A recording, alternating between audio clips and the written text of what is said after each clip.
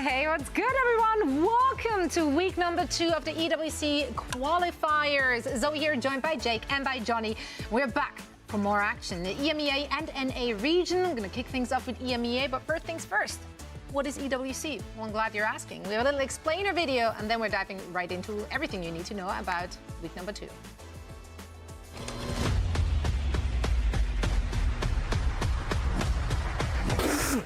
$60 million!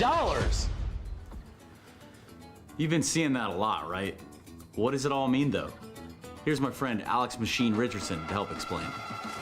So, 60 mil, 20 tournaments, 8 weeks. You probably already know. But how does a club prove themselves to be the very best in the world? That is where the Esports World Cup Club Championship comes in.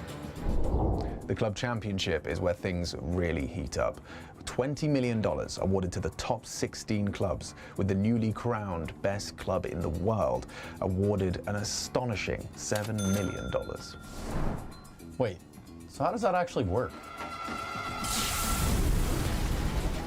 It's simple. We've got 20 tournaments. In each tournament, the top 8 teams get awarded points towards their club championship total. The higher you place, the more points you get. Now, these points are worth the same in all titles, so it is important to not put all of your eggs in one basket.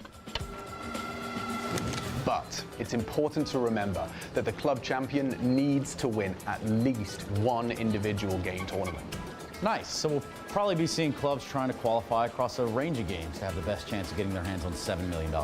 Yeah, man. There's your incentive. More clubs across more games, more competition. And so the race begins.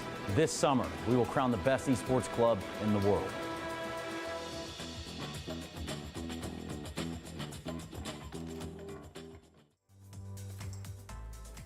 There you heard it. EWC, that's what it's all about. How are we feeling today? I didn't ask in the intro. I skipped like 5 steps. How has your day been? How has your week been? Tell me all about it before we continue with the show, because this is more important. I'm good. I'm good. You know, I don't need glasses anymore. I got a procedure done. No needed. I'm a new man. It's a strange thing to be able to see. First thing in the morning, you wake up and you actually see stuff. That must be crazy. Yeah, it's a little. He was literally in the green room. Just like I looked at myself in the mirror, and it wasn't blurry. No. That's weird, right? You know, I'm used to only seeing that when I'm wearing glasses. So it's weird to actually see myself. That is on par with 60 million. No, there is so much stuff you can now like see. You can properly see it. Yeah. Yeah. It's just like this graphic, which is coming. Hey-o. Hey-o. What a transition, actually. Yeah, Esports World Cup, back to what's important. Apparently, Johnny says it's not important to us. But here are 21 games, in fact, and an overall prize pool of $60 million. 2 months of esports. I know. That's a lot. This is the biggest esports event of all time. I feel like that's kind of crazy. Like, not even close, right? Yeah, that sounds accurate. I think that what would even come close to that? Like, we ain't gonna fact check you. Don't worry about it. Also, of course, a lot is on the line for our Overwatch players. The tournament for Overwatch specifically will be running from the 24th through to the 28th of July in Riyadh, and the overall prize pool for that is $1 million. That's life-changing amounts of money for these players. And you almost made it, Jake. You almost made it, Jake.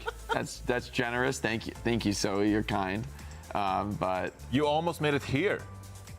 I am here, Johnny. Well, I meant as in like not as a literal. I'm not gonna say. I'm but as in like the You almost made it to the bracket. We were right your on team. the cusp of the cusp of the cusp of the cusp of the cusp of Exactly. making it. And if you put it that way.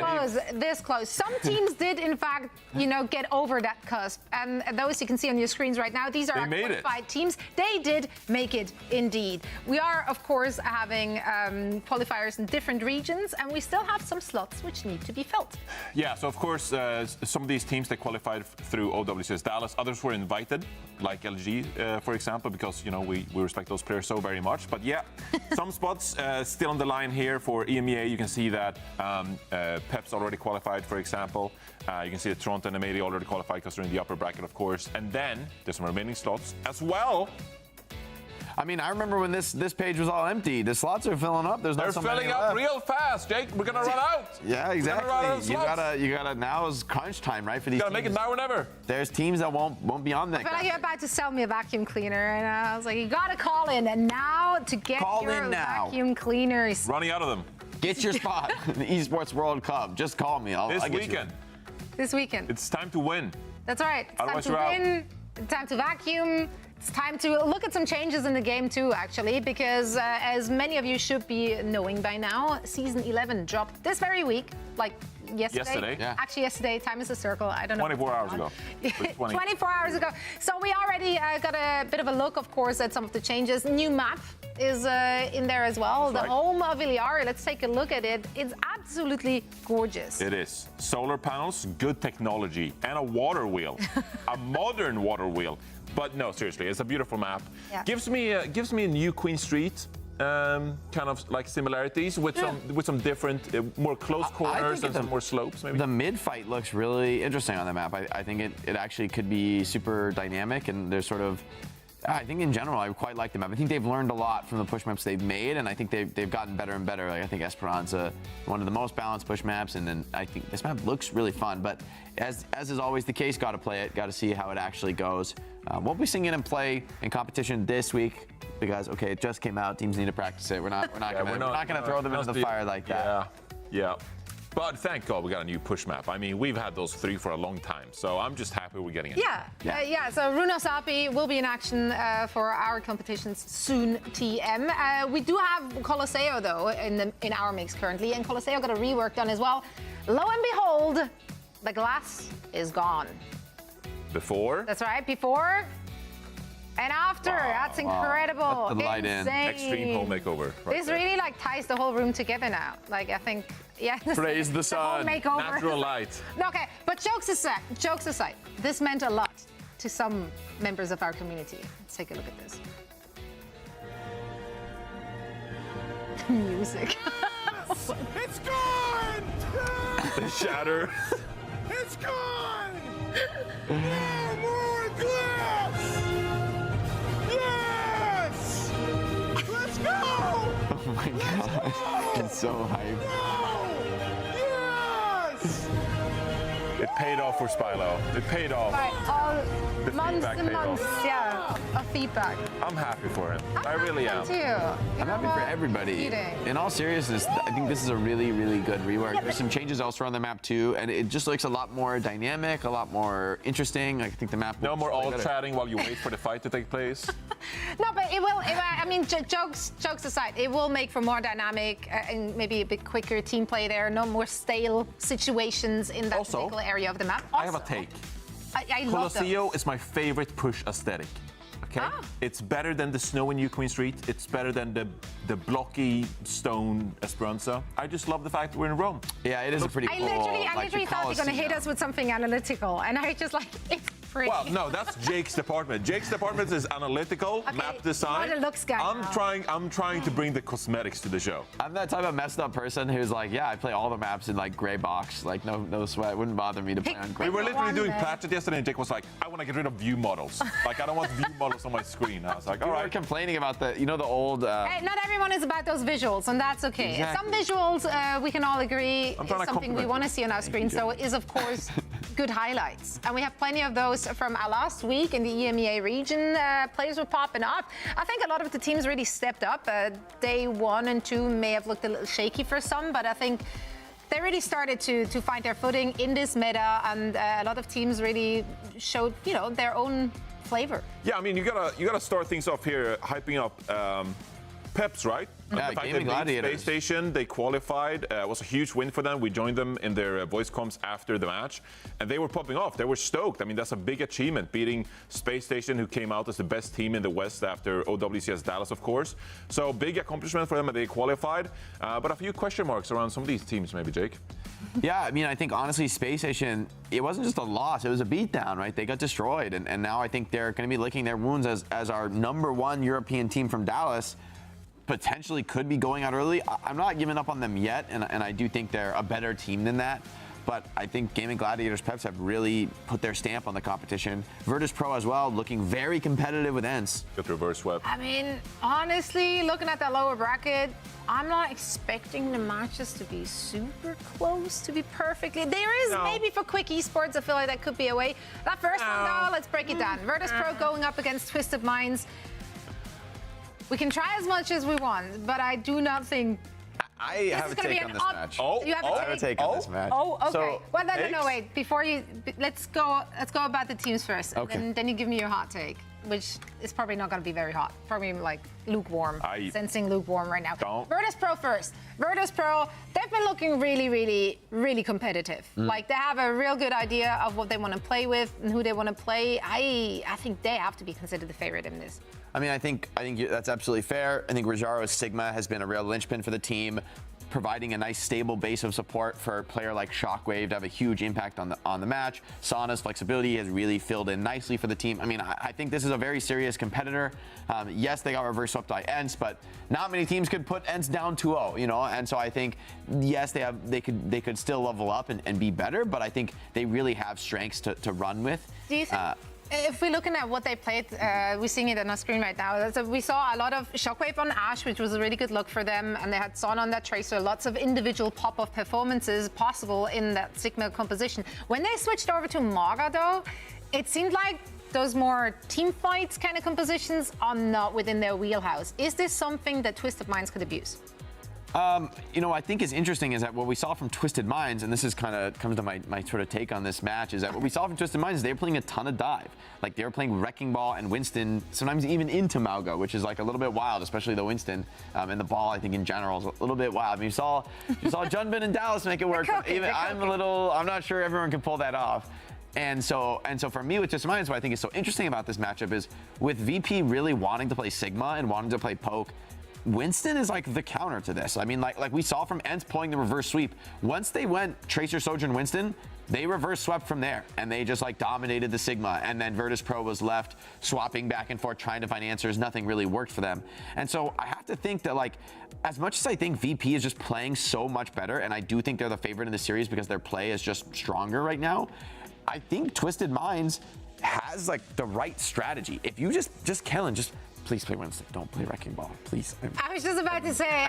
I'm begging you to not play Wrecking Ball. Twisted Minds took us on a journey. If you missed out on it, their really first twisted. showing, it was very twisted. It was twisted. It was so twisted, and then stuck in our minds because they rolled out on that Wrecking Ball in their first match. They stuck to it too, and quite frankly, it felt a little quick play. It worked in their second match against Sovereigns. It worked, but it was against Sovereigns. So how can we measure Twisted Mind's strength right now? We can't really. We can't. Okay. No, well, that's I think great. it's way more reasonable to look at Virtus Pro match against ENCE and be like, oh, they went up 2-0 against ENCE. They're a really good team. And in many ways, I think getting reverse swept, I mean, obviously huge disappointment, but they would have wanted to win that match. They should have won that match, in my opinion. I think they're that good. So I think Virtus Pro, they find themselves here in the lower bracket, but really to me, they're a top 3 team, and they should be the favorite against Twisted Minds that hasn't looked good at all. All right. So I feel like Virtus Pro, if we were doing predictions, which we're not, that will be I made our them pick. in green. All right, Jake was planting some seeds here. He was planting some seeds. Can they grow? Don't get it twisted. Necra. Kellen's playing the ball. Kellen, No. you're really playing Winston, Kellen. Don't say that, Jaws. Well, you never know. Maybe learn from his mistakes. New patch came out yesterday too, which they're playing on as well. So I can't remember. Did Paul get any changes yesterday? No. Does it matter to nothing them? at all, Probably right? not. The tank changes aren't that significant, but the hit scan The is hit pretty scan's nerfed. kind of crazy, yeah. The Sojourn one is a bit ridiculous. Playing against the Sojourn yesterday, I think I played against Danny, of all players, not Danny Lim. That would be damn. insane. Yeah, that guy's been grinding. No, I played against Danny from Toronto, I think. Yeah, he was even typing in chat like, damn, Sojourn feels different. Yeah, so we'll have to wait and see if that does impact the match. Will Callum play Ball Rose? Jake hopes not, but I don't know. Yeah, I also hope not. I also That's hope good. not. Kellen is so good at Winston. Just play Winston. You're so good at Winston. We want to see you on Winston. Have to wait and see. Virtus Pro versus Twisted Minds down here in the lower bracket. Loser here goes home. Oasis is our first map. Iconvod, New Queen Street, Suravasa, Shambali Monastery. If we go all the way, we'll see. I mean, Virtus Pro being down here after quite an impressive run in the upper bracket. Let's see how Twisted Minds kind of handle them, as they haven't been very impressive recently, Rose, you got to admit. But maybe this patch has kind of shake things up a little bit. May also got a small buff too. A little bit more of a sniper. That's true. Does a little bit more damage now, but the hitbox of the icicle itself is a little bit smaller. So that could be something that Twisted Minds want to roll out with. We'll have to wait and see. Yep, a little bit more damage, but you got to be a little bit more accurate with it. But it's not uncommon for us to have seen Yubi on the Mei, even just taking a look at sometimes how Virtus Pro have wanted to play. We've also seen them sub in the Mei sometimes if, you know, we want to see them try to roll that out with something like the Sigma. But for Virtus Pro, this is kind of what we saw from them before, the Ashe the Tracer alongside the Sigma. And for Twisted Minds, it's not Winston. It's going to be the Ramatra. Another hero that I feel like sometimes we do see try to run into the Sigma from time to time. Kellen's dead. Kellen, unfortunately, Rose, I think you cursed him a little bit there.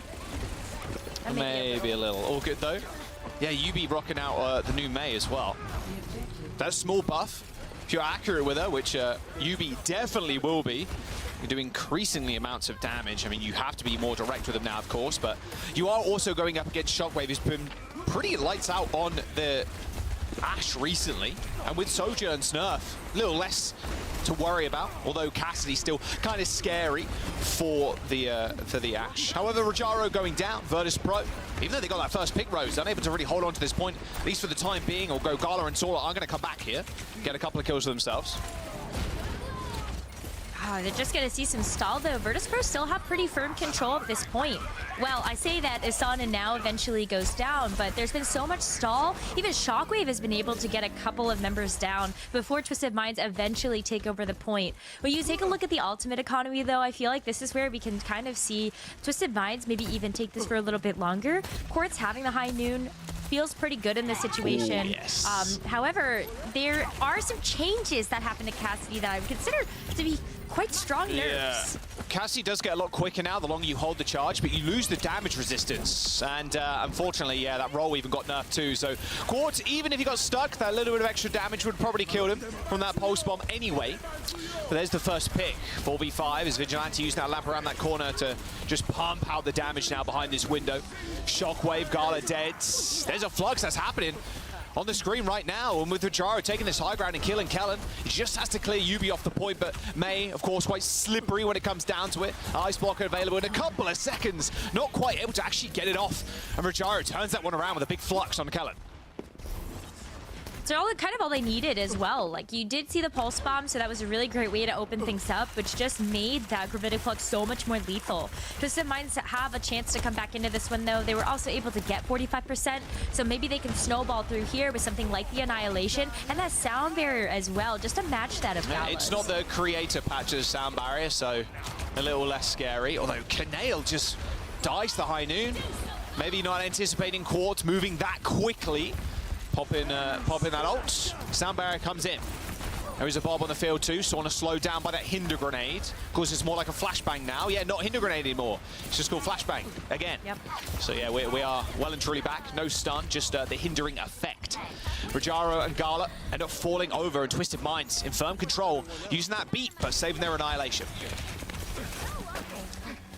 Not too bad then, because you have the Annihilation just to be able to get into the next fight with. You also have the Amplification Matrix, and this should stall for a lot of time to at least match that percentage of Virtus Pro. But Virtus Pro, they're coming back in, still holding on to the sound barrier, which is a great answer to all of those Twisted Minds tools. Samo's going to be pretty good. Sauna throwing out Pulse. Finds a bit of damage, but that's about it. Has to back up now. No recall.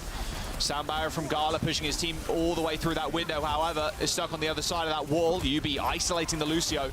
That Flux sends Rajaro up to that high ground, getting away from Kellen's Annihilation, who's actually falling extremely low. Gets in a little bit of space with Gala dead. Virtus Pro haven't got the speed boost really to run away from Kellen at this moment in time, but they've lost a big component in their comp. That UB May going down just means Virtus Pro controlling that high ground, and now, I mean, Shockwave is just such a good position to take over the fight, and that he does. 85% Rose and OT approaching. Yeah, so this is going to be final fight for sure, and if Sonic can keep playing up as far as he is, maybe even get another Pulse Bomb online, this should just be the deal here for Virtus Pro on this first point. Bob coming in as well for Shockwave in 10%. Crispy is in. Triggers OT has got a beat in just a moment. They're going to have to play for that one, although UB with a pick onto Canel is a good start and a nice wall too. In fact, they're not going to need to use anything. Wow, Shockwave in throwing the bomb in, trying to, as a Hail Mary attempt to get the point back or find a flip in this fight. Just not to be. 99% as Sauna is just weaving his way around this point and might be able to get out. Mega health pack, a couple of meters away, but 92% ability for Twisted Minds now. He's gonna die. Oh, he has Pulse anyway. So difficult. Okay, maybe even got the score. Rajaro gets to come back here on the Doomfist a little bit faster. Yeah, little martyrdom on the Pulse Bomb. You don't mind that at all. Shockwave, the nice little headshot onto the bat. Misses the dynamite shot, however. Twisted Mind still with a sound barrier, a Blizzard, and a Pulse Bomb into their name against Virtus Pro's empty ult bank. There's one in the window. There's another one. Both support ultimates thrown in. And Virtus Pro, those health bars aren't looking too pretty anymore. This should be an easy finish. Gala gets his revenge on a Tracer, and Twisted Minds are just going to round this one out. And Virtus Pro end up losing round one. That was just an overwhelming amount of ultimates at the end there. They didn't even have to use the Blizzard. That's how just cohesive and just how convincing that last fight was. And even still, use the Blizzard, you stall, you get the Annihilation back online for Kellen. So they played that one out really well. Maybe Twisted Minds have figured out a way that they want to deal with the Sigma composition. Virtus Pro have been a little bit more easy to predict when it comes down to the comps that they like to play. Yeah, it is a little bit insane that the patch came out yesterday and we're playing on it. It was quite normal for Overwatch Esports sometimes, which is quite funny, but it is what it is. But it's nice to see a couple of the changes being effective, especially with Quartz, you know, on the Cassidy, and speed up at the high noon. And the flashbang now, Rose, no longer the magnetic grenade, although it does still have the hinder effect. It feels like a little bit of a buff more than a nerf on that ability. I mean, yet to be seen, of course, but that short range, like, can really kind of get you out of some sticky situations, and obviously hitting multiple people as well is also quite important. But we'll have to see. I kind of wonder if it's a better answer to something like the Tracer now, but 100%. obviously it's so new that we can't really tell right away what its kind of impact is going to be. It does feel a little bit better into the Tracer, in all honesty, because of how quick it is. It's very, obviously Magnate before was quite slow. Well, speaking of slow, it's a fight panning out to be one with the two tanks dead. Now it's just the poke and damage the DPS, trying to find some picks, although UB's walls are going to help Twisted Minds actually capture this point, or at least try to. Shockwave, unfortunately, missing a few hip shots there. And with Kaneo dead, UB kind of dominating this game so far on this May. Looking really clean with the new May. For sure. That's just going to be UB's firepower, is the mechanical skill that he's always offered, whether it's been with something like the Symmetra. You know, he's so used to being able to throw out those projectiles from that hero. But then, yeah, the icicles feel like it fits perfect. Vigilante's got to lamp himself to stay alive there. Rajaro also receives a lamp. Kellen swinging fists, almost sending him to the Shadow Realm. Gala and Sauna are already there, however, as they end up dying first in the fight. I mean, the Cassidy roll nerf's also pretty big, like 75 damage resist, or it was previously, and now only 50% damage resist. Oh, and there's some more, some UB picks. Those right clicks are going crazy. Yeah, nice shot. Hey, Shockwave with the respect. And now he's got Blizzard as well. They've got so many ults for this fight. This is a devastating point to be Blizzarded on. Yeah, just use the Deadeye even first. Oh, and that's not good. Look how quick he's moving. Look at the very end of the high noon. Look how fast he's going. My word. You get a lot less damage resist, like I mentioned, at the end of the high noon. It kind of scales downwards as the speed scales upwards, so it's a bit more risky to hold it perma. But look at those ults just thrown in by Twisted Minds. Easy team fight. Virtus Pro end up using Bomb. They use Pulse Bomb. I mean, they got 3 ults of their own, but they're on the back foot here considerably. They were really hoping to use that Bob to just push back Twisted Minds, but they still have what feels like the ultimate disadvantage. Like, you got the Flux, you got the AM Matrix. I think the Sound Barrier is going to be really important here, but the way that Twisted Minds have used the Annihilation in combo with the Sound Barrier, I think it's going to be an overwhelming amount of force here for Virtus. Sorta. Yeah, we're reverting back to old Tracer now, Rose, where you have to stick far away from the Cassidy when you're trying to take the duel. There's the flip for Virtus Pro. They end up using the window to push on forward, and Quartz ends up going down. Okay, Virtus Pro with signs of life. Although, like you mentioned, Rose, especially how aggressive Twisted Minds have been with their Annihilation. They've got Sound Barrier. They could run at Virtus Pro's backline. It's hard for Shockwave to get away. Yeah, and Crispy died so early, they're not having invested that Sound Barrier that you just feel so good being able to have it. That's your beat down. The insta switch over to the Widow just to get the pick onto Gala, you go now if you're Twisted Minds. Oh, yes, you do. No speed on the other side. So, yeah, you're more than happy to run into them at this point, or at least push Virtus Pro away. Well, there's Quartz with yet another kill on 2 different picks. Oh, and make it a 3rd, in fact. Oh, his aim is still just as good as I remember from, what, last week? Quartz is just dominating on the casting, and that's round. That's round right there. They didn't even need the ults. That's round. That's round. That's map. Oh my god. It was over before we could blink, I feel like. Twisted Minds just had such a dominating performance on that second round. Where are the ults? Virtus Pro. Gala gets hinted headshotted by Quartz. No Sound Barrier. And then Quartz is the ult. I get it. He just clicks on everybody and everybody dies. Good stuff. Wow, Quartz looking great. And, well, Twisted Minds, who have looked a little bit downtrodden over the last couple of weeks, this is a very impressive round from them. Oh, it really is, but Twisted Minds have always had that identity where they've been able to have that rush style, whether it's been KSA at the helm in terms of just being able to lead the charge in the tank role. You also take a look at just the pieces that are still there as the backbone of this team. Quartz, Yubi, such aggressive DPS players, and when they're able to get shot after shot like this, you look at this and you're like, Quartz isn't a Sojourn player, he's a Cassidy player now. Remember that? His Sojourn was easily the best in EU, and Sojourn being nerfed now, it's like, oh, are we going to see a lot more Sojourn now? It felt like maybe the day of hit scam was over, although Cassidy's still extremely strong despite the kind of nerf to roll. A change, again, I'm not sure if the Deadeye is a change or a nerf, or like, sorry, a buff or a nerf. Just, you end up getting a lot more speed, so you can just kind of clear out more corners and push the enemy team back quite far, especially if you have the Lucy on your side, which you always will. And the flashbang now as well being changed too. Feels like a buff in some regards, a nerf in some. Easier to fight the Tracer. You get slowed like an unbelievable amount when you get hit by the nade now. So, I mean, but also if you just click heads like Quartz is doing, I mean, it doesn't matter about all your abilities, bro. You're just clicking on him, so who cares? Not really. Who cares? Wow. Honestly, though, seeing these Cassidy changes in the hands of somebody like Quartz makes me really excited to see what that's going to feel like when we actually take a look at someone like Sparker on Space Station. Sure, yeah. I'm curious how many Deadeye, full charge Deadeyes he's going to land. You do, like I said, you are more vulnerable now in the Deadeye towards the end of the cast, because that damage resistance kind of fades away. But with the speed and with your Lucio also amping you 99% of the time when you hit the Deadeye, like, you move so fast. It is insane. Yeah. So we'll have to wait and see if that does come to fruition, either in this series or the Space Station series in just a moment. But a Twisted Minds off to a good start. I want to know in the lower bracket, still want to make it to Riyadh, of course, the Esports World Cup. Let's bring up that map pool, Rose. We are going to Eichenwalde as our next one, but here are the maps the teams could have chosen. Well, I don't think we're going to see Coliseum. I want to so badly because I feel like that map change makes it more playable. I hope we see it today. But, Jaws, we're going to have to keep the record of how long it takes to actually get that first pick now with these changes. I really hope we see it. the back point, where the checkpoints are, that kind of backboard, when you used to get environmental perma by the Lucios or whoever could boop you, that feels so much less claustrophobic now, which is nice. Very much more open. There's a health pack there. It feels way less punishing to kind of hold on that corner, especially as a support.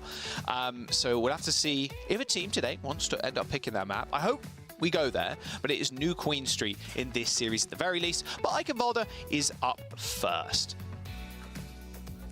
I feel like we always go here. Like every single series, we see the same old from the EMEA teams. Go Oasis, or Nepal, really? go to Eichenwalde, and then go to New Queen Street. Or, or actually, usually I guess it would be... Oh, Esperanza? Esperanza, yeah. Well... Something we did see last week, and Jake has been commenting on non-stop, is Kellen playing ball, and it looks like he wants to rock out with the ball again.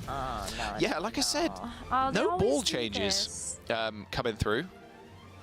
So, I have to see if Virtus were kind of expecting it. I'd imagine so. Kellen just really likes the ball on this map. His wins still so good, though. But here we go. Prove us wrong, Kellen. He has done this. I mean, listen, to be fair, he has done this twice now. In both of the matches that they've played in this double elimination bracket, they have played ball every single time on the defense of Eichenwalde. So it's absolutely a strategy that they've practiced, and Kellen must feel very, very confident in. And it did look better the second time that we saw Kellen play it in their recent series. So I'm going to give it a second. Maybe this is the only place you see the wrecking ball, but if it works, it works. Look at him go. Look at him go.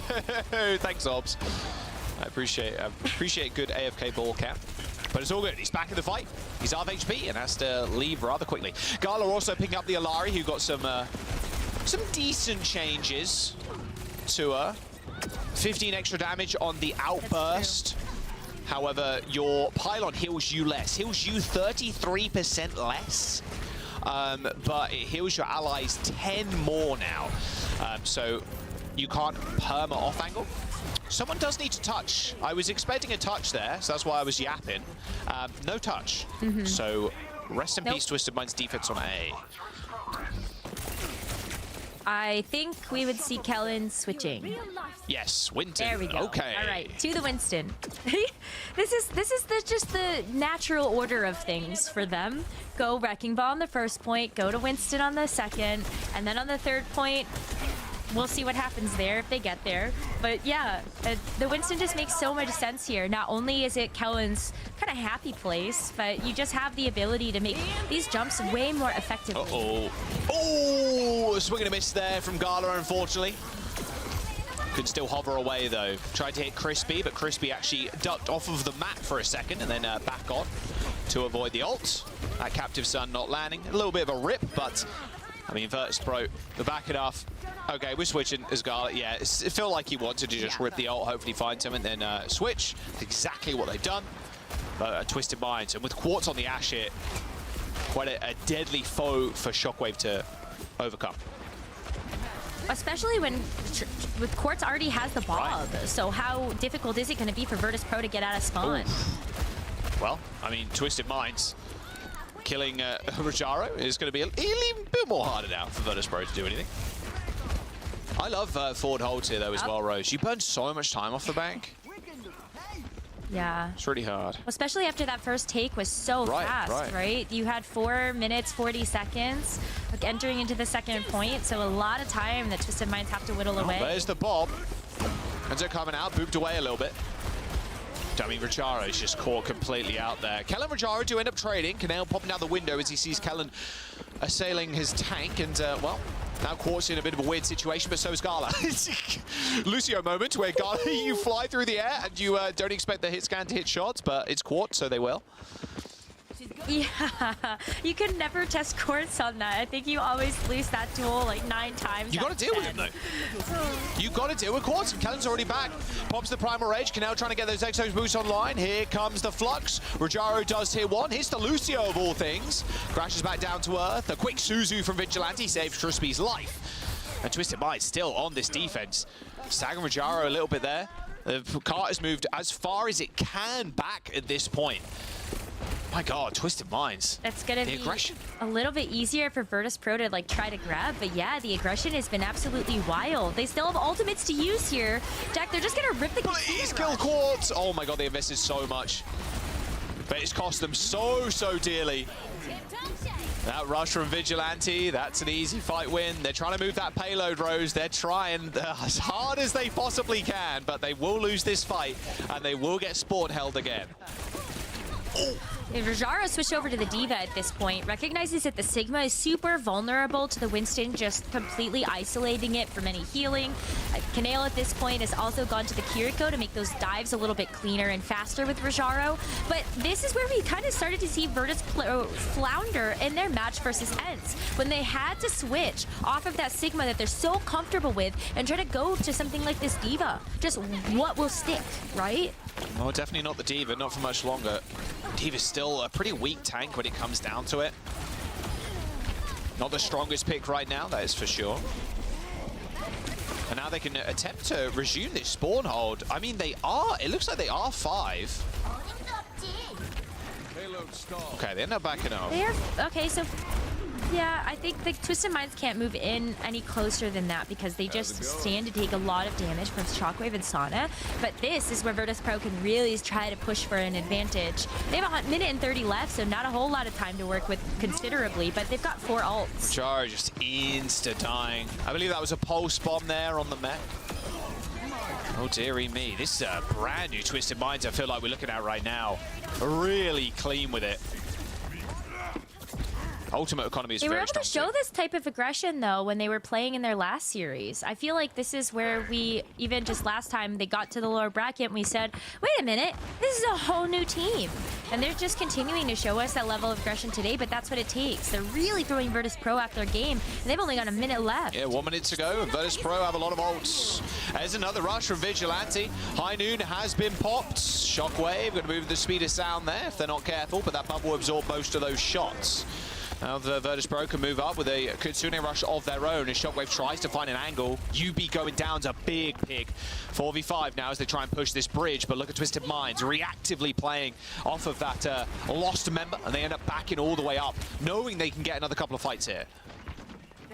They almost got Rajaro out of mech. That would have been so devastating for Rajaro to lose that second life, but here's the high noon. Look how fast he's going to move. Oh, look at that. Oh, he's so quick.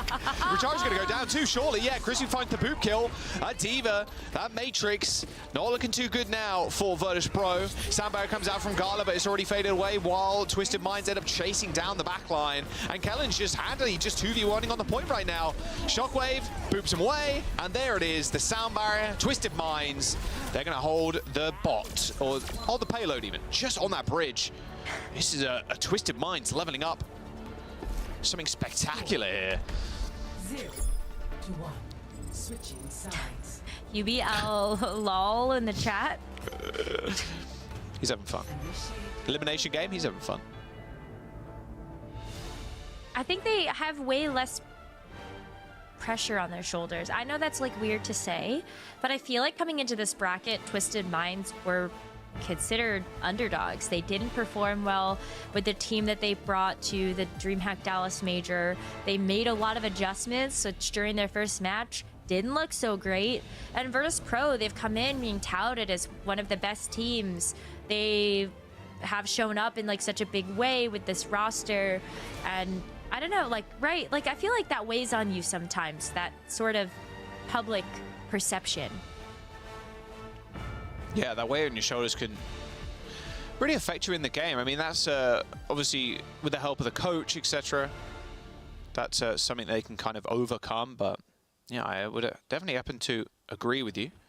Virtus.pro with the Sauna Torb. I'm loving it. No level 3 turret though, sadly. We're not in the creator patch, but let's get Twisted Minds listening here, their attack. Okay? Because actually, if they have echo, I'm gonna go Tracer. It's your time. No, I can't do it from the north. They're hiding. Okay. Do they have? I don't know, wait. I think they will flex. They lamp down. Yeah, it's fine. Lucio. Okay. Space, go right side. I can't newbie. Round one. I'm still newbie. Kill the Ram, 라몬 패닝 워킹 라몬 아니들 안 비올려 알고 빼 플로 I break turret. Dead. I'm one. I'm the only one. You wanna swap or no? Okay. No, competition. 이거 워킹 투게더 Oh, they have actually, can you go Ram middle? Yeah, we have a window. How you think just go? We're a little bit indecisive there at the very end of that listening. Twisted Minds thinking maybe going Ram, but yeah, I mean, well, I think they want Vigilante window and then Fire Strike, double Fire Strike through it. I think that might be the end of the game. Oh, instantly, actually, Kaneo ends up getting taken down. Kellen, boom, one Fire Strike, not through the window, and actually gets forced. Look at that. Tried to charge away. Virtus Pro did find the wrap around. Sauna on the Torb, always looking good. Although that hidden aid being quite troublesome to every character in the game. That slow is immense now. Sound barrier comes through. Oh, nice little boop though from Gala, sends Quartz careening off the edge. Trying to maybe grab onto a tree there as he falls, but not to be. Twisted Mind still. Just that window, that beat used. They end up capping the point. Could you imagine if they get Cassidy wall climb? Oh God, please don't give them more ideas. That's another idea for the Give next Torb wall climb. We did that like years ago, but actually give him wall climb. Oh my goodness! Wow. But 4.5 minutes here for Twisted Minds to make it through. Already putting so much pressure onto Rajaro. Yeah, I mean, that boss game free push as well. Kellen can't die here. Mega health back taken. He charges away. Pretty easy line there. But Annihilation is going to be quite annoying to play into. Quartz dead to Kaneo. Now here comes the challenge. I mean, with Virtus Pro's comp, you can't really go for the spawn hold here. Not against the Rhine, there's just no way. Especially against Mei too. The Blizzard is just too strong, so you're going to have to hold big off angles. And Virtus Pro are going to be able to do that with ease, and Shockwave through this Kaneo window could be all that they really require. Shadow reliable from Kellen, but here comes the Molten Core. High Noon being popped by Quartz, standing in the burning lava. His shoes are burnt off, sadly. He took too much damage from the Molten Core. And that will be Virtus Pro pushing them all the way back. Oh, even into the spawn. Yeah, but look at how many ultimates they had to expend to do that. Virtus Pro used 3. The sound barrier being one of the most valuable in that entire fight. Rajaro still has the Annihilation, but that's where I feel like you look at something like the Blizzard as a nice response to that. That means that Rajaro can't necessarily push up into you. So while they want to go for the close spawn hold here, I feel like this isn't going to work out for Virtus Pro. Especially not when you're going to wrap around like this and just take the cart. You're going to get hard rotated on Rose straight under the payload. Nice shatter, hits the ram. Easy kill for Kellen. That window, Virtus Pro thought they had all the tools in the world to deal with this rotation from Twisted Minds, but little do they know, Kellen under the payload hit a big shatter. UB's wall followed that up as well, and there's really nothing you can do. Yeah, no retreat as a possibility here for Virtus Pro. In fact, Sana actually sees the writing on the walls, which is off the Torb, going over to the Mei himself. Another hero that Sana is so comfortable with. And so I can't wait to see what he can do. This UB Blitz is just devastating. Wow, Rajaro got set up there by Sauna, of all people. The friendly assist. Sauna put up the wall, and that was a charge from Kellen straight into it with a Rajaro in tow. Sound barrier used by Crispy, and that's just about it. Twisted Minds 2-0 match point in the lower brackets. No chance to touch there from Virtus Pro. Even UB in the chat calling it a C9. That's not a C9. Look, Twisted Minds looking too good. Whether it's the patch, whether it's I don't know, something extra in the cereal, not entirely sure, but it's looking fantastic for them so far. It's their chance to move all the way down the lower bracket, maybe get some revenge later on. They look so calm and so confident, and they know that what's on the line for them here is a chance to be able to cinch their place in the Esports World Cup. So much to play for them, especially to be able to play in front of their home crowd. It's going to feel so good for them to be able to. And they're looking like they're going to do it. I mean, that's a very aggressive kind of spawn hold from Twisted Minds. Worked out exceptionally well. And being able to do that too, consistently, just burns so much time off the bank. And half the time when Virtus Pro is stepping up and going to the point, And then, oh, we pushed it a few meters, guys. Well, now you're going to get spawn held. It's going to regress. And it was just so tough for them to move past the gate because of how strong and how ridiculous some of these off angles were in the spawn. Like, Quartz was holding on that first archway as Ash. Like, and the amount of times they threw everybody to try and kill him. And they did do it, but they're burning a lot to do so. And they're burning time. They're burning payload progress. And yeah, this is Twisted Minds playing at a whole new level. And I'm here for it. This is why we wanted to see Kellen on the Winston. Look how dominant he was on those close holds. Just showing us again why he's one of the best Winstons in the game right now. Just with all of the bubbles to get those isolations, a huge reason why those close holds were just as aggressive as they were, as you said. Well, we'll have to wait and see. We're going to New Queen Street. Could be our final map. Going to a push. No new map, sadly. Not yet. And no new Colosseum. What? Gosh, surely someone's going to pick it today. Please. I hope so. Maybe. It would be fun. It would be fun. But New Queen Street is the map up next. Surabasa and Shambali Monastery at the very end. No substitutions either for both sides. So this is Twisted Minds maybe walking away with this one with a 3-0, which I touted, at least in the Euros, as one of the closer games today, but it's looking the complete opposite right now. I really thought so as well, but I think the desk touched on such an important point, which is that Twisted Minds do have the compositional matchup into Virtus Pro. Rajaro has predominantly wanted to play the Sigma, and Winston is just such a great counter to that. Being able to isolate the Sigma from healing by placing the bubble down on top of it, or even just behind to just separate with that enormous amount of shielding. But then you also have the opportunity to be able to pounce on some of those lower health targets, like the Cassidy, like even just the Tracer. So easy to be able to take them out. Ash. Yeah, I mean, Shockwave has basically been perma-playing Ash this whole time. A little bit of changes here and there, but mainly the Ash. I think Ash is exceptionally strong, and like, you know, the time for hit scans, maybe not anymore, right? Obviously, a lot of them getting nerfed. I did see Seeker as well. Was it Seeker, or was it might have been PGE, actually, on Twitter, like, oh, time to retire, hit scan's bad. Like, it's not that bad, but and with Cassidy being changed, a little less survivable. He was a raid boss, to be fair, but even the Ash, kind of, I wouldn't be surprised right now to see more Ash than Sojourn. I'm not sure how powerful this new Sojourn is, of course, receiving quite a considerable amount of changes and quite a considerable nerf to her just normal railgun. You can collat now with normal rail, but you're doing a lot less damage, and it charges differently. I don't know. It doesn't feel like we're going to see Soj as much as we're going to see Ash now. But the Cassidy, I don't know. I think it's still extremely strong. That pick is forever going to be good. The hindered aid is just so powerful. And oh, sorry. Well, it is a hindered aid still. It's not called Magnet anymore. It's called Flashbang again. But the Flashbang is still incredibly powerful. And against Shockwave, like you were mentioning, it's very easy for Kellen and the gang just to kind of get on top of them. I mean, New Queen Street's not a map where you can play super long sightlines all the time. Very quick and easy to kind of get on the back line. So we'll have to see what Shockwave wants to kind of go to, but we'll have to wait and see. Yeah, we usually do see a lot of Sojourn on New Queen Street, just so you can play around those long angles. They don't always work out for you just because where you end up having to fight from. But I feel like if you're on a corner or even just in the midpoint, there's so many great sightlines for the Sojourn to shoot down. I just even think of the train car at the very middle of the map, and how many people love to take that window and give that opportunity to themselves to have those sights down. Yeah, it is curious how this new meta, especially for the DPS, is going to end up panning out. But of course, we're seeing the same old realistically. We'll have to wait and see if there's any crazy changes later on today, or maybe even in NA. Current map is New Queen Street. It was Virtus Pro's map choice here in potentially the final map of this series. Virtus Pro going down 2-0. Can they find this reverse sweep? We'll have to wait and see. If they pick this map, there are a lot of strong points that this Ash can lean into on New Queen Street.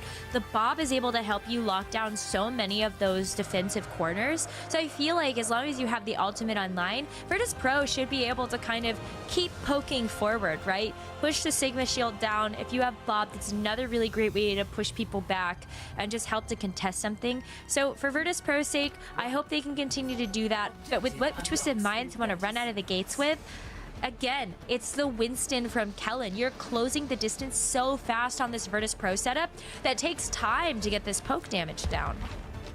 Okay, Gala, my goat, again, running out with Alari. That is a very long-range right-click from Quartz. Jumping over to Soldier of all things. Gala getting instantly run down, no pylon. Very little healing now as Canel has also fallen. Quick fight. I mean, this is Twisted Minds just playing pure dive here. Pure dive. And Virtus Pro, they are playing more of a poke style. Oh, good shot from Vigilante. They're playing more of this poke style. They want to have Gala sitting all the way at the back of the Alari, and after getting run over like that, looks like Gala decides, yeah, maybe I shouldn't be playing a very static character who's very strong and ranked, although quite weak at this level, especially of how quick you can get descended upon. The mobility from the Lucio is just so important on map types like this, because especially if Twisted Minds are going to play, I would almost call this Winston Rush at this point with how fast they're playing. You just can't let yourself be vulnerable to not having that speed. But Rajar is also going to switch over to the Ramatra here. Makes it a little bit harder to just dive on him, but he's able to kind of power stance away from a lot of that damage. Yeah, a lot of space control with the Ram. That Vortex can be quite annoying for a lot of characters on Twisted Minds roster. Why did Ramatra not get a lifeguard skin, huh? What's up with that? What's up with that? I don't know. That's crazy. That's crazy. Maybe next year. Honestly. Good stick. Yubi, unfortunately, had to deal with the land there as well, but Nemesis form and not a lot of health to really play with that armor fading away pretty rapidly. Now you can see the little healing grenades being fired through that small window, but couldn't quite keep him up, sadly. DPS passive moment. Kellen does end up trading. However, with a Primal Rage and, oh, okay, maybe not. I was going to say, if Quartz stays alive, maybe they end up securing this. But yeah, Quartz is 1 HP. Playing on a hard off angle on the Soldier. As Virtus Pro claiming the bot. I love the idea of the Soldier, though, because not only do you have your own static heal, but you also have the opportunity to just run rings around Virtus Pro. Makes it a little bit easier to get away from something like the Tracer from Sauna, or even just try to grab a different angle. But Kellen's already in. Yeah, same with Vigilante. Look at this. Just ripping that rush on the high ground. Primal Rage, and where's the lamp? Oh, you're nowhere near it. Gets booped out. Does Kaneo. However, this Visor struggling to kind of find targets right now and having to deal with the window too. Quartz doesn't really want to mess with Shockwave. 43 meters to 27. It is Virtus Pro semi in control of this bot. But with this sound barrier, surely Twisted Minds just run over them now. You can see them diving into the backline, and there it is. The very vulnerable Ash, even with the help of the Baptiste, is only got that Coach Gun to really use to get out of there, and that'll be a pulse bomb to end it all. Twisted Minds control the bot again. So many ults. Oh my goodness. They even get a little bit of stall into Sana before they're able to start making more bot progress. But holy, how many ultimates got thrown out there, and now there's nothing for this Rajaro Annihilation. So if Virtus Pro can take this fight pretty quickly, or at least maybe even isolate the backline, I feel like this should be a fight win for them. But as I say that, it's been hard for them to actually convert over these ults to value. Crispy on fire for a brief moment before he quenched his thirst on a health pack. See that instantly. As soon as Jaro popped the Nemesis form, they are out of there, trying to find a different angle of attack. Looks like they want to go for Kanale and a quick wrap around, and Jaro not entirely sure what happened to the rest of his team there. And that'll be checkpoint, surely, with Shockwave and Kanale dead. I mean, even with the Annihilation, Kanale just gets collapsed on so quickly. It's a new pace I think we're seeing Twisted Minds at, Rose. They're so comfortable and confident doing this. They say, oh, Rajaro just popped Nemesis form. Okay, we're just going to go through this building and we're going to collapse onto your static Baptiste. If the Baptiste is out of the way, you have so much less healing. You also don't have the Immortality field anymore, which would have really helped out this Annihilation. So Rajaro hasn't even had a chance to use it before Vigilante's going to pop another Kitsune. And Kanale's dead again. Back-to-back fights there. Now you're going to have to deal with the rest of the squads. Annihilation has been ripped, but it's getting booped.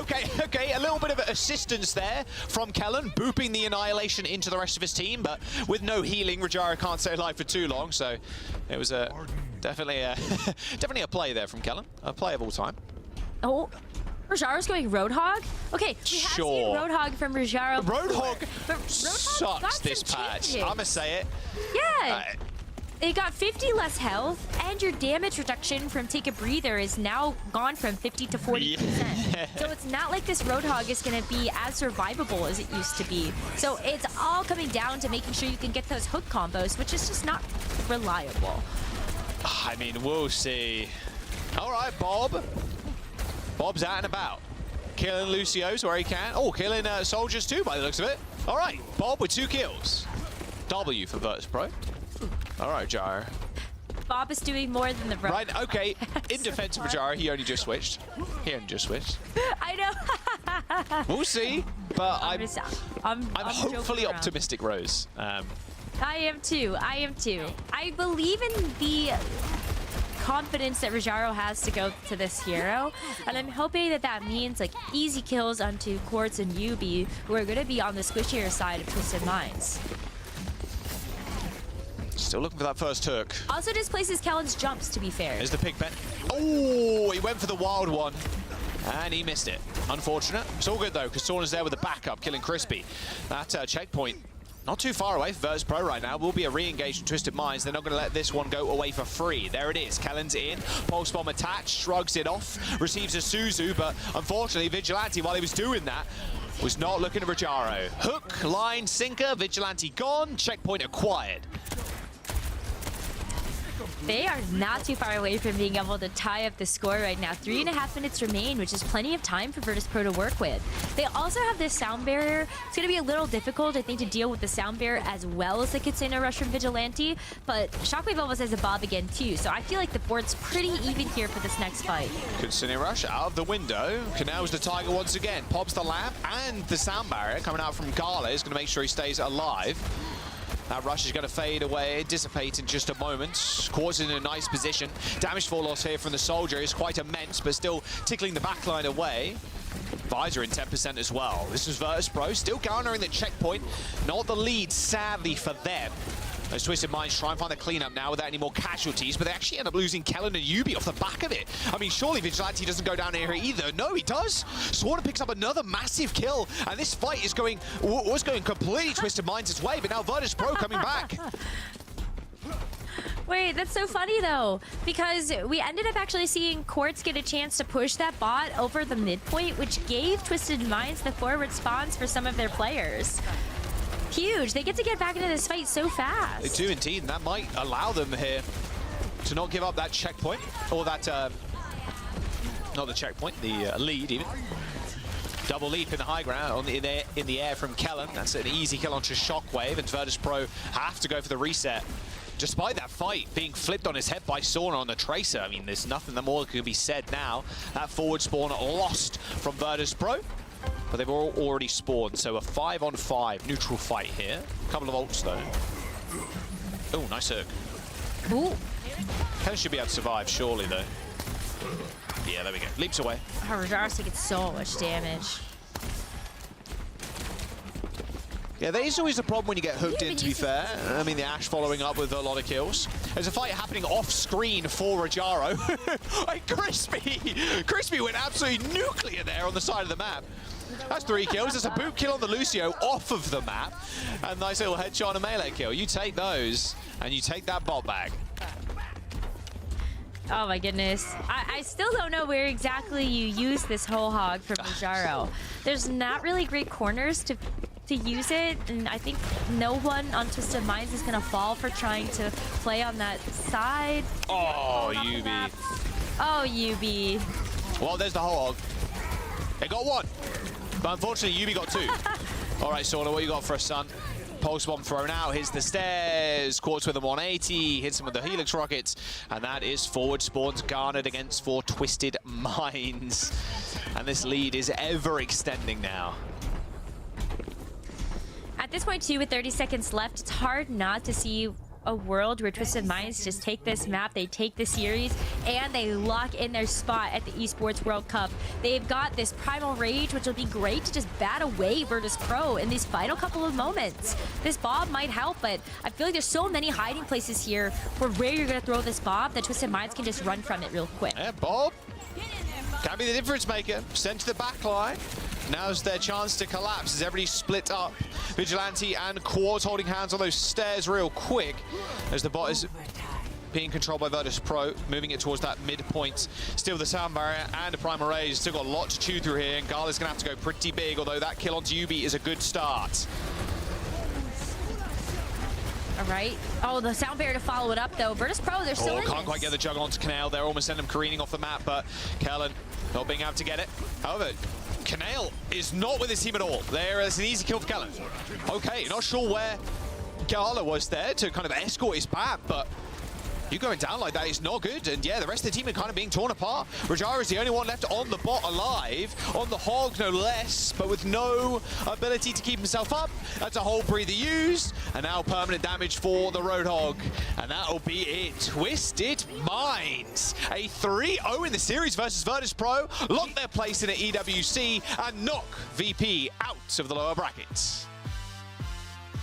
Oh, wow. The Twisted Minds. What a night and day performance from them from their very first match to what they've looked like in their third one.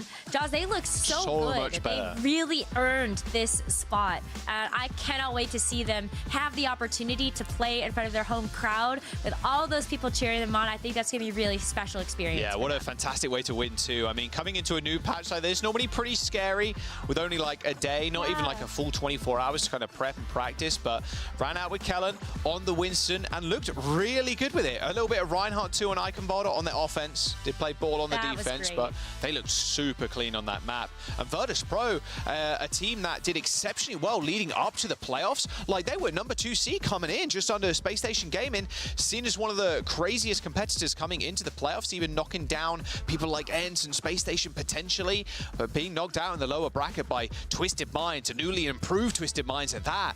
I mean, what a way to go. But Twisted Minds with a 3-0. Everyone on the desk expecting this one? No. Yeah, no, actually, not at all. Not even remotely. Quite frankly, Twisted Minds, they came to play on Oasis. They stomped. Okay, they were aggressive. Entire series? Yeah, but like I feel like an Eichenwalder, they were a few back and forth at least, as well as there. But like honestly, Quartz was just lights out. He wanted to play in front of that home crowd. Like, he was determined. Okay, absolutely nasty stuff coming here in from Twisted Minds. I was a little skeptical of the May, but Yubi really made it work. Looks great on the hero. I think it really fits his style. And Quartz, I mean, this retake, this was disgusting, right? The Widow swap on this map, and then I think he just drops 2 or 3 kills back to back. I mean, there's so many high impact kills. Jesus! Like, scary. Don't ever come near me or my son. This is the Twisted Minds that we knew. This is what we've seen in the Overwatch World Cup many moons ago. Obviously, their start on Eichenwalder, a little concerning with the ball. Don't play Wrecking Ball, guys. I told you. Yeah, please don't. No, this Wrecking... All right, the Wrecking Ball was egregious, and then they just, like, go to Winston, and they basically didn't lose a team fight on defense. They had some soft reasons. Yeah, so... We're going to just watch this. We're just going to watch this first point of Wrecking Ball, and we're just trying to... We're just trying to kind of get our message across to Twisted Minds. He's done, I want to say 20 damage. Yeah, this is a Wrecking PSA Ball for you. doesn't do anything. Can't hold the front line against Sigma here. You can't compete. You're not really getting a dive going. Like, okay, you forced a lamp there, I think, and then you roll around a bit more. Like, we're not doing anything here. So, as much as we praise Twisted Minds, please don't play the Wrecking Ball, because you immediately just swap to Winston on point 2 anyway. So, like, what are we doing here? And they were Giga owning on Winston too. So like, there was no reason. There was no reason for that Wrecking Ball at any like point of one time. of the saddest. That's our one request. One request. Insult to injury. Yeah. It was truly one of the worst picks. And then goes Winston, and then they're just a different team. They're crushing. They destroyed them the rest of this map. I want to be clear. Twisted Minds look insanely good. And it's just a Wrecking Ball. It's a Wrecking Ball situation here. We've been really tough on Twisted Minds, especially in the past week, because they underperformed, because we love them about their well-being, but because they underperformed. But I love the looks we saw came out, and I love this soldier composition coming out. You know that Virtus Pro, they're going to come out, they're going to play the Sigma, and the soldier as a way to create an additional angle, a flank angle, combined with the Tracer. Kellen's Winston play as well. I mean, one of those Winston players that does a really good job of jumping to the right places, surrounding your opponent. They just created so many angles onto a Sigma composition, so you just couldn't protect yourself against all the damage coming in. I think it was a great way to deal with the Sigma composition. Very positively surprised by Twisted Minds. That's what we wanted to see. That's right. Drop the mic. We also want to see highlight-worthy plays, and I think a lot of the players from Twisted Minds actually delivered on that, but only one can get our player of the match. And it is, I don't know actually. It's Quartz. Is it Quartz? It's Quartz. Let's go Quartz. Quartz, obviously, light-up performance on that Cassidy. Looked fantastic with that soldier as well. Like, beautiful. This is what we know Quartz is capable of. This is what we wanted to see day one of this tournament. And this is why we were a little disappointed. As you said, they underperformed, but this is their true form. Some of these kills are so sick. I mean, like, it's not even like the other team's making a mistake. You're just getting deleted because Quartz doesn't miss. I mean, this is what you want out of your hitscan player, and really bringing it on every hero, especially the soldier, right? Unconventional pick, very different play style than most hitscans, and Quartz really got the most out of it, right? Like, you know, most hitscan players, yeah, they can stand in the back, but the ability to flank, hit timings with your team, play alone with lower resources, super high impact. I mean, he really is pulling a lot of aggro and then finding tons and tons of kills on a hero that just hasn't been strong recently at all. But maybe there's room for Soldier in the meta now, right?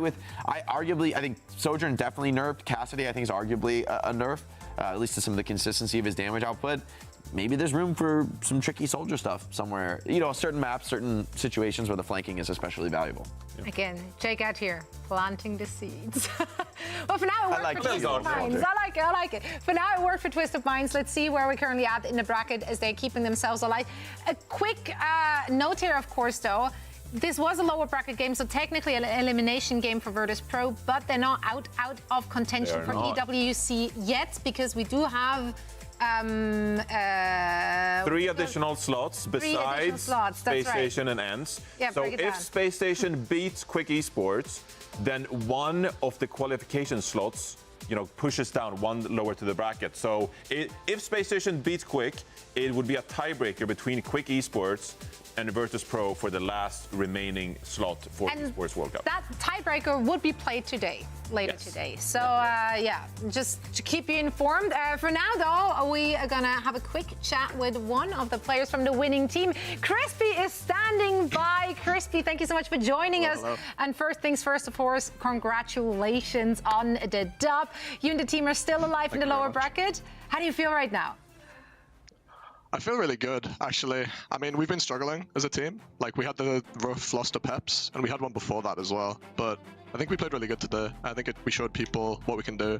Because, I mean, Virtus Pro are a really good team. Like, they almost beat ENCE. So I think people have been underrating us a lot. Yeah, so I wanted to ask you a little bit more about that, about this team coming together, bringing on players like Kellen and Vigilante, and what has it been like playing with them, gelling with the team, with the roster changes and everything? How has that been internally for you guys to sort of have that higher level of pressure to cope with when it comes to practice? Yeah. For me, it's been really weird because, I mean, before I've been on Twisted, I was on the same team basically for over a year. I was with EXO, and that's just a team of all my friends, right? Like, there's no pressure there. But playing with a really high level of players, like even Quartz and Yubi as well, like, it brings its own pressure, but I think it's really good because I'm learning a lot from players who have a lot more experience in the game than me. Great showing today. Love the looks we saw from you guys. It really felt like night and day from last week, and it felt like you guys really played your game. I love the Brawl look coming out on Eichenwald to deal with their Torbjorn defense. I love the Soldier coming out on New Queen Street. Was this everything you had planned going into this week? Did yesterday's patch change something up for you guys? Maybe the Cassidy changes or something like that? Or was this just something you had planned going into the weekend, regardless of yesterday's patch? I think the biggest change from that patch is the Sojourn nerf. I think we tried it in our warm-up scrim, and Quartz just doesn't think you can play Sojourn anymore. Like, that guy's like top 3 Sojourns in the world, and he thinks the hero's terrible. So, I mean, I think Ash and Cass are going to see a lot more play for sure. But I think it's even hard to play hitscan now. I think you'll see a lot more double flex DPS in the following tournaments. All right, let's actually follow up on that, because your next opponent might be either Quick Esports or SSG. SSG, they didn't look too hot in their last match. They did try out their double flex DPS style, which, I mean, there was no Sparker in the mix, so there's a lot of questions, I guess. Do you feel like your team will stack up really nicely against this particular style when SSG is playing it? I think it's a really hard matchup because, I mean, we've been struggling on the Mauga comp. I think you could see that against Peps. I think it's because we struggled with the practice. I mean, we had players at Dallas, we had players in Saudi League. So I think if it comes to the Mauga mirror, I think we might struggle. But if we can make some of our dive comps work and try and get some mismatches going, I think we have a real chance. Right on. Well, we're very excited for our next match. For now, of course, rest up and take back to the server in the same form, because that's a twist of minds we all love to see. Crispy, thank you so much for joining us. And we're now going to move on. Thank you very much. Into a break, in fact. That's coming up next. And afterwards, we're going to break down the action of our second match of the day. So make sure to stick around for all of that and more after this.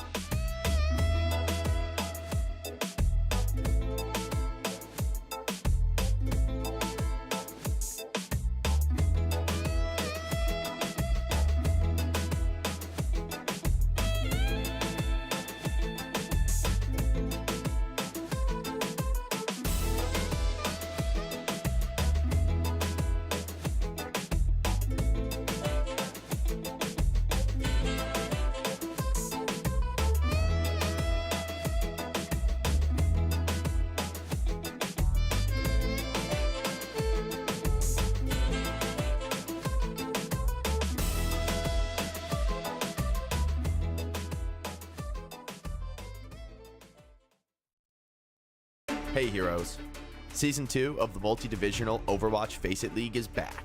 Join with your team or look for teammates on FACEIT. Compete in weekly matches against players at your skill level at a time that works for everyone. Win your matches and rise through the divisions, competing for your share of the prize pool, earning bigger rewards as you climb. The more teams involved, the larger the prize pool, the better the division balancing, and more fun for everyone. Rise to the top with your team and start your path to becoming a pro Overwatch player. Or just play for fun. FACEIT League. Register your interest for Season 2 now at fce.gg/FACEIT League. Welcome back again to the EWC Qualifiers. This is week number 2. Zoe here, joined by Jake, by Johnny, and all of you are joining us for the action of our second match of the day. It's going to be another game in the lower bracket, so another elimination match. A lot is on the line, not just for the two teams playing here, but also for Virtus Pro. Because if SSG is winning this match, they get to play a decider match against Quick Esports for the last EWC slot. So they'll be watching. That's right. Let's dive into it, though, and talk about the two teams we have right here for this match. SSG first. No Sparker. At last, no Sparker. We have a lot of questions. They played that double flex DPS. It was not a good look. They usually look so cohesive, you know, like team play is so good for them. They're cooking on something. I don't know if I want to eat it, though. it's not that I don't like this roster. I think these players are strong. I don't want to see the Echo Genji again. I'm not a believer of that in the Mauga comp. I think the little anti-synergy between Genji wanted to play a super fast tempo and Echo wanted to be a little bit slower. So especially into the mirror with the Casfara, I don't like it. But in a lot of matchups, I think stuff like Venture Genji, even the Tracer against non-Mauga mirrors, I think could be really strong. So I think there's a lot of other ways these two players could play that could look really good, or even in other matchups, like against Sigma, let's say, I don't even mind the Echo Genji. So I think ultimately, as for me, it's not the roster I worry about. And when it comes to this team, I think they are incredibly strong. I think they can bounce back and can find the adaptations that actually work for their comp in this match. I think that you have to look at them as a huge favorite, despite the weak result last week. Speaking of favorite things, Quick Esports. that hog though. I know we might not see it, Johnny, but can we please maybe just, I mean, Crux, he tilted the opposition off of planet Earth. That was actually so funny. That was the story of last week. It was Quick Esports Advanced playing the Roadhog, and they tilted their opponents off the planet. The thing was, though, they swapped to Roadhog because the Mauga wasn't really kind of working for them, and they needed to change things up a little bit. But that being said, in today's matchup, because Space Station are trying this double flex DPS look, I think you could just stick to your game and not overcomplicate things and actually get a lot of good value. So when they play their default look, we've seen it is the Mauga with the Cassidy and the Pharah. And even if you were like, hey, maybe the Pharah isn't working against Genji Echo, maybe we want to swap it up. Maybe China can go play Tracer instead. It's a comfort hero for China. And then you just make sure to peel your Mauga from the Echo, for example, the focusing beam really powerful there, of course. But there are ways for Quick Esports to just win the compositional matchup without having to get too creative. So yeah, we saw the Roadhog last week. But I still think if this is the look that SSG is bringing, and maybe obviously they practice a lot more this week, maybe SSG come out looking better. I don't think Quick Esports need to overcomplicate things to have a pretty good chance in this series if this is the way they're playing. I mean, I hear what you're saying, but Roadhog, though. But Roadhog, though. Okay, like, I don't feel like it's overcomplicating it. You just throw a hog in there. He's simple. Again this week, so it's not looking too good. Just good thoughts. Just good thoughts. It is not looking good, though. It's going to be an uphill battle, but, you know, we thought the same thing about that first match of the day, and Twisted Mind just rolled him. So I'm still going to go with SSG. I did give Quick Esports a map. I do think they're going to bust out. That's nice of you. That's nice of me.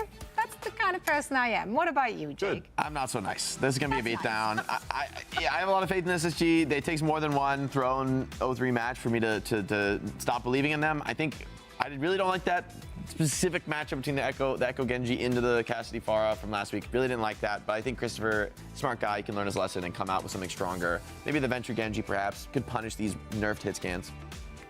Yeah, there's no, what's that term you like using? There's no transferative properties. What are you, like, I don't care about the fact that SSG lost last week. They're still the best team in the West for me. They didn't practice a ton going into the event because they wanted a break before going really intense before the Esports World Cup, of course. So like, okay, they didn't practice too hard. They're already qualified, all good. I haven't lost any confidence in SSG. Stop laughing at me, Zoe. I tried to use the English language, and I almost did it. And you're not helping me, Jake. You were trying to say the transitive property, but Yeah. that's not even what you're talking about. So I'm just gonna. You wanted to use a big word, which also didn't apply. Yeah. So much better. tried. I knew the word you were trying to say, but I didn't want to correct you because it was the wrong application of that word. So. Okay, so not only did I say the word incorrectly, I also used the word I was trying to say incorrectly.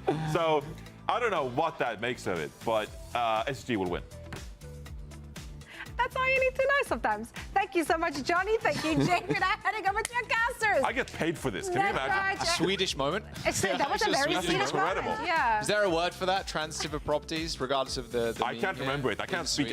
I speak no languages at this point. I don't know Swedish or English. He's lost it all. I have no He's just languages. waffling, like that's all. On my resume, it says I'm fluent in nothing. Just says words, hope they make sense. That's a lot of esports broadcasts. It's all good. It's all good. There you go. Space Station gave us a Quick Esports, so we gave him a map. I like that. I like that a lot. Maybe the hog does come out. Nerfed, unfortunately, but we'll see. Do it for Zoe. Do it for Zoe. I mean, Rajaro brought it out, so... Yeah, and it wasn't that good. It kind of sucks. Sucks. It's all good though, Rose. Maybe we'll see it. Samoa. Oh, Colosseo. We are seeing it. Everybody Pog, Colosseo. Oh, Pog, no way. Okay, I'm actually really excited to see the new Colosseo, actually. I don't think they fixed the glass thing. I don't think they've fixed the infinite bridge stall, but we'll have to wait and see. But first map is Samoa. Hold the Pogs for now. We'll get to Colosseo in just a moment in our third map. Midtown, of course, is the hybrid, which is, you know, a bit of a difference. I mean, you were saying with it, Rose, that we only ever go to like 3 maps in EU, Iconvolta being one of them. So it's nice to see a little bit of a change up here. Samoa from Space Station and Quick Esports. Of course, the loser here does get eliminated. And Space Station with a bit of an upset in their last series versus Peps at 3-0. Not great. So last time we ended up seeing Space Station on Samoa, it was actually with Sparker on the roster playing the Cassidy with Psycho on the Genji. They're still opting to bring Backbone into this roster, but instead of trying to go for what they had been going for, you know, like the Genji alongside just like a Mei or an Echo or something like that, it's going to be this Symmetra. I think this is going to help out Space Station a lot, kind of going back to their true form. Quick Esports are running the Soj. Oh, EGS going down first, that's not great. Classic Space Station fashion. They use the TP to get onto the back line. TP back and then crush EGS. Yeah, I don't know about this Soj pick. After the nerf, it is a considerable amount of damage lost. And if Quartz isn't picking it up, it's a little rough, I think, for a lot of people. Psycho down, though, goes aggressively with a dash and deflex. Does mean Chai and the rest of the gang can kind of move on in. Teleport from Hardy straight onto the point. Can use it to get back if he wants to, but decides better of it. Landon getting chased down. There's the Sojourn Railgun going a little bit wide, but still, Space Station end up controlling the point for about 25% or so. You might think that the Sojourn might not have the same type of impact as it has because of the nerfs that it received, but then you think about the fact that Space Station haven't wanted to opt for a hit scan, so where's the pressure onto China's Pharah? This Pharah has been so good in these last couple of series for Quick Esports, and so even just apart from the Roadhog, one of the reasons why Quick Esports was able to get some of the upsets that they've had. So yeah, where's the check? Yeah, I mean... Where's the check? Has to be from Psycho's Echo, but is that enough? Yeah, the Echo definitely is the check to the Pharah, but with the amount of mobility Pharah has now, a little bit less than it was before. I have to wait and see how it does end up. It wasn't enough for working Peps. out. Yeah, exactly. And already Psycho taking extremely low. Croc sniping Psycho out of the skies. Another pretty decent check to something like an Echo is the Mauga as well. It could just light up the flying character. Which is kind of counterintuitive, thinking that like, oh, Echo's Astro really Ajaxed. Oh no. A little rough. Yeah, and he didn't get ahead of EGS saying it either, so insult to injury there, Mr. Daniel Hathaway. Uh-oh. Even Funny Astro calling it out though, right? Like, that's so rough. But there's like so little pressure on Space Station right now. Of course, they want to be able to win, but they're already in EWC. They're also at an ultimate disadvantage right now, so maybe this is just copium for this next fight for Quick Esports. I love a bit of Overwatch copium. Overwatch audience in a permanent state of that. All right, Railgun activated for Kyo. However, China dead and a sound barrier to kind of work through here. Quick Esports, even with that overhealth, aren't able to make something work of this fight. They are still controlling the point though, which is what's important currently. 90% and building. Despite the kills Space Station are getting, they are still going to put Quick Esports in a decent spot. 95%. Not bad at all. Hey, buddy. No. That has got to be a reference to Ronnie Coleman, surely. Hey, buddy. Like, wait. Surely. I'm not cultured enough for that, so I'm not even going to respond. Anyway, double Mauga for Space Station. I'm just going to assume that Psycho's duping Mauga here. Ooh, we'll see. China with a barrage, Psycho with the dupe. It's funny, actually, on the creator patch, the dupe can copy your allies, which is quite funny. Oh Thanks to Mr. Scott, Mr. Custer Kennedy. We don't need none of that. It's still probably going to be double Mauga, Rose. I don't know what to tell you. Well, here it is. Barrage from China, instantly killed off by Landon. Cage comes in, and that beam doing a lot of work to Crocs, although the healing was pretty decent there. The output from EGS and GoGo keeping him up for quite some time, but still no duplication of being used here from Space Station Gaming. So this fight, this next one for Quick, is going to hurt. Yeah, especially not having a sound barrier. And Funny Astro. No Ajax this time. Ajax that last one, but there shouldn't be one this time. And Funny Astro does have the sound barrier. I'm just gonna chalk that up to everybody gets one, and so that's Funny Astro's won in like the last 6 months. Surely Astro doesn't Ajax this one. There we go. Get the Astro cam. I like to see it. The best Lucio potentially in the world, if not in EU and the West, guaranteed. All right, OT here. Space Station Gaming waiting for a chance to use the sound barrier. Here's the beat. Astro going super high in the sky, but protected by a backboned wall. And that's trying to just run down. So hard to even regroup with the rest of your team there. Instantly, the rush, the sound barrier, the wall used, and here comes the duplication to add insult to injury for Quick. Yeah, just an old disadvantage there. And that'll be Space Station claiming the round. The rest of those ultimates came up just in the nick of time for Space Station. After they already had that ultimate advantage rolling into that final fight, they got even more. So it was just always going to be an uphill battle for Quick Esports in those final moments. But this was close. Jack, that first point was 100-95. So Quick Esports, they still have a lot of say in this fight so far, but we'll have to wait and see if Volcano is any different. China still having over potentially the Pharah after maybe getting everybody out of spawn with the Sim. Keo still wants to play a hit scan. Oh, Cassidy looked pretty okay in the last one, but the Sojourn maybe not so much. Yeah, I still think the Cassidy just beats out the Soj. I mean, Chris was kind of saying in the interview too that Soj not great right now. Quartz not thinking either. Yeah, especially when Quartz says that. Exactly, You yeah. believe it. Best Sojourn in the West, you'd argue. In EU, definitely. Trying to make a tier list at some point. Best Sojourns in the West, but Quartz, I mean, aim is just, the raw skill, the raw aim from Quartz is just crazy. So yeah, like you said, if Quartz is saying that Soj isn't good, probably not a pick you want to pick up. So Keo opting for the Cassidy. Rest in peace, Crocs, however. As Babo chasing down with the beam. Sim a little bit scarier too this patch, Rose. Yes, oh, absolutely. I mean, I think that when you take a look at the Symmetra now, you're like, oh, okay, yeah. She got a couple of changes. Base health is a little bit higher here for the Sim, but your primary fire charge is also increased by 25%. So, like, can we call this like the twin beam comp? You've got Echo and Twin Symmetra. beam, yeah, I don't mind that at all. Twin beam. I prefer quad Malga comp. Wonder where I got that from. Only if they're in a mirror suit. Double Malga comp, I suppose. A worse name. Just the repercussions of that name existing just scare me. All right, there's the rush. Crocs caught out yet again, used that charge to get back, but Hardy is going to isolate the back line there, and you see Keo just nowhere to run. A lot of sustainability on the Cassidy, of course, and yes, this is Space Station just going to... They're quite literally running away with this game. Quick Esports with a good round one, got up to 95% on that point. Even the desk agreeing that it's going to be quite one-sided this series, or the Quick Esports still picking up a hell of a fight. But look how close Space Station are holding. Want to fight right up into the spawn doors. You could just TP onto the Pharah, actually, if you really wanted to. Oh, a quick rush actually ends up landing, getting slain there by Quick Esports as they tried to run away from that ult from the Kiri. And that'll be a flip. All right, Space Station getting out of dodge real fast. Yeah, just back up. You don't want to invest any ultimates here, and you also don't want to give over too much more charge.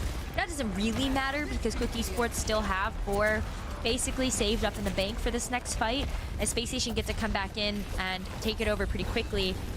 Double cage, though, like the barrage, the duplicate, this one's going to get feisty. All right, double sound barrier. China the main focus here from Psycho. Duplication, wall, Malgas, they're all over the place. Not sure where that Cassidy is, to be very honest with you, but now I know where he is. He's actually in the spawn.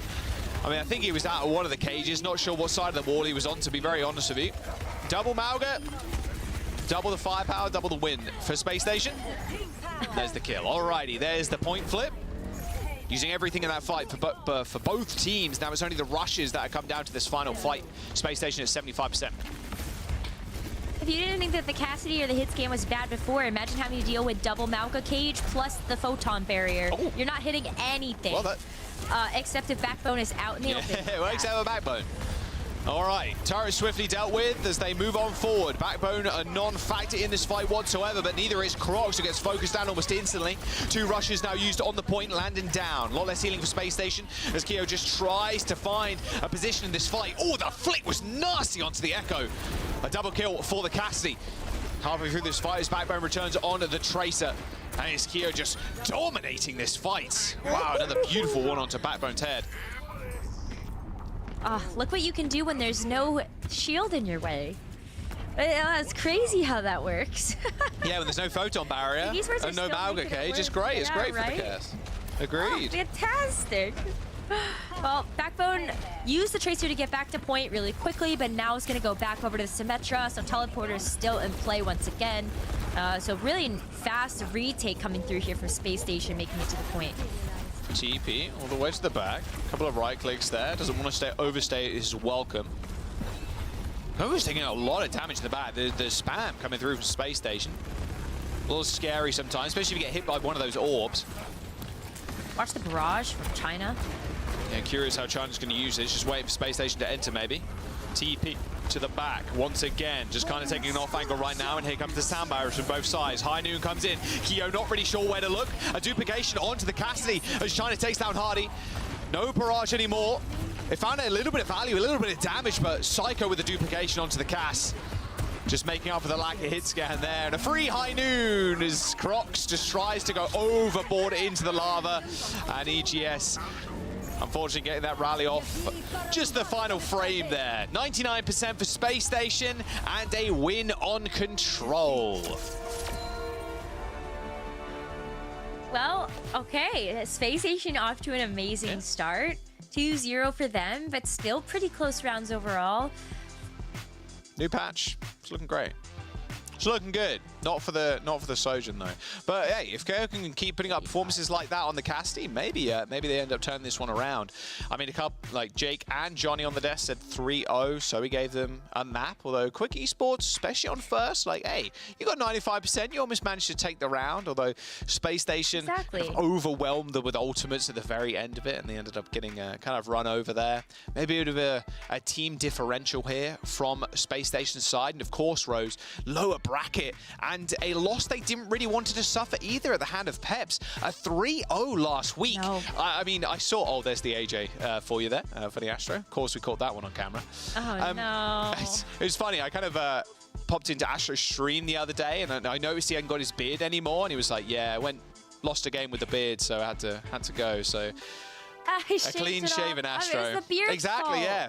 You've got to find something to blame, Rose, at the end of the day, you know? And if it's not your teammates, then it's something that is in the near vicinity. It's the beard, or like not wearing your lucky socks or something. Right. Yeah, 100%. It's all the superstitions, but you can't blame superstitions for just the amazing skill that Space Station do have as a team. I know you just touched on this, but this is a team full of superstars. And while, yeah, the loss to Peps was a 3-0, this is a completely different compositional look than what we saw during that series. Versus Peps, Psycho was playing the Echo and Backbone was playing the Genji, and this Symmetra just completely changes up the composition for them, where back to basics. They've always been so good at the Sim, the Cassidy, the Mauga or the Ram or anything like that, and I think this really works out to their strengths of just being able to play around those TPs. I think we're going to see Sparker, honestly, again. It seems like Space Station are more than happy just kind of run this DPS comp in Backbone. With the double flex with Psycho. So, okay, well, there you go. It's almost instantly proven wrong. Thank you, production, for that one. Yeah, they popped that up on your screen, and Sparker's actually in. Maybe we will see Sparker at the end. Okay, so hit scan here for the next map. We are going to Midtown, so it makes a little bit more sense.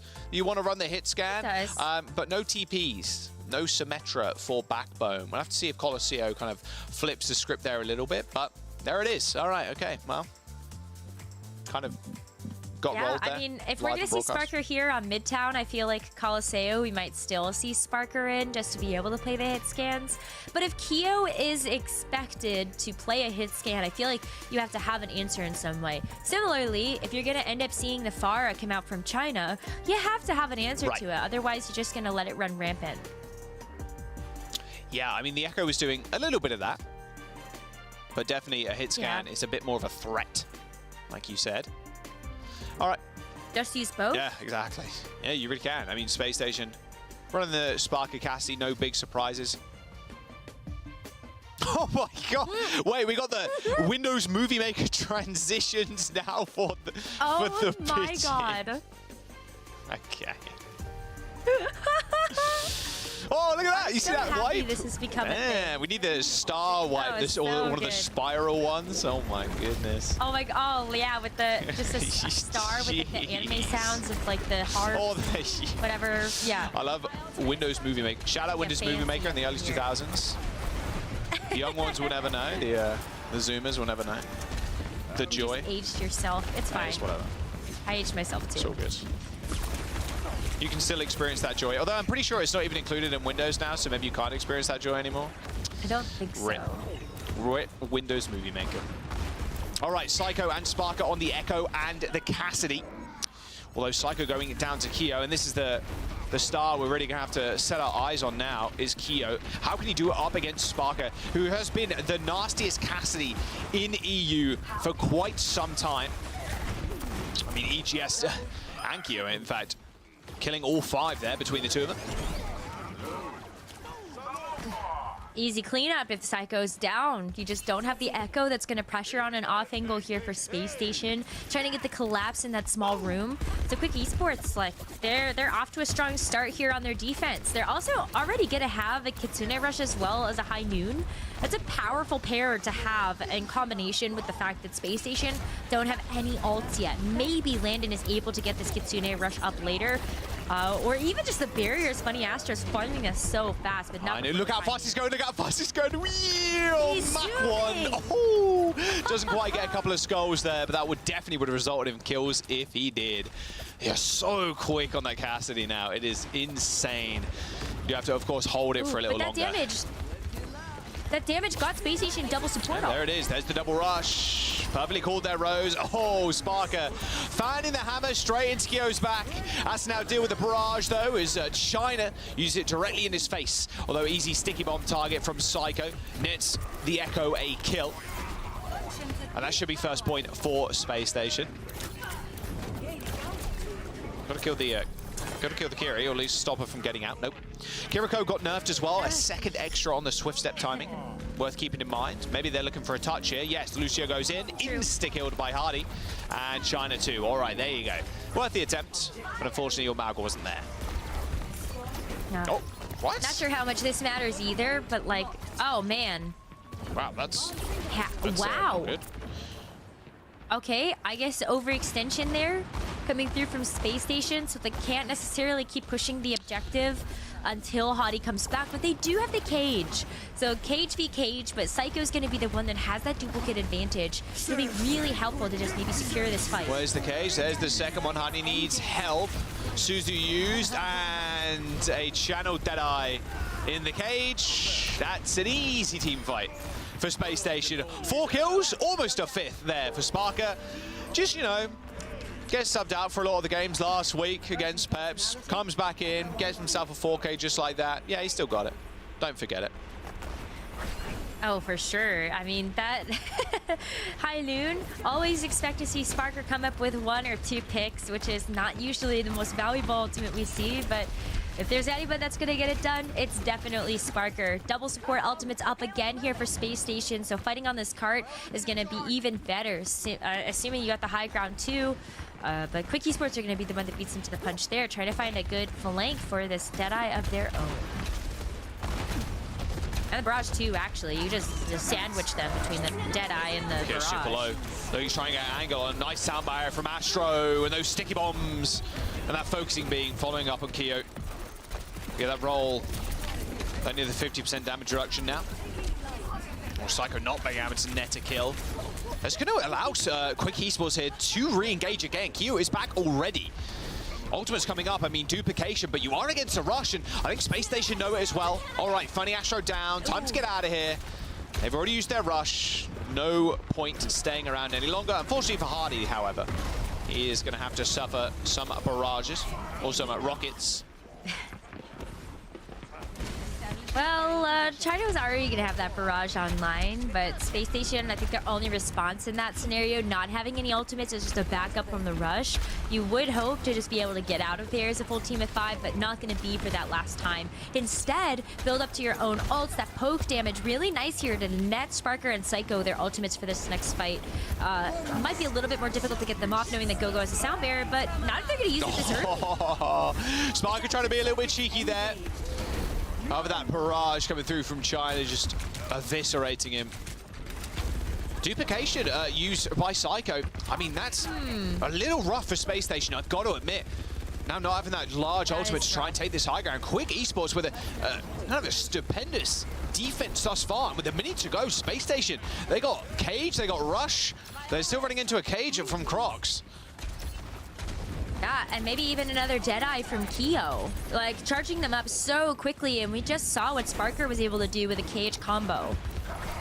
So, 6 seconds left. It's looking a little rough here for Space Station. Indeed, there's the rush on the high ground. Gogo a little bit too far away. Cage used, in a bit of an odd spot here. They can use that pillar as cover, but Keo already finds 2. Double ding, may make that 3. Sparker's sure taking him out, but I mean, Space Station Gaming losing it against Acasti. Normally it's the other way around. Normally they're getting carried by Sparker most of the time, but this time it is Keo for Quick Esports, just kind of decimating Space Station, giving it a taste of their own medicine. So tough because Keo still has that Deadeye that they can use. You also have the high ground control, which makes that have way better sight lines onto Space Station. At the very least, though, Funny Astro has the sound barrier, so it'll at least extend this fight for Space Station, make sure they don't lose it right away. But can they get the follow-up? China has also overwhelming damage with this barrage online. That's 4 ultimates here for Quick Esports to Space Station's 3. Oh no, High Noon and someone has to touch. Can they touch the car? Yes, Hardy does manage to charge on there just in time, but High Noon's moving rather quickly. Barrage on the front line and Hardy just blown to smithereens. That might as well have been a tactical nuke there coming out from China. High Noon's at least going to result in 1 kill. Sparker tags the Lucio 3 times, but there's a EGS just showing him some business right now. Those kunais landing straight and true. Cage, a duplicated one from Psycho, nets himself a kill, and that will be Space Station still in this fight somehow. Quick Esports have another chance though. Spawn positions rather close. They were so split up there, but they were able to win out those individual duels. But Quick Esports have one more chance to come in and defend before that cart reaches its second objective. But no ults on the board yet. It's going to be landed up to that rush first. 80% and building needs it ASAP, but Quick Esports don't have any ults either, to be fair. But with 2 kills, make that a 3rd. That should be it. There it is. Hold the payload just for that 2nd point. Quick Esports with a fantastic defense. I mean, Keo is... Wow, he's doing unreal work against Space Station Gaming right now on that Cassidy.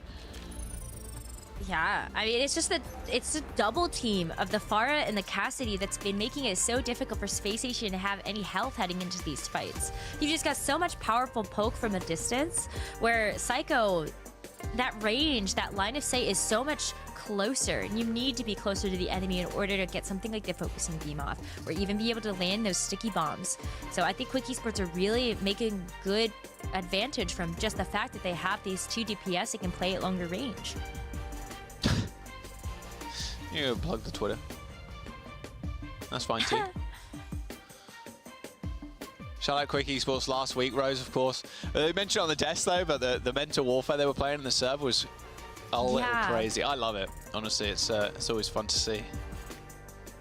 I don't think Crocs can play the Roadhog here, though, so I think Space Station are safe from that. Yo, Landon beating that pigeon up. Yo, let's go.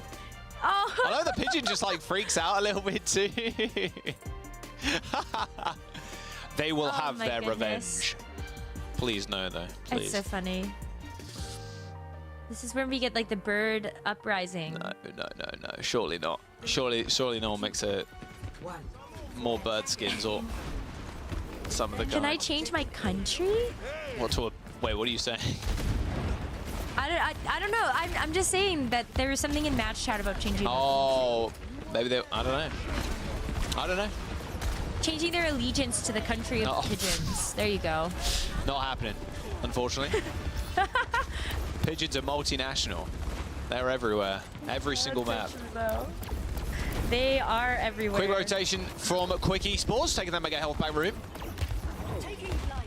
Pretty easy to get a lot of spam damage in from both Psycho and China. You can see China actually holding out, actually just in the main choke. Hasn't got a lot of healing to kind of mess with here. Of course, EGS now moving out and rejoining the Farah. Same with the rest of the team. Sparker ends up going down to the rotation. And some swift headshots from Gio and Crocs. All right, Landa falling over too. I mean, Space Station Gaming not getting complete team wipe here means they're going to have another chance to re-engage, but they're going to be doing off the back of 2 ticks. Actually, it doesn't even look like they want to do it. No, not at all. They're backing up. Yeah. What? Oh, I mean, where do you go that you're not going to get just farmed down with a fairy rocket? Like that, those still hurt, especially if they're going to be directs. You got splash damage onto the rest of your team as well. So it's just so tough to actually feel like you can take a recontest there when those chokes are so small to have to work through and very, very reliable to just know that Ferris gonna hit you. But they're blazing through these doors. That's a great start for Sparker. Yeah, good initial pick. The doors will close. There they go. A little bit harder. All right, don't fall for you think the doors have closed, but they haven't all the way. I've done that too many times. But yeah, surely they can't kill me and you get randomly headshot by something. All good though, high noon. There's the barrage. Oh, Hardy. Around that corner too, you saw Hardy like almost instantly peek and just die to China's barrage. China has been really good on the far as of late. And it's been a pick we've not seen a whole bunch of, but has really rose to popularity. The barrage, normally a press to die ultimate, but when comboed with the Suzu at that low altitude, you survive through a lot of that incoming damage initially, and the DPS is insane from hitting the Q. That or cardiac overdrive. Right, yeah, from the sustainability is ridiculous. Yeah. Well, okay. Like, Naga's Farah gave them so much trouble, so it's no surprise to me that China's is doing the same. Cage for Hardy. Instantly killed. And uh-oh, Astro trying to run away. Trying is the best adjective there. Uh-oh. Sound barrier coming in from Gogo, who ended up dying first in that last fight. Short range hinder grenade, or the flashbang now. And they're finding around in this final corner, and Space Station have been all split up. And Lander's coming back in just a moment. Of course, can swift step to the rest of his team. They might even have to sound barrier to keep them in this fight. Astro looking for it. This could just be it. Good kill. Okay, not anymore, but... Really good kill. 2 fights in a row there. Gogo's gone down first. I don't think needed to be that far forward, especially knowing that that sound barrier wasn't online. But quick, they're able to hold on to quite a bit here. A shame for them that they were not able to just kind of keep up that momentum and get the cart over the line then and there, because now it's going to be Space Station that have that high ground control. They also have the Kitsune to match EGS's. But I just look at this far barrage again and like, where's the answer to that? The overhealth from the sound barrier is just not always enough to deal with that barrage. They have DPS outputs. High noon pop from both sides. Uh-oh, well, you're in trouble, Keo, unfortunately. Sparker hitting that roll to get down to the low ground. Damage resistance still playing a big factor there. All right, there it is. There's the second push, and that will be done. They're going to also stagger. Go. I mean, you might as well at this point. Oh, can he get away? No, of course he can't. Psycho, big brain there, waiting on the other side of the bridge. Oh, that was such a bad fight, though, for Quick Esports. Like, they lost so many high-impact ultimates, the barrage, the high noon.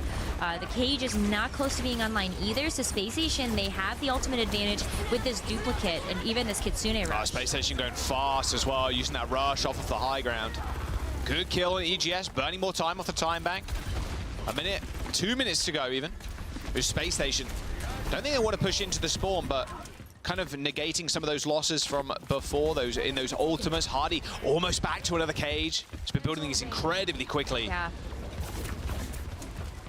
It's a lot. I mean, like, double cage here, too, with Psycho holding onto the duplicate.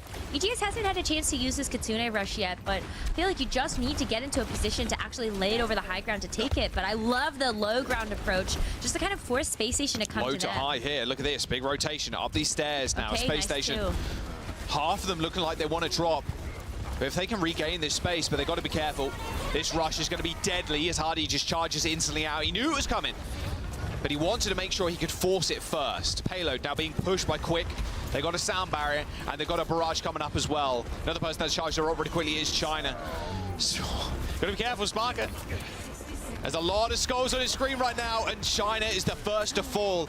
A minute to go for Quick Esports. They need to get out. That was such a good position for them to have, especially with that long rotation they made to take that high ground. But Space Station punished that. Sparker, with that almost random pick onto China there, just pushes Quick Esports so far back, and you have way less room for error now with 35 seconds to go. That card doesn't have too much farther it needs to push, but you want to keep yourselves in this series, and it needs to now be off the back of maybe even just an aggressive beat to get in there. But oh, China's dead already. 20 seconds to go. You've lost your barrage. You've lost your Farah. I mean, Quick Esports needs to come up with something here. Sound barrier for Gogo. Hits only 3. The cages come in. Keo pops the Deadeye. But that's it. Space Station Gaming, they're going to clutch up on Midtown. They're going to take the map. Match point of the series too. A 2-0 for Space Station. Oh, even the barrage, though. You're able to get Buddy Astro at that point, but the damage is done. Space Station win. They are at match point, and Jaws, this is when they don't need this qualification. They're already in. They just want the glory. They want the Quick bag. want to get it. They have that all in front of them. They need this game real bad right now. They don't want to get eliminated here. Of course, there will be a tiebreaker game as well, Rose, worth keeping in mind. But Space Station, a little bit battered and bruised from their last week against Peps.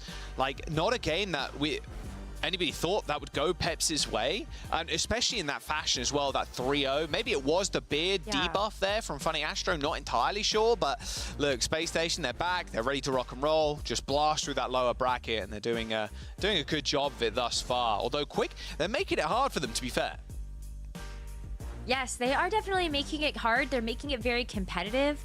The fact that we are even seeing these teams so evenly matched, I think, is just a really good look here for Quick Esports, and I hope still gives them a bit of confidence. Like you said, if Space Station win here, then Quick Esports get a chance to play a tiebreaker in order to fight out for the final spot at the Esports World Cup. That's going to be them versus Virtus Pro, but we still have this match in front of us, and maybe they're not out of it just yet. We could have a very big series on our hands between these two teams if Quick Esports can kind of turn things around in terms of just not getting first New pick. patch, new me, new map, new me. Coliseum, got a rework. Oh, that's so I'm excited to see it in action. Day 2 of the patch, and we're already seeing in a competitive play. So yeah, I'm hyped for this map coming up. Coliseum, of course, the classic. You stand in mid, you wait 2 minutes, you bore everybody. Wait. I mean, it is technically the best play, right? It's just kind of waiting for those picks. It's it just after 2 minutes, you're like.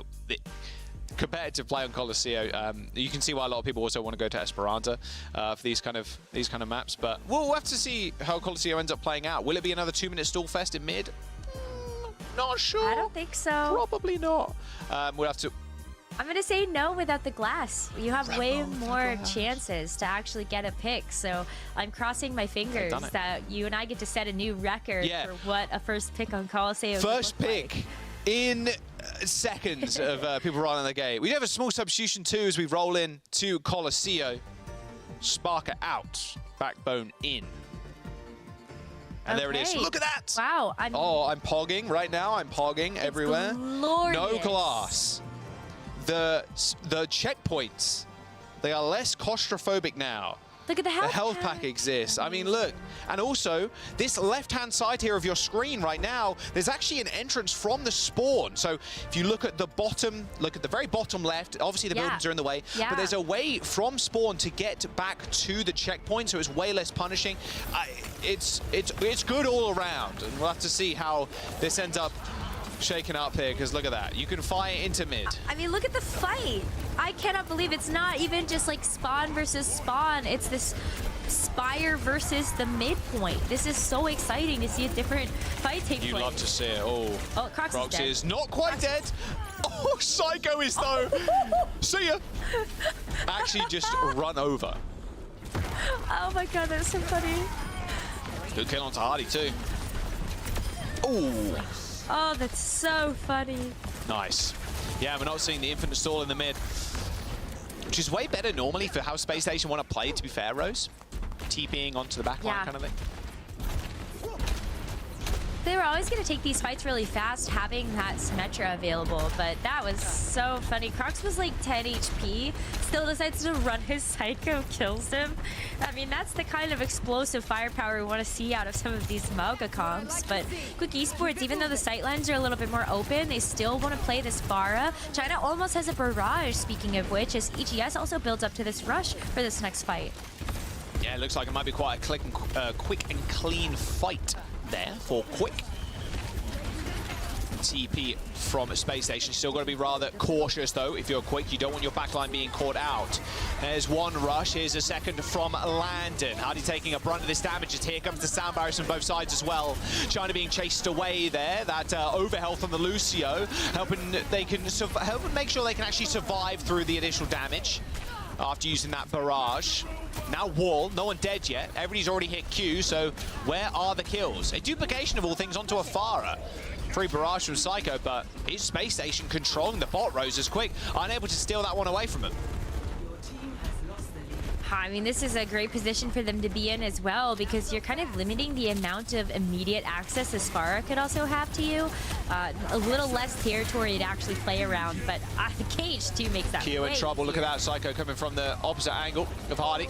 Pincer maneuver coming through from Space Station. Good double kill from Astro. You Ajaxed earlier, but it's all good. You made up for it now. Oh, is that another double melee kill with the single melee? Might have been, might have been. That's just like the 1-2 punch, you know? Did you not know that now Lucio can just like punch with one hand at a time? Should just like bonk him with the sound blaster gun, honestly. Right? Yeah, it's the fist and then it's just the gun. Just the bonk. Whack him on top the scout of the head. bonk. We're kidding, by the way. This is not. That's not. China dead already. Not a good start here from Quick. And this much more defendable checkpoint here for the attackers. We're going to be able to see it now. Here we go. Here's the bot. It's moving to the new portion of the map. Let's go. You can see how more open it is now. Much more defensible if you are the attackers. Like your supports can kind of hide around this giant spire now, which is really cool. And this is the way I was kind of talking about. This small ledge did exist before, not this bit that Aegis is standing on right now, but the small little room here, it did exist before, but it was inaccessible to most characters without you going out of your way to do so. Well, look at that. Health pack was taken too. We're getting to see all the new stuff. We are indeed. And Gogo's seeing his spawn room as he dies to Hardy. That barrage, though, should be the nail in the coffin. There it is. 6 minutes to go. 82 meters and then some for Space Station Gaming with the checkpoint in hand as well. Now we're going to roll back to the mid. How are teams really going to fight here as well? Because, oh, another small change as well. I completely forgot. The bot actually moves 10% quicker now. With the payload, so with the wall itself, not when it's moving in the neutral here, but with the actual payload. So yet to actually see how that very much impacts push. I haven't played push yet, although I did play a lot of games yesterday.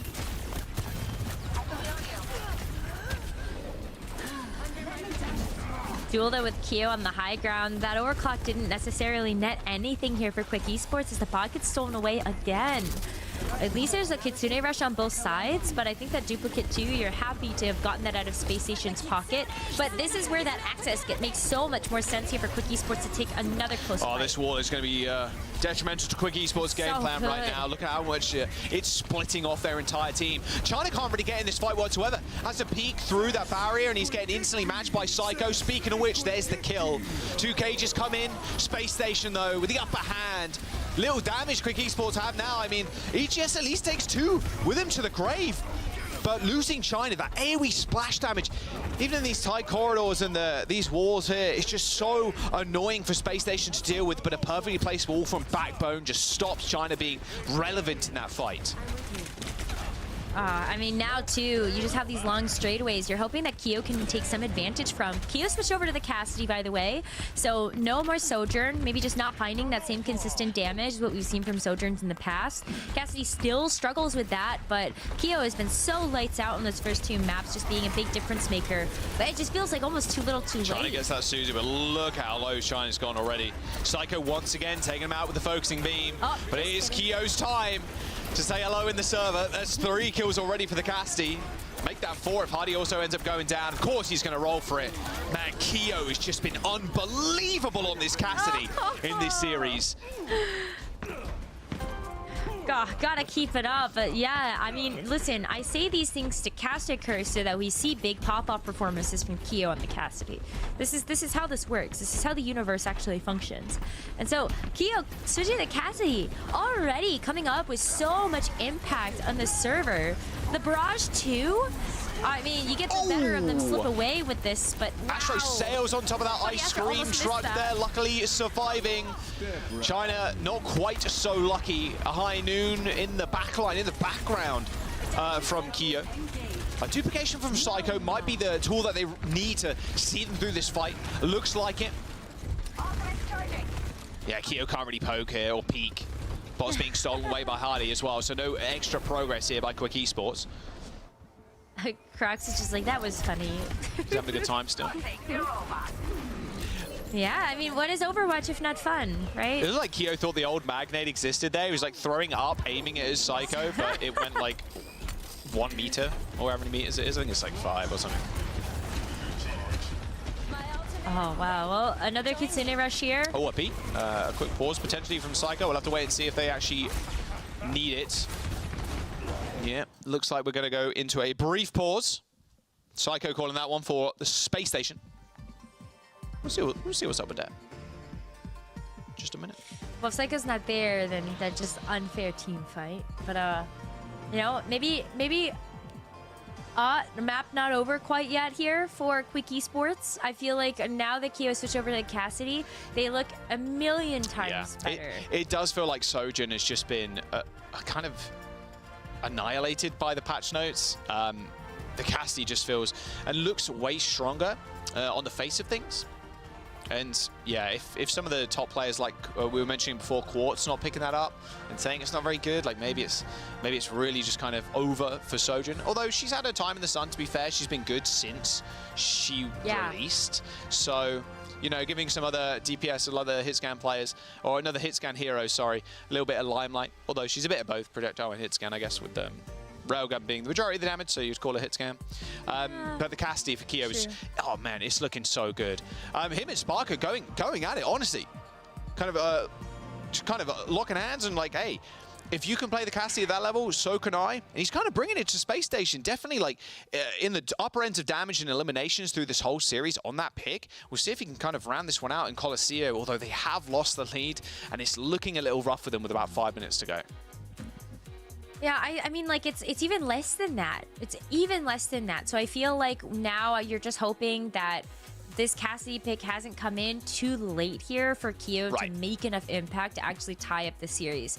Because the way that it stood so for now, you see Quick Esports maybe win a team fight and then immediately Space Station are clapping back with an ultimate advantage or just another quick pick to open things up, and there's not actually any meaningful meterage being gained here for Quick Esports. Looks like we're gonna jump back into the game. It was just small mouse issue. Man, I can't speak today.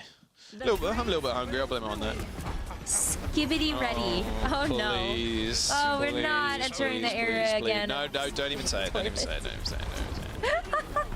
Please. We have a scene. 2.5 minutes left. This is not much time for Quick Esports to work with. Not at all. Rushes, cages, walls. There you go. The Space Station Gaming special. Are you just kind of standing around, wondering where Quick Esports went? They exited stage left rather fast. Charge into the back line, and 2 is alone. Oh, it's Keo. Although that, oh, wow, okay. Actually, the Cassidy doesn't end up falling over. That cardiac overdrive saved his life.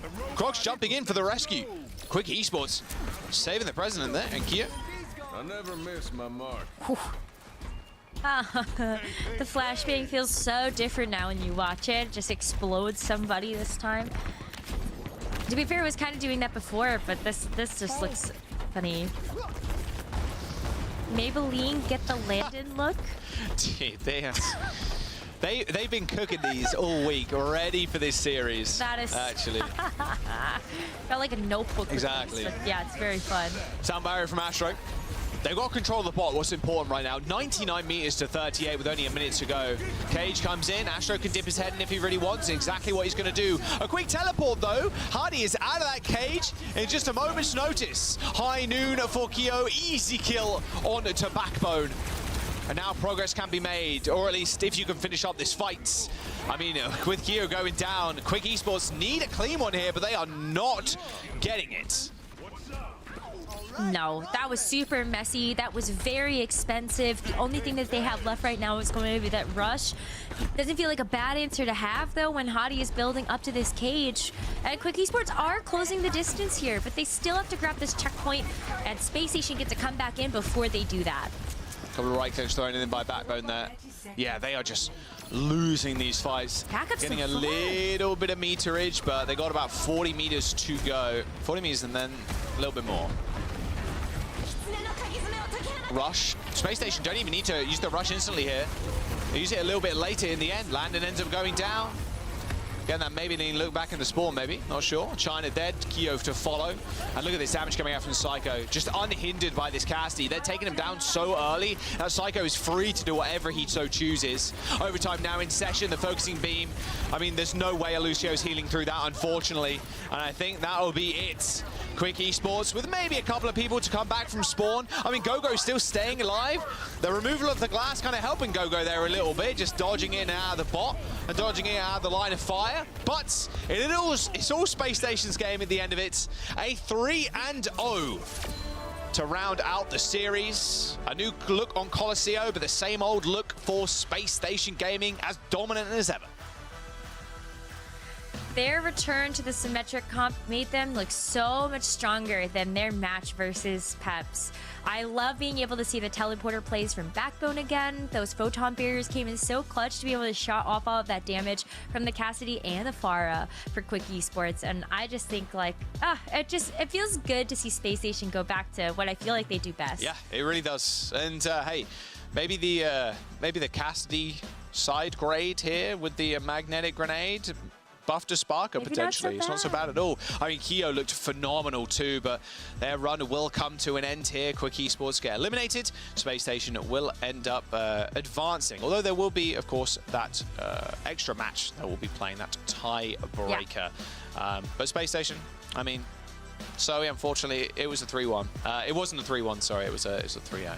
Yeah, I mean, hey, the believer's gonna believe, right? Your flaws, you're too kind, Zoe. You should cut that out. Yes, that is exactly what they say about me. I am too kind. That's my main issue. Well, we have a few things to unpack here. Obviously, we had questions heading into today regarding the roster even from Space Station Gaming. There were some missing pieces last week. They're back in action. They showed us some interesting looks there. Backbone, obviously no stranger to the Symmetra. That is something that player is intimately familiar with, and we know how good they are on it. It really worked together with that Echo. Like, that was a good look for them. You know, I really like this. I didn't like the Echo Genji last week at all, but I think the Sim really adds a better element where Sim is actually pretty effective, even in a poking phase, just spamming those right clicks across the map, but so effective. We've seen in previous Malga metas, Sim being pretty effective, getting that lifesteal buff, a little bit of raw HP in the patch, and really, I mean, you want to be capitalizing on your full charge left click in the Sim mirror with a Sim comp in the Malga mirror. And I mean, it's everything you need. A little bit more base HP, harder to burst down, better with the lifesteal, and then a faster amping beam means, honestly, the Malga Brawl looked really, really good for the Sim. And the Sim ult, I think, is great in this setup too, because there's so many ults. It can be powerful against literally every single ult in the composition. Simwall is a decent response to, and so I think there's probably no better team in the world at making the most of it than Space Station. Yeah, absolutely. Johnny, I wanna talk about the DPS here though, moving forward in the series. We did see obviously Quick Esports relying more on the Pharah, whereas the other side relied on the Echo. What do you like more? I mean, I think the Cassidy Pharah is like pretty much has spent the meta so far here in the FACEIT qualifiers, so I don't mind it. I mean, Psycho obviously earning himself player of the match, so pretty good performance, but I do feel like most of the time I do prefer the Pharah, so I don't think we're going to see some huge injection of Echo into the meta, but it worked out for SG in this matchup. Yeah, it's interesting because I think the problem with Sim, in theory, should be that Pharah just destroys you on Sim. I mean, Pharah's a very hard counter to this hero, but I guess the idea is that Echo can shut down the Pharah, and that makes enough space for Sim to put in work on the enemy hit scan, which I was worried about, frankly. I was watching the match, I was like, I'm not sure this is going to work. Like, in theory, that could work, but in practice, is Echo really going to be able to challenge Pharah? Are you going to be able to consistently pressure the hit scan with the Sim rush? But it worked here, and I guess maybe my doubts were proved wrong. I mean, I think the Symmetra changes are quite significant. I do feel like the extra 25 health combined with the increased charge rate on the primary fire, I think it goes quite a long way for Symmetra when she actually deals damage in a pretty close combat scenario. And if you have two Maugas going head to head, I do think it benefits Symmetra as a hero, especially when it comes to these compositions. And then I don't know if we have time for this, but I was going to kind of we do. Go for it. Pitch you, Jake, as well. I'm curious how you think that the Deadeye changes affect Cassidy in a potential Mauga versus Mauga matchup, because I do feel like since you spend so much time in the Mauga mirror, actually being relatively close, especially if you get cage fight, and we see Cassidy's, they combine the cage fight with the Deadeye, for example, the damage reduction loss, both with the roll but also with the Deadeye, because linearly, you get reduced damage reduction throughout the Deadeye. I feel like that's a little bit significant in these Mauga matchups, but I'm not the damage player, so I love the sentence in itself. It's a little bit significant. Yeah, I mean, I think it looks like a big buff for me in the mirror. I think the speed is basically more important than the damage resistance, because for the most part, right, it's either going to be something like a Pharah Barrage that just nukes you through the damage resist anyway, or it's going to be like a bit of poke damage that you're probably healing through anyway, or you're getting a shout, or maybe you're outside of the cage fight, you don't take any damage. And then sometimes those Cassidy's, at the end of the High Noon, swinging a corner with a speed that amp. on Midtown, that was crazy. They are running. So I feel like the High Noon is now a much scarier ult. You have to kite much more conservatively, because the potential for him to chase you down is much more real. In the past, it was like, oh, we got around one corner, we're good, we just chill. Yeah. Wait, but now it's like, man, he might swing you on that last second and pop your whole team. It's pretty scary. It is scary indeed. Another thing that is very scary is Backbone. No, you can't say that. I was struggling for a transition. I'm not sure how he feels On about that that. May, though, kind of scary. Is all his I'm saying. play is His scary. play is scary. You're hip with the lingo. What? Oh. What? Okay. That was sick. You were nasty. I'm a little disappointed that you put Snowball away. He was before he was on. He was cradling Snowball in his very arms. Yeah. Bring some. Yeah. Spectator. Bring him back in. Bring him back in. Don't break anything. So he's committed to this. There we go. I am committed. Oh my, to this. it's big. Wow. He's huge. He is huge. It's beautiful. Well, Backbone. What are you giving that look for? I mean, I gotta ask about the heroes. But please. Yeah, I gotta ask Go about ahead. the patch here, because obviously you saw a lot of Symmetra from you, Backbone. How do the new changes feel? Do you feel like they're significant enough to make Symmetra a lot more viable? Yeah, 100%. I think Sim was already a good hero in this Mauga meta. You get full charge Sim Beam under the Mauga shout, you cannot die to any hero in the game. And now you get it 25% quicker, and you have an extra 25 shields at the start anyway, so the hero is just net stronger. After this patch, it's just pure buff. Pure buff. Yeah, so I'm interested for you guys how you bounce back, because last week, frankly, is uncharacteristically weak showing from Space Station. I think that's fair to say. But you guys brought a different look this week, and it looked a lot stronger. What was that like last week? I know you guys took a break. What was it like preparation for the difference between, I guess, last week and this week here in the qualifier? I mean, last week we'd been screwing for 3 or 4 days before the games, and pretty much all against Ents and VP. And VP don't play Mauga at all, so that was worthless scrims for the Peps game. And Ents are just worse at the Mauga mirror than Peps are. So when they came and they did something different, it caught us off guard. I think losing Koth just happens sometimes. I think Eichenwald, there's no way we should lose, and Nesprank was just a bit of a runaway run. So I think it was more just the fact that we were actually playing the game properly this week, and we actually could practice better for the games we were going to play. Well, moving forward then, your next opponent in the lower bracket is going to be Twisted Minds. How do you think you stylistically stack up against them? Because they too had some weaker showings the last week. Today they looked very determined and very good. But composition-wise, how do you feel going up against them? I think I'll be fine. So yeah, easy. Okay, right, there you have it. Fair enough. Perfect. All Thank right. you so much. That's Quick and easy. There quick you go. and easy. Yeah, no, love the confidence. Well, Backbone, thank you so much for joining us. Best of luck, of course, in your next match. For now, happy celebration. You are staying alive in the road to Thank the you. WC. Now we Thank you, are heading into a quick break, but before that, of course, we're gonna once more take a look at the bracket just to keep you all updated on where we're currently at. Here we are. This is the lower bracket. That's where we're fighting our ways through currently. As I said a little earlier, Virtus Pro, they did lose their match against Twisted Minds, but they are not out of the running for EWC yet. They will now play a tiebreaker match against Quick Esports, and the winner will be getting a slot to head on over to Riyadh later this year. Extra Overwatch. Extra Overwatch. Two teams I'm with broken psyched. hearts. Who can recover? Wow. This and more. Find out after the break.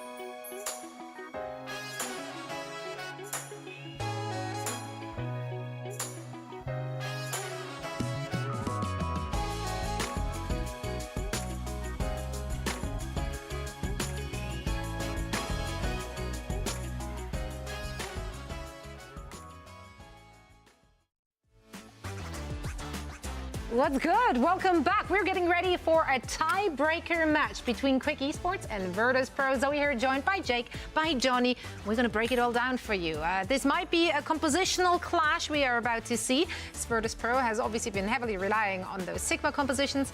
On the other side, well, I'm hoping for the Hog. Bring it on. Hoggers. Die on the hill. Against the That's Sigma, surely, right? That's what I'm saying. I mean, it's going to come out somewhere. Quite. Let's talk about them, though. Starting with Virtus Pro here. Obviously, that's a great team. They got great players. Rough start to the day for them today. Where did they take it from there? Yeah, I feel like if you're Virtus Pro, I still feel like you have to stick to your guns, okay? Like, that was a really bad matchup. We talked about how going into that series, Twisted Minds, they play a lot of dive, and that has been a good counter to the Sigma, right? You can surround the Sigma composition, play a lot of flankers, for example. In this matchup, I'm not quite sure that Quick Esports can execute that level of dive successfully, or they'll bring it out, especially in this meta when it's questionable if they've even practiced dive in the first place the last few weeks, right? So I feel like Virtus Pro, they're in a really good position to just play their game and be favored in this matchup. I don't think you need to overcomplicate it. They're a really good team that arguably underperformed against Twisted Minds, but they should have this in the bag. I mean, they went 5 maps against ENCE. I think that is more indicative of their actual strength. Yeah, I think, honestly, Twisted Minds has a great matchup there. Strategically, I thought they just weren't playing well, but then when they actually played well, on top of playing Rush and Winston Dive in a SIG is like very, very favored. But I think that's not what we're going to see here. I think, to be honest, Quick Esports has been a pretty easy to predict team. They pretty much play Mauga with a little bit of Hog thrown in, and you just stick to your guns on VP, play a bunch of SIG, and they have tons of scrim experience, right? I heard from Backbone, right? Like, VP never plays Mauga, they always play SIG and try and counter you, and so VP knows this matchup back to front, and I doubt Quick Esports is nearly as experienced in the opposite position. And you know what, Johnny? I have good news. If all else fails for this matchup, you can in fact use transitive properties here, because both teams played against ENCE. Quick lost 3-0, and Virtus Pro lost 3-2. Therefore, Virtus Pro is the better team. There, I did the math for you. What? And this is what transitive properties are. Do you guys have the Pythagorean Tomorrow we're theorem learning down? numbers. Great. I'll take notes. Dr. Pythagoras, all right? I'll make sure to remember that, Zoe.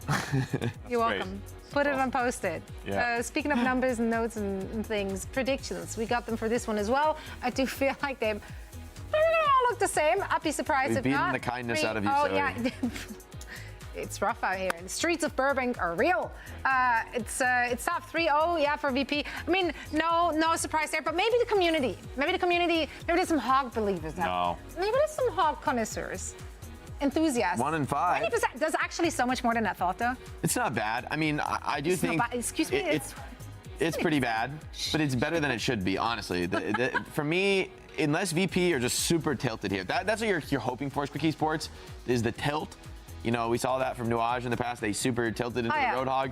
But I think VP just has too much veterancy on the squad. Like, there's players like Shockwave, been around a long time, know how to take a loss and get back up and still, I mean, at this point, this is just one match. You win, you go to Esports World Cup. Like, you got to put everything else behind you. It's not about, emotion. Oh, we lost Twisted Minds, we're upset about that. Just move on. You have the experience on VP to do that. We talk about the Roadhog, but I feel like we need to expand our minds. I feel like we should open our minds to the possibility that they play all kinds of tank heroes. Because in the interview last week, they were like, well, I kind of felt like playing Roadhog, so I just went Roadhog and it worked. And you just gotta. We don't need to practice it. We don't need to practice it. Just come out and play something that we feel is right. So if they come out, open mind. Maybe it's not the Roadhog because it's a different tank matchup. Maybe there's something I see. Yeah, maybe they wake up. Yeah, no. Why? Maybe they do play dive without practice. Yeah, maybe he woke up and felt very monkey today. Like, you do it ranked, Jake, so why not here? In all seriousness, I think the best chance Quick Esports have is going to be like a Mauga Genji Venture style. Maybe there's like an Echo in there somewhere, but I like the Genji Venture against SIG. I think that's the best comp for a Mauga variant that they play a bunch of Mauga. It's a variant that works against SIG. The challenge is that there is a high execution burden on that comp. If your engages are anything less than perfect, you get just slapped down by Sigma.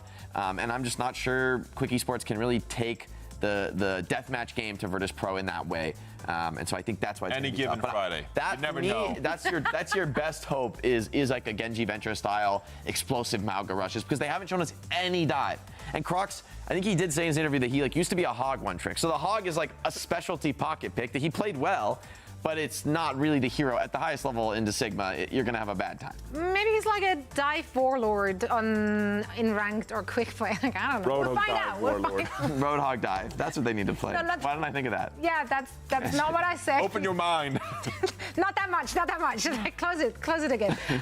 Well, it might be an uphill battle. It's definitely going to be entertaining if Quick Esports is on the server, because if they're not dominating in play, at least they're dominating the all chat. So I'm going to see more of that. This is for not all the marbles, actually, just for a ticket to EWC. So that's where they are headed if they manage to come out on top. EWC, you're wondering what that is? Well, just a thing for you before we're heading into this match.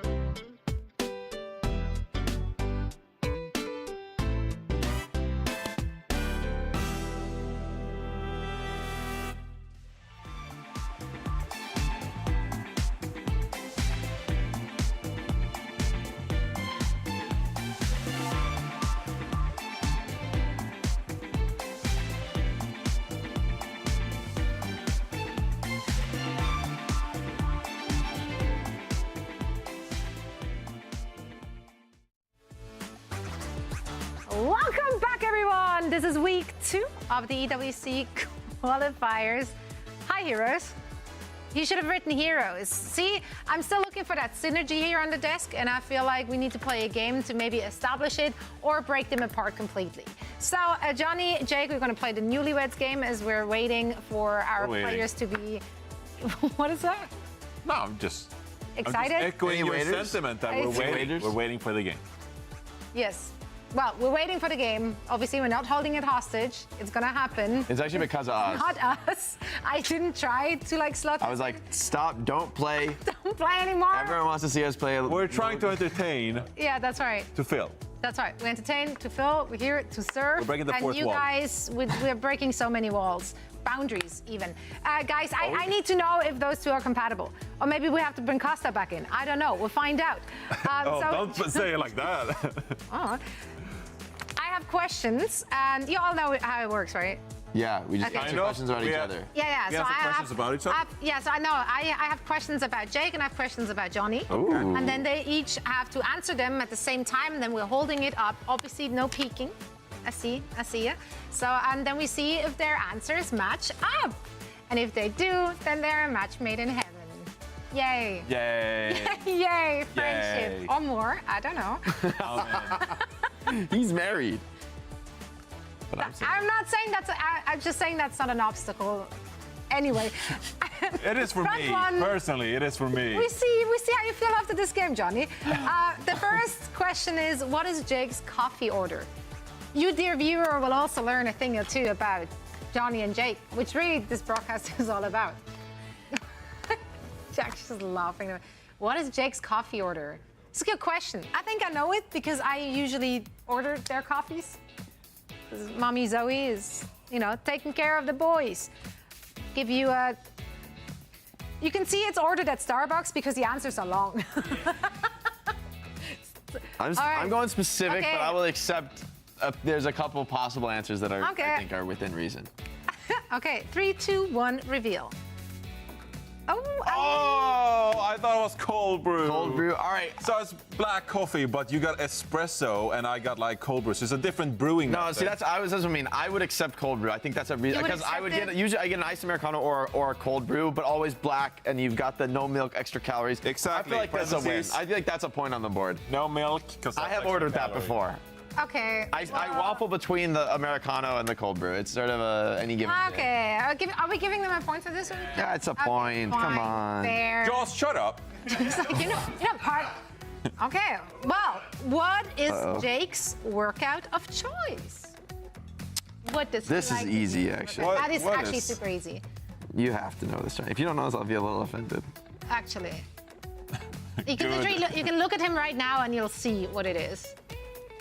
Okay, 3, 2, 1, reveal. Climbing. Rock climbing. Yes, you got the... Yeah, I got the... Jake comes in every day and it's just like, oh, look at my forearms. Oh. They're so strong. That's him. That's our Jake. That is me. Look. Right. This is fun. You got this. Johnny knows it. I'm scared now. I don't know if I'm going to be able to do these for Johnny. I'm pretty mysterious. Yeah. He is a bit of an enigma, isn't he? He's an enigma. This one is like not a, you don't need to know its question. It's more like a, you need to know him as a person. Like that. This one is actually a deeper challenge. The vibe Which check. Overwatch hero would Johnny be? If you could be an Overwatch... If you could be a hero, Johnny doesn't know. No, I don't even know. This is like a deep question. Hold on. Yeah, Let me cook. Okay, well, so I need to consider like their personalities. Yeah. And like... You can go by look, Is it aspirational vibe? Yeah, so but like... that's for you to find out now, Jake. Okay, well, so... Shut your mouth. This is a game. He's not supposed to know your thought process. Okay. Kids. Okay. I haven't picked an answer yet. It's not so much harder than it should be. I guess I'm gonna go straight forward. What do you got, Jack? Mouth it to me. Is it? Oh, actually, I like it. Okay, 3, 2, 1. Soldier 76. Yeah, I was going with the grilling vibe, the dad vibe. I was going with like the grilling vibes. See, Actually, now you you're are like- right. You are correct, sir. Let's go. Ignore my Let's go. answer. You are right. Let's go. Give me the dad grilling stuff. Give me a beverage that I don't know if I can mention on stream, but that most dads like, especially when grilling, and sometimes in the shower too. Okay. I like one of those beverages. But see, this is true love. You changed for your, you just changed your answer for Jake him. knew me better Jake than knew you myself. better than- that's how it crazy. goes sometimes. Is that how Be this like game works? Be like that. What is Sometimes. Johnny's ideal first date? Ooh. Oh, I got this. I got I think you should have that. Like, This is actually easy. I feel like it's easy. Easy. Or maybe he can surprise us. Maybe there's something about, maybe Johnny's deeper than. No, I'm not going rogue on you guys. Skydiving. Okay. Okay, 3, 2, 1, reveal. Italian restaurant. I went with wine tasting. I mean, it goes. There's a parody there. It's Yeah, it's close. Yeah. I can see the Italian restaurant being a vibe. Yeah, it's a good vibe. You can probably also wine taste in an Italian Yes, restaurant. yes. So, They're not it's mutually not- exclusive. I tend to. He does. He Johnny does. tends to. Yeah, no, I mean, that was an easy one, though, because it's Bougie Johnny. That's what they call it. That's what they call him. Bougie Johnny. Bougie Johnny. No, Johnny Bougie Snowden. That's the name he goes Real by. name, baby. Sure, that's my Smurf. All right. Yeah, Well, so clearly we the synergies are there. matching in You heaven. guys Oh, that was great. actually beautiful. Honestly, those no, questions were easier than I thought it'd be. Yeah. I wanted you guys to feel good I about want each a other. harder difficult the next time from you, Zoe. Okay, well, I was just trying to keep the vibes positive. But I can also break I need you to apart. find reasons to dislike this man because he's so lovable. Thank you, Johnny. I'll find some reasons to hate him. Don't worry about it.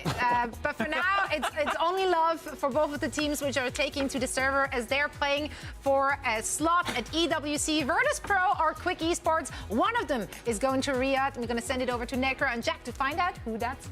Thank you very much. Yeah, I would have guessed the same thing, by the way, Jake. That was the first wine cheese tasting, some sort of that kind of bougie, $2,000 cup of glass of A cup of wine. A cup of wine. You never had you haven't had wine in a mug? You ain't living, bro, if you haven't had that. That's me every weekend. All right, Rose. Quick Esports versus Virtus Pro. It tastes the same. It's just a condiment to hold your liquid. It's whatever. No, it doesn't. Oh my Aerates God, the no, wine. it doesn't. You gotta get the air into You the can swallow wine the mug. to make sure that you get the full body of the wine. You can swallow the mug. Whatever. Who cares? Virtus Pro. I'll have it the way I want to have it. Virtus Pro versus Quick Esports. There's Virtus Pro's roster up on your screens. We jump into the first map in just a moment. Of course, we just saw Virtus Pro and Quick Esports play, not just a moment ago. I mean, Virtus Pro and Quick Esports. I mean, Quick Esports especially kind of leveling up here, but Virtus Pro taking a bit of a knock against Twisted Minds a little bit earlier on. A 3-0 for Twisted Minds, Rose. This is do or die right here. The winner here will be booking their ticket to Riyadh, to the Esports World Cup for that chance at that massive prize pool. Both of these teams took a beating earlier on, losing their respective matches 3-0. So I feel like it's really tough to tell where the power level of both of these teams is going to be because that was a leveled up Twisted Minds. That was a leveled up Space Station. So I think that when you think back to what the desk was saying about the conduitive property, transitive property of the of their results versus Ents, that tells you a bit of a different story. Virtus Pro maybe having the leg up. Well, let's go. Busan, a third different control map of today. I love variety. Like you mentioned, I think a couple of maps ago, Rose, but something that we haven't really had over the last couple of weeks is variation in maps, and I'm happy to see it. At Midtown as well for our second map. And there we go. See what Crocs and Rajar want to run out with. Is it going to be the ball? Probably not, but maybe a little bit of ram here. I don't know if I would really put it past them. I think when you take a look at Virtus Pro, they are so much more predictive in what they want to play. It's always been Rajaro on the Sigma. That's where their comfort lies, alongside kind of rounding out this comp with things like the Ash from Shockwave, the Tracer from Sauna. So I see Symmetra as just kind of a way to get them out of spawn quickly. But when it comes to Crocs, this is where you get to see sort of the big difference. They've been playing the Mauga a lot, but a big counter to the Sigma is a dive. So whether it's going to be the Wrecking Ball here, which is a little bit easier to run on Sanctuary more than any of the other points on Busan, we could also potentially even see the Winston. Yes, Crocs has played the Winston too. We did see that in the main event too from Crocs. There it is. Yeah, a lot of things in the wheelhouse, not just the Hog, although I know what Zoe prefers. Or Lari we're seeing from Gala. We all prefer. I love it, honestly. There's a lot of tricky spots you can hide the pylon on this map, like in the middle, like center ring. Still easy though if you're against an Alari, if you're a ball or anybody with high mobility to take him down. Good beam accuracy there with Gala healing up Canale. That will be the point cap for Virtus Pro. Here's the Winston as well. No ball anymore. Definitely like to see this a little bit more. I feel like, as the desk pointed out, when we saw the Wrecking Ball from Kellen, not necessarily the hero of choice when you think about how much point presence that particular hero has, but Crocs may be a little bit better to jump in. EGS caught off guard there by that rock. Must have been followed up by Sauna or something. No way, it was just a rock KO. Good shot from Gala too. Oh, Gala's gonna have this Captive Sun ready to go. A little bit difficult to weave past this Winston bubble, but there's still some really key targets in the back there. As long as EGS doesn't have that Suzu cleanse online, then you might be able to get one or two with something like Gogo and Kia. Yeah, really, you're just listening for that Suzu first. That Winston bubble, like you mentioned, can be annoying, but you can find something with it. Well, there it is. Pops, and where's the Suzu? Unfortunately, your Kiriko is halfway across the map. Easy kill for Gala there. On to the Cassidy. And with Virtus Pro with 60%. Quick Esports, they've not really had a fight, to be honest, Rose. They've struggled to even like get in on near the point, even set up a dive. Yeah. Not at all. I mean, the EGS is going to go down here as well, so that's going to delay this Kitsune rush. That could have been a bit of an opener. Buy some time and space here for Quick Esports, but by the time the EGS comes back at a spot and they're a full team of 5, Jaws, this is final fight. And there's an Ant Matrix from Kaneo rolling into 2 other ultimates for Virtus Pro. Something we haven't actually picked up on is that Shockwave is using this Soj too. No Cassidy, no Ash, which is very surprising actually. I'd expect Shockwave to run out with the Ash here over the nerfed Sojin. Sauna checking China. China still has this mega health pack here, but he took it just a moment ago, so he can't really push aggressively. Sound barrier, as well as that high noon coming through. Oh, perfectly timed to eat there from Majaro, absorbing all of that damage into his health ball, as Sauna just cleans on up on the Tracer. A triple kill for Sauna. I mean, that's just it. And what Virtus Pro was initially an extremely good pick onto Gala, Sauna just ran away with the whole game there. Yeah, Sana was so good. Shockwave on the Sojourn. The one thing that offers that the Ashe maybe not so much is that you can play at a bit of a longer range. If anything, you're popping that Winston bubble really fast, and you also have the mobility of the power slide just to make sure that you're able to take these angles really, really quickly, versus something like the Ashe that you either need to walk there or use the coach gun, which is not necessarily the best mobility option, I feel like. So on a map like Downtown, I feel like the Ashe makes way more sense because you're not trying to create those off angles as much as you're trying to play that poke. So you're gonna see Virtus Pro try to go after the point, try to take maybe even just like the health pack room on the other side of the point, something like that where the team can play a bit more close together. But there you go, Virtus Pro back to that Ashe, that Tracer next to that Sigma. They're keeping the Alari, Jaws. Yeah, again, a lot of like kind of tricky spots you can hide your pylon. Against this Widowmaker though, here on Downtown, you can see Shockwave and Kaneo, like they instantly kind of sensed the Widowmaker, saw like a couple of pixels of it, and we're like, nope, no high ground for us. We're gonna back all the way up, and yeah, here you go. Here's the rotation for Shockwave and the rest. It's actually Gala that picks up the first kill. EGS has had a rough map so far. I mean, that's like 3 first-time pickoffs in a row from EGS. She can't stay alive for more than like a fraction of a second. No, you don't. I think that's where you start to see that discomfort come through from Quick Esports in running this dive. They're taking so long to get these setups that it's really opening themselves up to getting first picked by Shockwave, by Sauna. Even Gala getting into the mix there with something like the Alari ends up coming back out on the Kiriko, but still, same deal. You've got these kunai, they're going to be putting in so much offensive work for this team. Well, here comes the dive onto Shockwave. You can see the entire squad rolling up basically on Shockwave's position there. Definitely the more vulnerable member of Virtus Pro. Now Gala's switched over to the Kiriko instead of that Alari. Still controlling the point though, and that's what's important. However, it's just a slow collapse now from Quick Esports. Curious how much effectiveness this win is actually going to bring to the battlefield. Yeah, I think it's going to be stronger on the defense because now that you have point control, you can go get set up on the high ground, either at the very back of the point, or you can take that skyscraper again. But how are you going to weave it past the shield? There's a lot of spaces for Virtus Pro to actually play around that high ground line of sight.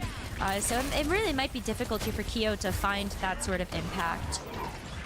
Well, despite Sojin being somewhat cooked, this patch, Shockwave still willing to play the character. Fortunately, Caster cursed him completely, and whoops, my bad, he's dead. So Keo with a nice shot onto Sauna as well, cross map.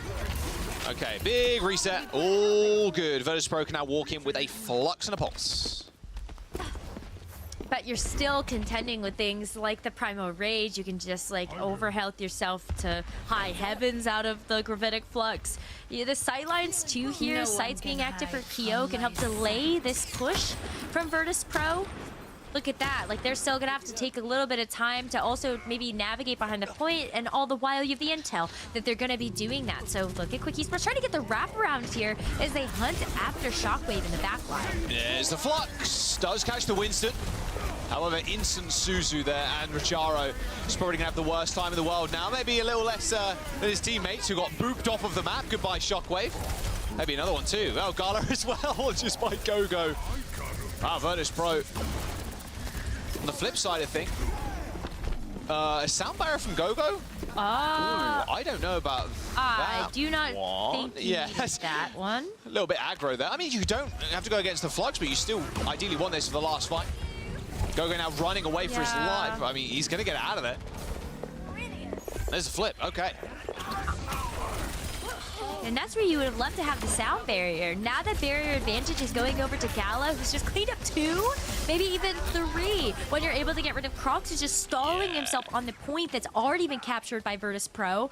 So there you go, like Gala has a sound barrier, Canale still holding on to that amplification matrix, with Quick Esports having nothing. At the very least, that sound barrier would have helped you to even up the playing field a little bit, but this, a fight then comes down to Keo getting a big pick on this Widowmaker, but Shockwave has switched over as well. Off the Soldier now wants to go over to match that Widowmaker of Keo's. Good headshot by Shockwave too. Oh, good one by Keo. Unfortunately, yeah, that Widow nerf still coming to haunt a lot of Widowmaker players. That range nerf that happened quite a while ago at this point. Still sad to see as a Widowmaker player myself. 90% of building for Virtus Pro. Double support ultimate, and Keo in a nice overhanging spot here. Shockwave knows exactly where he is at this point as well. Would have saw the Tracer, I'd imagine, but they got a point. They didn't touch. They didn't touch. Quick, oh go my to the God, next lobby. Go to the, we got invited to another game. Go, go to. They didn't touch!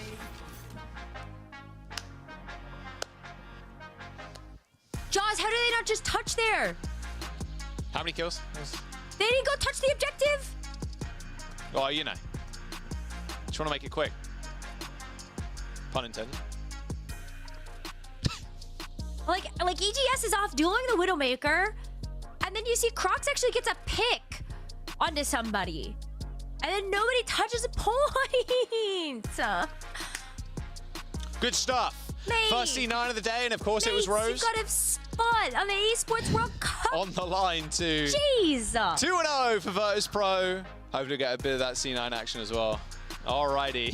A little rough there at the very end. Yeah, we are getting a replay of that. Don't you worry. Don't you worry. We're going to see that in its 8K glory.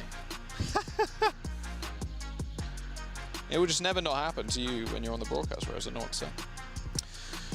I understand that I must have done something to upset the Overwatch overlords. I don't know who it was. I don't know how to fix it. But every single time we're on the broadcast, there's a C9. Even when I'm watching the broadcast, I swear I curse it because Matt and Mitch cast one. It was quite an egregious one too, like you were saying. Here you go. What's going on? So, they're on the high ground right now. Rock hits the Winston. Yeah. Everybody is kind of around the point. No comms. It looks like Kyo kind of understood what was going on and moving forward. And yeah, a certified Charlie Niner there by Quick. That happens. But yes, a very important game to happen in, mind you. Like you said, this is so the match that you want to win. The tiebreaker for the Esports World Cup. Virtus Pro go up a map after Quick Esports hit the Omega C9. We're going on to Midtown. They could have won that. They could very well have won that. It was up in the air. There was a pick. They could have won. But unfortunately, they see none. All right then. Let's see what Quick Esports got to untilt the tilting. I don't think... tilting. Like, they tilt So, yeah, people. here's my theory on that. If you tilt people, I don't think you can be tilted. I think you have passed the point where you get tilted and then you become the tilters, like you are the tilting people, you know what I mean? Oh, man. Also, Imagine skins, mad respect. I mean, like, Florida Mayhem skins. they look like they're in good spirits, I guess, as they slow walk their way into defense. Let's get a Virtus Pro listening. We'll see if they got any quips for the start of this map. Let's see.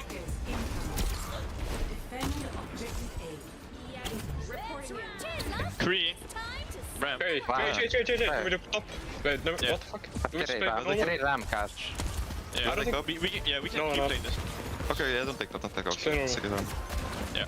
How long do you want to go left? I big Go left. Unfortunately, out. Come on, top. Out. Nice. Going in. Clear inside left, one. Gas one behind. Get deep in. Gas dead. Get deep in, Kill one. Get it, go. Dead. Can we take a Go point. Good. You got that? Don't die to him.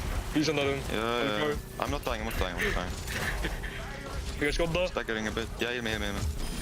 Nice. Maybe get spot spawn? Yeah, 3 points. Farah, maybe Margaret. Oh, nice. Quick and clean team fight there by Virtus Pro. Just one for the standard playbook there. China switching over to Farah now. Was on Tracer a second ago. Got eliminated first, like right off of the rip. Maybe that was a punishment for not wearing the same skin as the rest of the team. Not sure. Crocs on Rhine. And now, yeah, Crocs is on the Rhine of all things, Rose. I guess just push past the Sigma shield. We see this sometimes, and China getting a little bit of revenge here onto Gala. I expect that Gala might switch here as well, with Alari not being as formidable on the second point. Doesn't really want to. I mean, you provide a lot more, well, actually not a lot more shield pressure. Lucio does a fair amount of shield pressure. But you do want to get away from the Rhine, like that's the big thing. You're so close to ult, so maybe you just stay for this point. Yeah, but now Kaneo is dead. I feel like if you die again, I just see like the Captive Sun just not being as useful as something like a sound barrier. You give up a little bit of charge there. I mean, Crocs is down there alone. Captive Sun, it lands. Can Go get out? It looks like it. Go Gadget speedy boots, and yep, he is gone. Kyo to follow. There we are. Okay, Shockwave for the kill onto the Cassidy.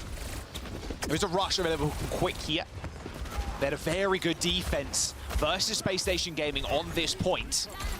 Oh, that Dynamite went a little bit short there. Shockwave, rest in peace. Sound barrier used pretty quickly. Shockwave, luckily though, saved that coach gun to get out of the way. Shatter hits the ground. Rajara in trouble, receiving the whole heap of healing from that pylon, plus the BAP on the high ground. And now Crocs is in trouble. Shield broken, health bar, and morale gone with it. 3 minutes and 50 seconds to go, and China succumbs to their own barrage. Now 5 minutes and 14 for Virtus Pro, rolling on in, just taking that momentum from that first map, just bundling it up and moving on to this second one. Yeah, I mean, like, honestly, Quick Esports, they're thrown off their game. I don't know what else to call this, except they have just been absolutely rolled over on Midtown so far. You're gonna have EGS switch over to the Baptiste, plays a little bit more sustainable in the backline, like you're gonna be a little bit less mobile, but you also have the Lucio there to help you out. But Virtus Pro, like, they still have a pulse bomb to use. Gala's still on this Alari, gonna have another Captive Sun soon as well. Kyo's trying to find an angle. He finds one. Sauna did not realize the Cassidy's behind. Now he's just moved up the staircase. Just a little 1v3. Just a classic Kyo moment, honestly. Well, there goes the lamp. That's cheating, Canale, unfortunately. We'll give Keo that kill. The spirit of the kill was there. They still can't push forward. That Keo has done enough right now to keep Virtus Pro from actually completing this map so far. Rajaro is going to switch. It's going to be Ramatra time for Rajaro, no longer on the Sigma. So maybe also able to kind of do the same type of brawl. But there's still no Lucio. Gallus on the Solari still with the Captive Sun, Keo in trouble, on fire currently. Captive Sun hits nothing. Unfortunate there for Gala. The longer you hold it, the longer people have it, obviously, to kind of scurry away. No space creator, though. The team is split up currently. Quick Esports, Keo in a lot of trouble. Only got that Lucio healing. Hasn't got a roll either. Looks like Crocs is going to attempt to help Keo get out of that small elevator room. But he's just going to get descended upon. Sound Barrier comes in the nick of time there as Keo eventually gets a kill. Luckily enough, that overhealth just means he could just fight another day. This guy is an absolute monster on the Casti, but is a little bit out of place. Luckily for him, Gogo uses a sound barrier, and that will be them holding. And maybe even a couple of stagger kills here as well. I mean, they've already burnt 2 minutes off the time bank. Ooh, Shockwave. Shockwave is still in the back using the Ash. Yeah. The Bob. Bob in. I mean, not going to get much, sadly. Oh, Bob is just taking the train. Wait, Crocs was like 1 HP. Did you see that? Could have gone down. Any further out in the open, I feel like Crocs would have died to the Bob. And then maybe that's the opening that Virtus Pro need. But they're at a standstill right now. That card doesn't have a whole lot further to go, but oh my god. You know what? That's actually straight worth. Like, again, burning way more time off the time bank. Payload is pretty close to the checkpoint, however. Barrier down for Crocs. Charges back. Guy with another Captive Sun. Here we go. Okay. Captive Sun Annihilation might go secretly hard. If you manage to catch multiple people, then the Annihilation takes them down, they all explode. I can see that. Not sure they're going to be able to get it off, though. Everybody's going to play split from Quick Esports, especially with this Lucio. But it could go kind of crazy. Captive Sun used. Oh, Railgun, yeah. Get away from that overclock. Hits the roof, and again, another miss. But it doesn't miss the single shots, though.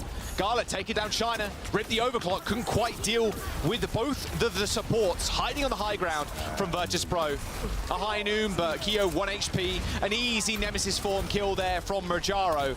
And with a window in tow, Virtus Pro looking to sink this payload in. 1 minute and 45 seconds.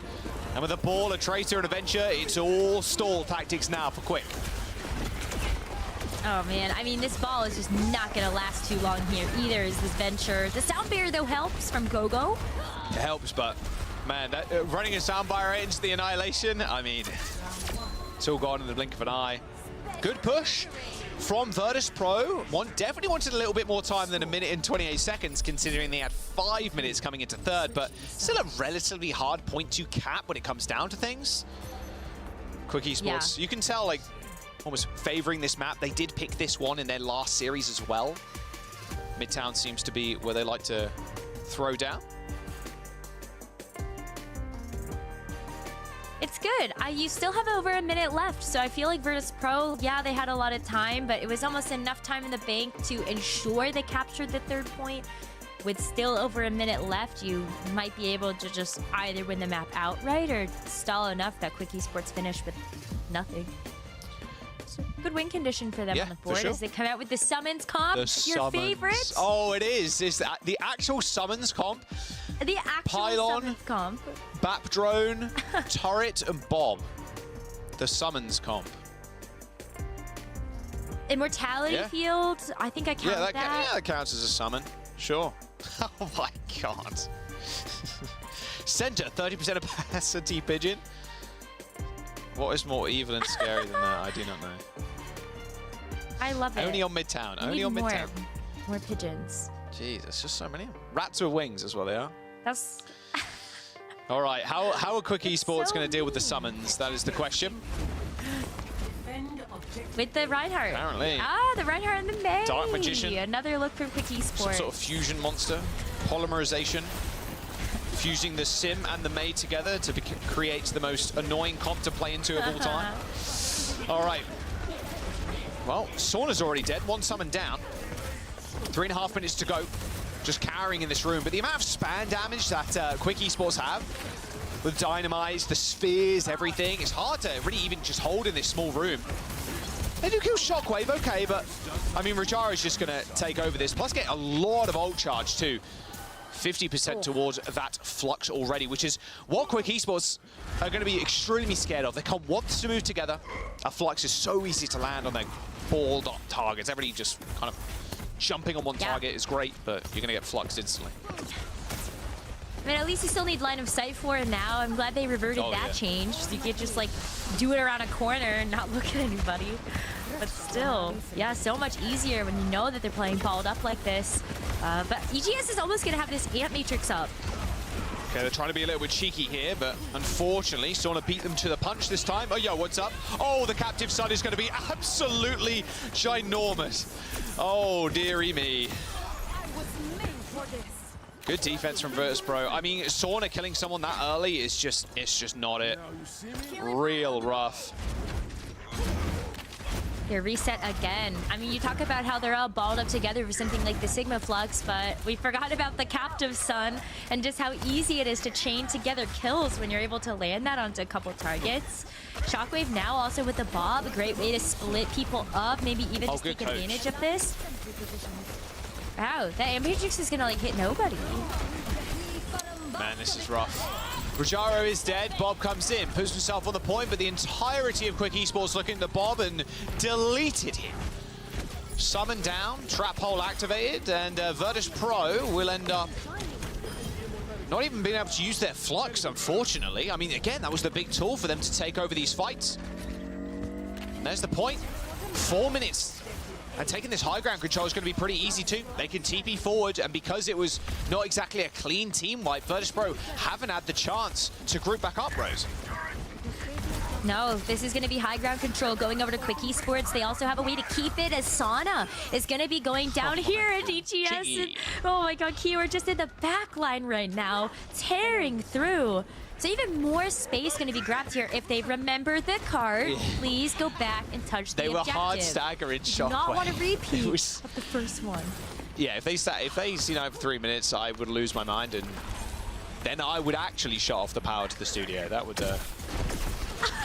You would do it this time. It wasn't me. People were blaming me for that as well. It was not. Here comes the Flux. The Molten Core is going to be quite annoying to kind of deal with, but the sound barrier should help them see through this fight. A solo shatter on the Torp. Sure, it got rid of it. It'll do. 3 minutes to go now. Quick Esports have used their one big ultimate, but it was counteracted quite quickly by GoGo's sound barrier, and now they are slowly but surely making their way onto this second point. I mean, this is just so much distance for them. You still have the Blizzard throw on top of the cart, especially after dealing with this Flux. Oh my god, what a greedy window. I am here for it. Oh, Love so it. good. I love that Baptiste skin. Oh, the terracotta Bap. That's the one I use a lot, yeah. Yeah, it's so good. You're made of stone. Rock and stone. Right, Quick Esports, again, they struggle to kind of get on top of people here because they're playing so split. It's going to really hinder their ability to use this Blizzard. I mean, ideally, you just catch one, but oh, sort of just picks off EGS. Took a little bit of damage there from Shockwave on top of it. Real rough. Their comp is just getting picked apart, Rose, and they need to reset. They need to get out of there. Wall TP will help. Oh, they're using the wall defensively. I mean, that doesn't feel good, though, because, like, honestly, you want to be using that wall in this composition as a way to initiate on a fight. You block off the Sigma. You block somebody off from the healing. And right now, you have to wait for that wall to be back on cooldown. At least it's going to be soon. And you have the Photon Barrier to help out with that defensively as well. But you got to make this a long walk around to try to get to this high ground or this card, which is starting to die. It's like sub 50 HP. There's the wall. Okay, here we go. Now we can start getting this payload going. Pylon down. Bob comes out. One summon to replace another. China is... Where did Crocs come from? TP'd onto the high ground. Oh, the fire strike too! Wait, Crocs just went demon mode on the Rhine. Takes down the Alari as she's hitting the Captive Sun. TP'd onto the high ground, landed the pin. Okay, Quick. I see what you're putting down. I'm picking it up. 2 minutes and 45 seconds here. Garland switching over to the Zen. Not a bad choice either against this kind of comp. A lot of shield pressure, and the Rhine's going to instantly explode if he refuses to put that shield up. Absolutely, and you're able to deal with some of these squishier health pools as well with those Orbs of Discord, and you also have the Orb of Harmony to put onto Sauna to make that Tracer even a little bit more tanky. So yeah, I really love this choice. Virtus Pro also, they've done a great job of whittling away at this time bake. 2 minutes and 20 seconds left. Easy enough to stall Quick Esports to Wow, 0. that was close. Sauna right now is just being such a menace to Quick Esports.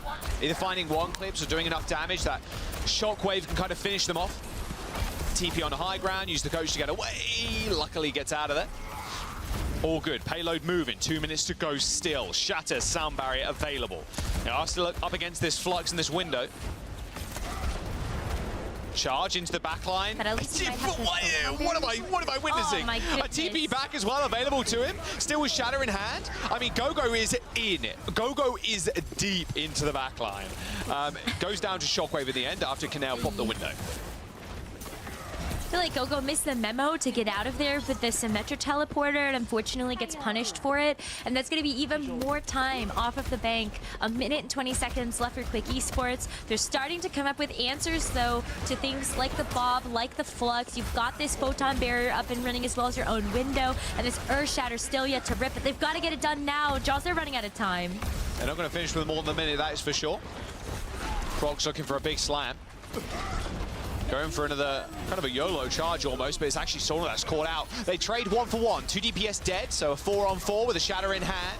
And Crocs can play behind this big wall if he wants to. Flux coming in from Rajaro. That wall is going to fade at just exactly the wrong time to catch his EGS with the Flux. And this is Virtus Pro holding strong on this third point. Quick Esports with 2 ults in the bank, trying to go in down late. This is their final attack. And Virtus Pro can play so far forward here because they have the Bob, they've got the Pulse Bomb, they have so many tools to just play this aggressively, knowing that their spawns are also right there. They don't want to risk it, though. They do back up just a bit, but you're still looking at Virtus Pro like having ways to answer this with the Bob going out first. Good Pulse Bomb from Sauna in connecting, and a block Shatter as well from Jaro. I think it's all over, Rose. You got to admit, 130 HP and a dream, but it ain't happening. Dreams crumble, and that'll be Quick Esports held on third point by Virtus Pro, and Virtus Pro match point and 1 map away from locking their place in at EWC. Even a little Zenyatta Transcendence at the end as a treat, as a little cherry on top for that fight. Really good stuff here from Virtus Pro. They already looked so clean on our first map of Busan, but even just looking at how they've been able to handle these fights, I feel like they're playing very confidently, and it is Quick Esports on the back foot to try to figure out what composition is going to beat what they're throwing at. Yeah, it was really rough in that game. I mean, your comp is specifically designed to kind of get in there, use the TP to either get in or get out if you really need to, get the Mei to plant a wall behind the Sig, get the Sig down. But I mean, Virtus Pro, we're just playing around it so expertly. You're playing super long range with the Ashe, with the Alari as well, mind you. There were a lot of big plays there by Quick Esports, like Crocs on second point. TP in high ground, lands the pin. Yeah. Lands a crazy fire strike on an ulting Alari to take him out. But it's just too little too late. It's like so much time was burnt by either Virtus Pro just getting picks, Sauna cleaning everybody up after they all get damaged by Shockwave. Yeah, they've got every single answer right now that Quick are throwing at them. It's been tough too because I think this is where the desk was discussing how Quick Esports might struggle. Jaro gets a chance to continue to lean into some of their strongest points as a tank, playing the Sigma, playing the Ram, and this is just Virtus Pro's comfort. They've got the Ashe, they know how to make this Ashe work in this poke type strategy. Gala on the Alari has been so much fun to watch, and then you take a look at how Quick Esports, they're the ones that are switching off the Malga. They can't play what they've looked so good in with these Esports World Cup qualifiers. They have to play the Reinhardt, they have to play the Ramatra, they tried the Wrecking Ball, they tried the Winston, and it doesn't feel like any of those strategies in particular are enough for Quick Esports to get the job done, and I think that's worrisome heading into this third. Well, it's going to be Colosseo again, so we're going to get to see a little bit more of that. I'm not too mind. I don't mind that at all, actually, Rose. I want to see more Colosseo. I want to see how teams are going to kind of adapt to that and adapt to kind of the push changes as a whole too. So with the 10% faster bot speed when they're pushing the wall. We'll have to wait and see how it kind of evolves the game type and obviously evolves this map as a whole with all the new changes. Of course, like you saw in the lower third, that winner of this series goes to EWC. It's looking like it's Virtus.pro's game right now. Desk predicting pretty accurately there in a 3-0. If the last two maps are any indication of how this next one is going to go. And Virtus.pro, this is a team that everybody has looked at as a big front runner in EMEA. I think when you take a look at just like their performance in the Esports World Cup, even just to date, this is a team that you would expect to be able to be there at the Esports World Cup. So one win away, potentially, of being able to match that destiny. But what are they actually going to use here? Because I'm not feeling super great about seeing the Wrecking Ball from Rajaro, so I'm very glad that that's not actually coming to fruition. But I think this is smart from Crocs. They got so close on Quick Esports to winning out that first map, apart from that egregious C9 on downtown. But the Winston looked good. And into something like the Sigma, we've seen this as a consistent counter strategy. Crocs getting destroyed in the front line. Even requires a Suzu there, unfortunately, there. Shockwave taking a lot of damage too, but more than happy to kind of step up. Sauna's kind of playing in front of him as well. This tag team duo of Shockwave and Sauna have been one of the main reasons why Virtus.pro have done so well. Little team kill there, and yeah, there we go. The glass broken, that point unlocked, and their mid-fights, they're getting quicker. Yes, they are getting much quicker. I mean, that's already sub 1 minute territory for those fights on both times you've seen Coliseum so far. Color me impressed. All right, hey, Shockwave explodes. Detroit did go for him though. One person you don't really want to match with on that bot is probably Sauna. See Crocs there, he's like, wait, I need to go this way. Oh wait, there's a mega health pad there now. Forgot about that. And he comes back as well. And can hail. I'm curious if either team have scrimmed this new version of Coliseum. I would imagine a lot of teams were like trying to get in scrims ASAP last night and during the day. I saw when I logged on yesterday after the patch updated, the amount of players that I saw in lobby, customs lobby, I was like, okay, everybody's just trying to hard scrim this new patch, like maybe the new version of Coliseum, etc. Just getting ready for today. Oh, good pulse bomb. Oh my goodness. Sada could not get away from that one. I mean, on top of scrimming for the new patch, the new map, I wonder how much Quick Esports have scrimmed with this Winston comp. Still not the first time you've seen Crocs on Winston, because we did see it a little bit in stage 2. But they're chirping again. They're yapping. Crocs is like another reverse sweep. If so, rip. Rip for Virtus.pro, apparently. I don't want to go through that again, please. Crocs with the mental warfare once again. Oh, the flux. Maybe a Rajaro. That got in his head a little bit there. Missing that flux. This Bob, I mean, what can it really do on the field right now? Shockwave has already found one, but Gala and Sauna are dead for the side of Virtus.pro. And Kyo, even with the nerf Sojourn, is still managing to get the job done. And that is the checkpoint you would imagine. Although you could send someone down, it will be Sauna. For how long can they survive? Okay, the window up on the high ground's good. Kyo cannot poke that or peek that anymore. And that will be the bot halted just before that payload.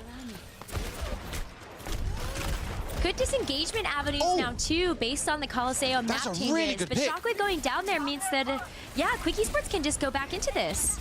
Bots move so far away though, but they're gonna have to win the fight here now first. Canail's dead. EGS just killed 2 on this fight. I think this is checkpoint for sure for Quick Esports. Do not let him get in your head, Virtus.pro. Yeah, that's the cap. That's the cap. That's the lead right now for Quick Esports, and Virtus.pro definitely can't let that go to their head. I'm sure they still feel the sting of that reverse sweep from Ents. They get to come back in with this rematch. 2 sound barriers coming in, but EGS is already dead. Already suffered at the hands of Rajaro. Sauna finding a pulse bomb kill. They just need these quick and clean frags to get this bot going again. Of course, 42 meters is not too bad whatsoever. You're kind of getting past that midpoint and moving towards the bridge. Small stagger by Sauna there. You see him not wanting to insta-kill China, but it shouldn't really matter. A lot of them are going to get forward towards anyway. It's actually Crocs now, Rose switching over to Malga. That makes sense. You have forced Rajaro off of the Sigma, going over the Ram, and in fact, Virtus Pro made a couple of additional adjustments there with Shockwave's Cassidy as well as Canale's Kiriko. This is a perfect time for Quick Esports to go back to exactly what they want, which is this Mauga Pharah composition that served them so well so far. Rajaro crossing his arms, but unfortunately, those rockets are sailing straight past him into Shockwave's face. And straight behind you. Yeah, you got to watch out. 360 degrees when China's playing Pharah. Fortunately for Gala, he went down to Crocs. Annihilation's even going to get ripped. The bot is moving right now in Virtus Pro's favor. Somehow they managed to turn this around. However, Crocs and the rest of Quick Esports, they can still fight here. They've still got ults. Overclock's been popped. Finds one body shot on Canal. A second one will land and an instant kill onto the Kiriko. 5 minutes to go. A very scrappy fight around the bot right now. Sauna not wanting to use his ult. And the health bag gets stolen away from him.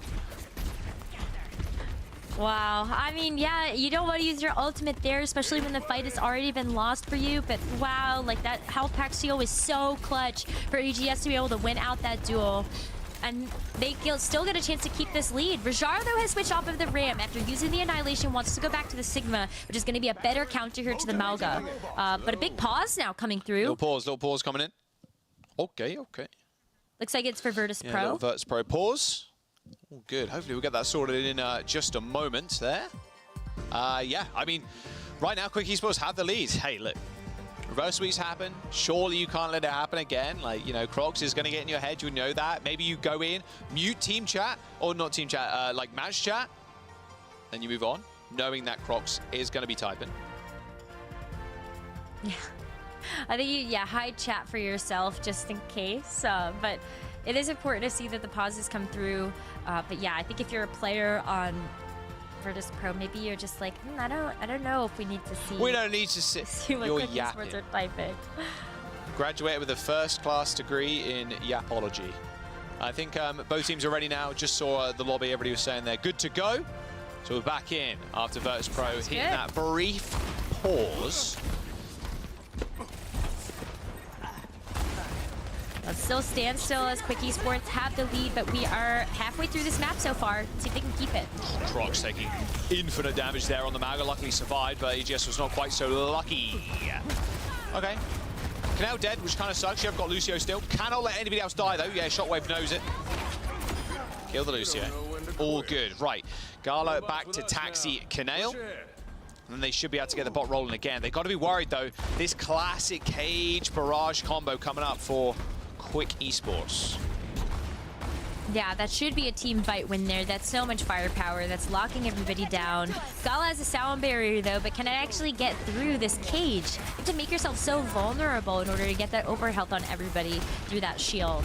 But Virtus Pro, they back up. They know that this is coming. They have to be tracking these ults. Yeah, at this point, it's still very annoying to kind of deal with, too. Pushing in here onto the high ground is really rough. Even rougher for Sauna there. Gets trapped in the cage. And there it is. No barrage necessary even for Quick Esports. Yeah, I mean, that just also feels really good so that you have this barrage where some of these tighter quarters are going to fight, like around these walls, these buildings, especially if you're going to push Virtus Pro all the way back. 3 minutes to go here for Virtus Pro to try to get the lead. At least you've taken out China for now, but the job isn't done yet. Virtus Pro still need to win about 3 team fights in order to guarantee themselves the lead, and these fights are happening so fast. I don't know if this amplification matrix is going to be enough to try to keep Quick Esports from getting too close and comfortable. Yes, with 3 minutes and 2 support ultimates, Virtus Pro need to push through this choke point. Dealing with this high ground, sound barrier coming in. China not receiving any of that sound barrier from Gogo. Just an instant to the backline, thinking Barrage can get things done. The window from Canale, kind of expecting that. You can see how far they were playing back. Big mistake there, it feels like, from Gogo, not hitting that beat onto the barrage. The barraging Pharah even. There it comes, this checkpoint. Moving ever so, this barricade even moving ever so close to that checkpoint now. Big switch up here for Quick Esports, though. They're going back to their Winston dive comp with Crocs and China onto Winston and Tracer respectively. Oh, they're going to try and make it end right now. The Flux hits Crocs. Look at the focus fire. Oh, the Suzu! It was too early.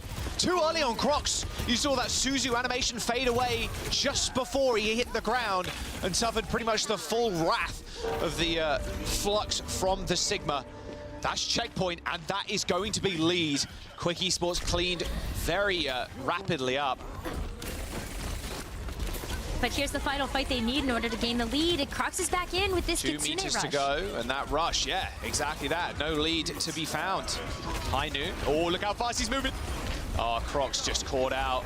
Perfectly played from Virtus Pro there, just kind of not baiting Crocs in, but knowing that they can back up slightly, and then if Quick Esports want to get aggressive, they can pop High Noon and force them into a position where they can get killed. And here is the lead. 2 meters to go. Infinite bridge stall, not possible at this moment in time. It's just the Tracer and Lucio to kind of stick them on. But people are spawning, by the way. These kills are not coming in quick. No, I mean, like, Okay, BTS and China going down, though. Everybody else is so low. There should be enough cleanup, but there's still a minute left. Virtus Pro taking the lead here, though, is so big for them because it's so much easier to keep it from this point. Look how far this distance is now between these two endpoints for push. Quick Esports are going to have a lot of ground to cover and not much to do it with. Only this pulse bomb, and they have to walk into an ant matrix. Yeah, I mean, this is just free real estate here for Virtus Pro. Really like that angle too, actually covers that back bit. Yeah, Gogo knows it now. Yeah, covered that back bit. That's that new position that you can take from your spawn. They're going to be very familiar with that. EGS down, 20 seconds to go, 100 plus meters and counting. Full completion, potential. But Quick Esports, with that 10% they're going to fight in OT. That bot's moving fast. It's beat 4%, 3%, 2%. They need this online right now. Here comes OT, and Virtus Pro know it. They can back all the way up. They've got the massive lead. What, 60 meters or something? 61. It'll do. Gogo with the sound barrier has to pop it. With China already dead, they're going to need to find something. Primal Race used. Where is Shockwave's hand going? Scratching his little chinny chin chin, I think, there. Hoping he can find some kills. And there we go. EGS down. Gogo to follow. Shockwave with a double. And Virtus Pro have locked themselves in for the Esports World Cup.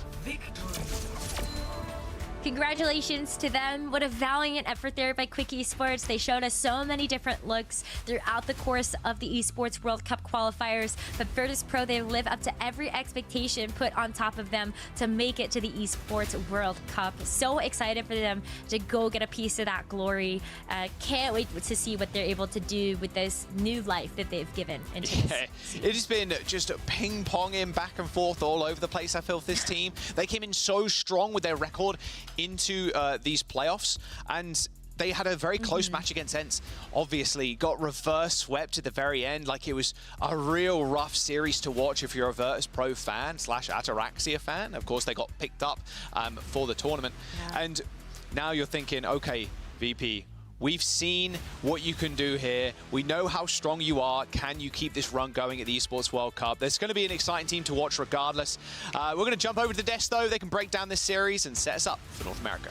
Thank you so much, Nekra and Jack. Desk back here in action. Jake, Johnny, let's break it all down for our viewers. VP, a very convincing victory here.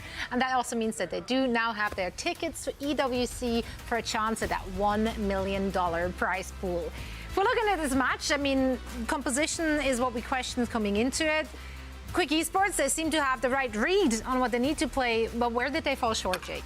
Yeah, you know, we saw other teams, like, for example, Twisted Minds look really great with the Winston into the Sigma, but they fell short. They couldn't get it done. I think in the end, this is not a comfort comp for Quick, not something that they had really practiced or specialized in, and VP just stuck to their guns and fought it out. I think what is a tough matchup for the SIG, often against the Winston, but VP shows they're just so good at this comp. They individually execute so well. Even if you've got the counter comp, that's not going to be enough to get a free win. You have to actually execute really well against them, have clean and aggressive dives and great individual performances. And VP just brought so much heat in that regard that I think Quick had good ideas, just a little bit of a skill issue in terms of taking this matchup and qualifying to the Esports World Cup. Yeah, I think that really tells you how good Virtus Pro is as a team. So they do qualify for Esports World Cup, but that brings into question, you know, like, how are you going to fare come Esports World Cup? You know, will you have to try to play other compositions, for example? They have primarily been relying on a lot of these Sigma compositions and playing some slower styles, right? So maybe, you know, have to play a bit more versatile going into the Esports World Cup, for example. But they get the job done.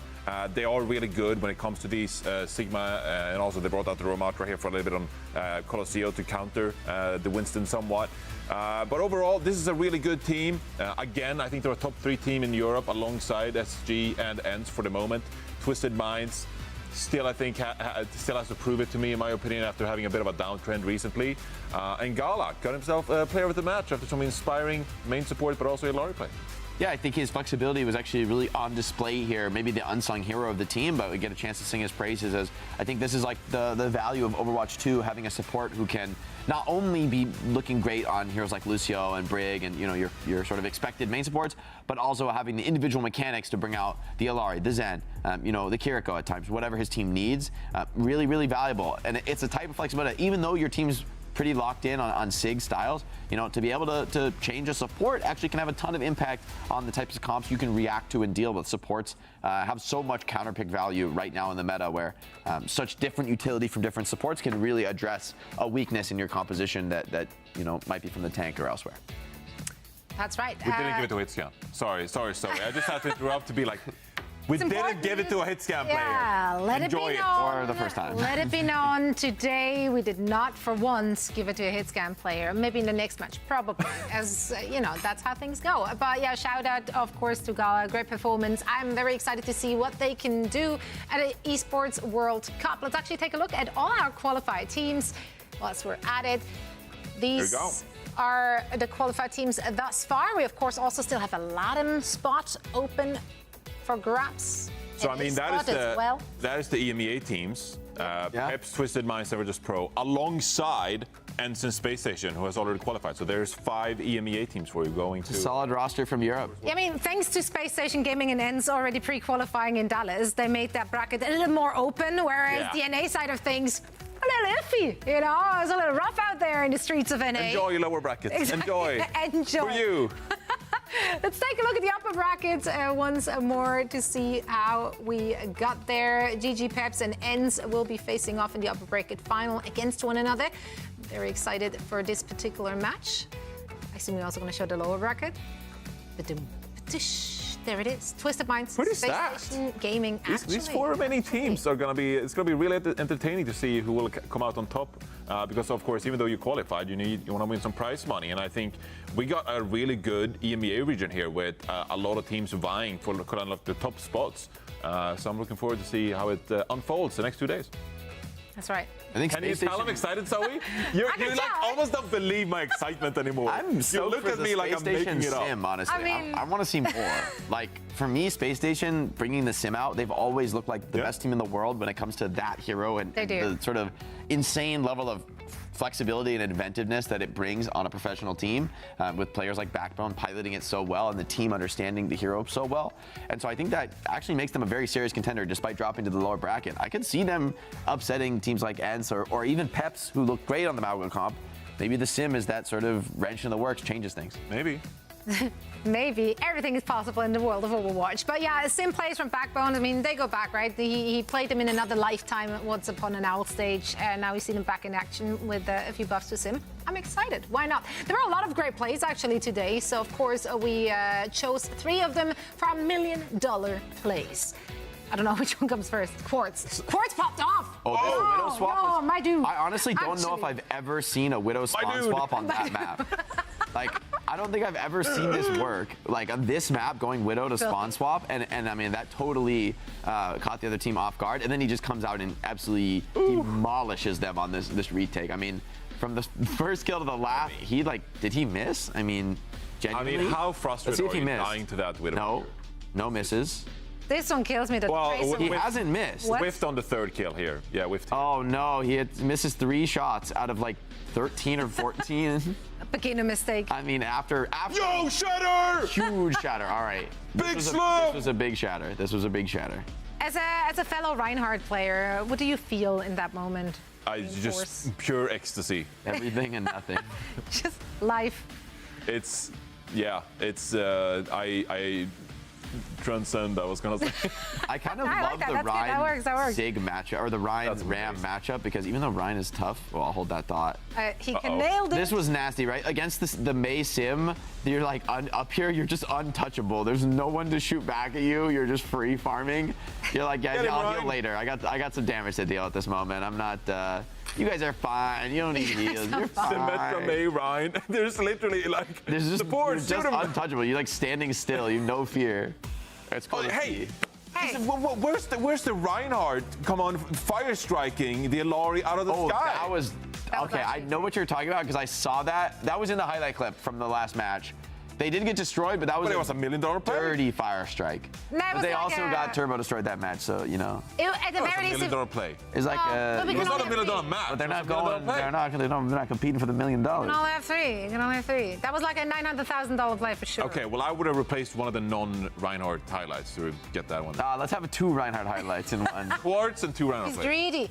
Reinhardt is back for a hot minute, and all he wants to see is Reinhardt. These were great plays. He fire striked, and Ilari. There it is. There you go. Oh my God. That was a dirty play. Like you gotta. How often do you see that? They had a nasty play on the other side of this map where they like TP'd the Ryan behind. I think it's actually just before this. Yeah, he got TP'd behind Shockwave and then pinned him.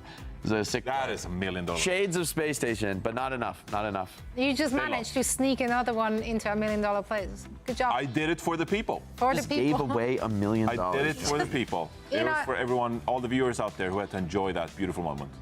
Thank you so much, Johnny Bougie Snowden. And we're now heading into our NA region. This is not good. In just a little bit. First, of course, a quick break, and then we're back with Energy Shock taking on Citrus Nation on the other side.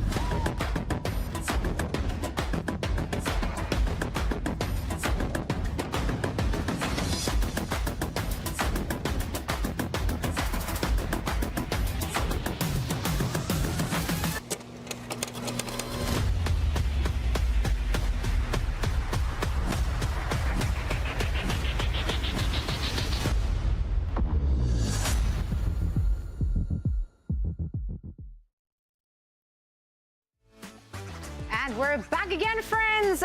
Diving into the NA region. Zoe here, joined by Jake and Johnny. We've got some good matches coming our merry ways. It's going to be a banger, but first things first, let's recap last week. Let's take a trip down memory lane and see what happened in week number 1 of the NA region. Yeah, it was Toronto Defiant and M80 locking up the first 2 slots in North America, qualifying for Esports World Cup. And honestly, this entire region has just been a banger. All matches have been close. The entire region is a banger. I want to add the caveat, though, when I say not Toronto Defiance games. They have been deleting everybody. It's been a vicious performance from Toronto Defiant. There's been a lot of competition everywhere else. No one is touching Toronto right now. Yes, full stop. Nothing. I mean, that's all there is to say. That really is all there is to say. I mean, that's how they rocked up initially in the OWCS, right? So it's great to see them back in shape after what went down in Dallas. I think this is the statement they needed to make. Tree also having his birth in the professional scene on M80, looking insanely Biggest Tree good. fan over there. I mean, he's been so hyped up, so easy to be overhyped. I did it with Proper, I'll do it again.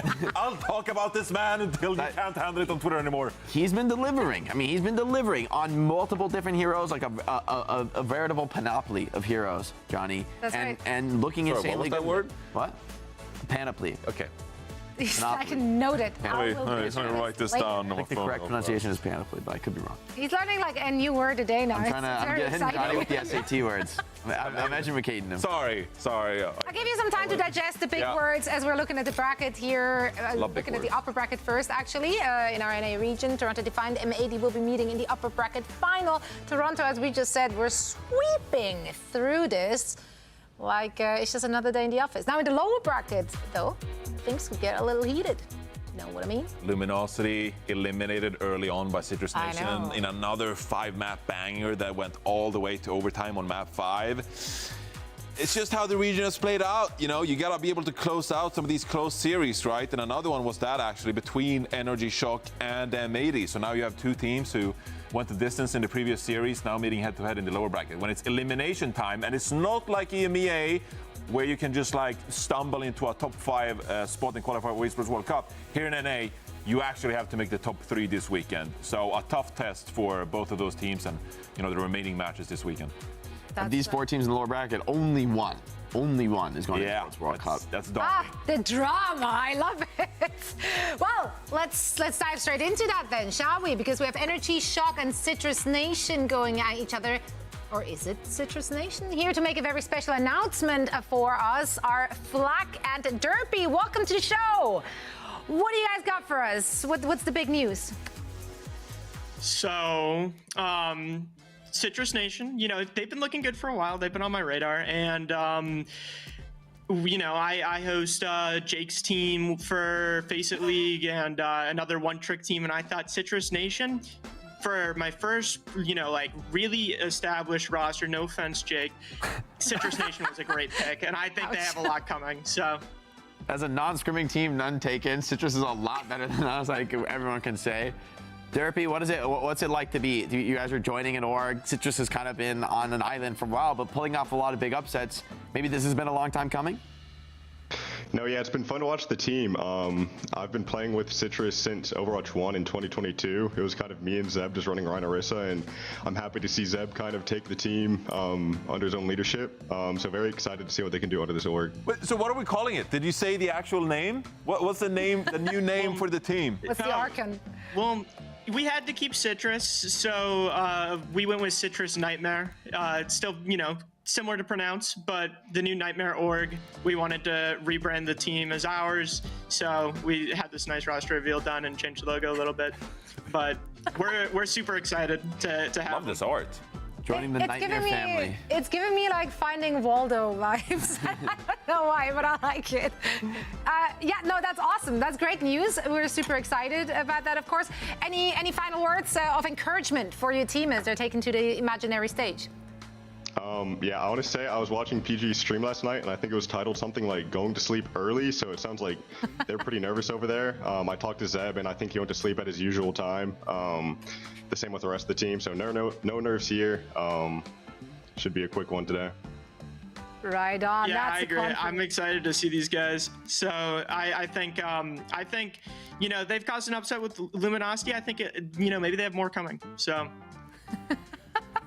We'd love to hear it. Flag Derby, thank you so much for joining us and sharing this wonderful reveal with all of us. Best of luck to Citrus Nightmare in this very match as we're about to head right into it. We're breaking it down. Thank you, guys. This very desk. Right, so... Citrus Nightmare sounds Citrus scary. Nightmare. What is a Citrus Nightmare? Oh, I love that I logo. don't know. I love that logo. That's The cool. logo is actually Oh, yeah, I that love logo. this logo. The logo is cute. That is It's cute. It's cute. It's cute but scary.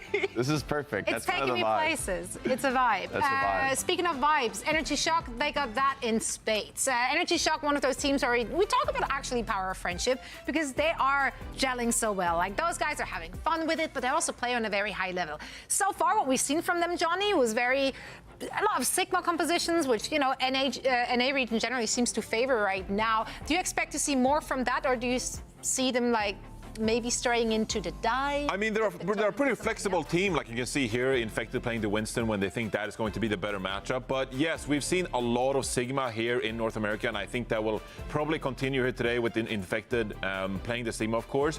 I mean, we talk about the power of friendship, but I feel like this team, they gotta be playing pretty frustrated, like going into this lower bracket now, because they were, you know, just like an overtime away from qualifying for the Esports World Cup, but they ended up losing to M80, and now with only one spot remaining in the lower bracket, like, you need perfection from here. You can't slip up. If you lose this match, like, you're not qualifying for arguably the biggest event of the entire year, right? Which is going to be a massive blow for this organization. So I think there's some pressure on these guys here to come out against a team like Citrus Nightmare. You should be beating these guys. You got the support from NRG, you know, a long time established franchise in the Overwatch scene, of course. So there's some expectations on these guys to come through with that promise and actually earn themselves that spot to qualify for Riyadh here in the lower bracket. Yeah, well, look, here's the thing, though. Energy Shock, obviously a team which relies heavily on their teamwork. Citrus Nation, on the other hand, I think it was the individual pop-up performances which got them this far. Yeah, I think you gotta, if you can't talk about really the Citrus Nightmare squad without thinking about Lethal, about his ridiculous individual performances. I mean, he really does look like a world elite player on the hit scan. Of course, hit scan taking some nerfs, but still looking effective in other matches, so I don't think that's gonna stop Lethal from coming out and having a huge performance. Tap as well has come in as a great DPS partner for Lethal. But the rest of the team overall, a little bit less flexible, I would say, than NRG, but when they're in their wheelhouse, when they're on their comfort zone heroes, Zeb has looked pretty solid on the Sigma as well. I think he was known as sort of an Orisa one-trick in the past, but, you know, he's evolved, he's expanded the hero pool, and it's looked great for the team when they're able to make an upset. So I don't think they are going to be nervous. I think they're going to be playing their game. They're not scared to face stronger teams. I think NRG is a stronger team, has the flexibility to, like, force mismatches, like a Winston dive into the Sigma. It could be really punishing, but at the same time, I think you're right, Johnny. This is a test for NRG's mental. It's, do you have the capacity? You had a taste of that pressure on stage in Dallas, and, you know, maybe the expectations weren't really super high for them in Dallas. Frankly, it was their first land, a lot of inexperience.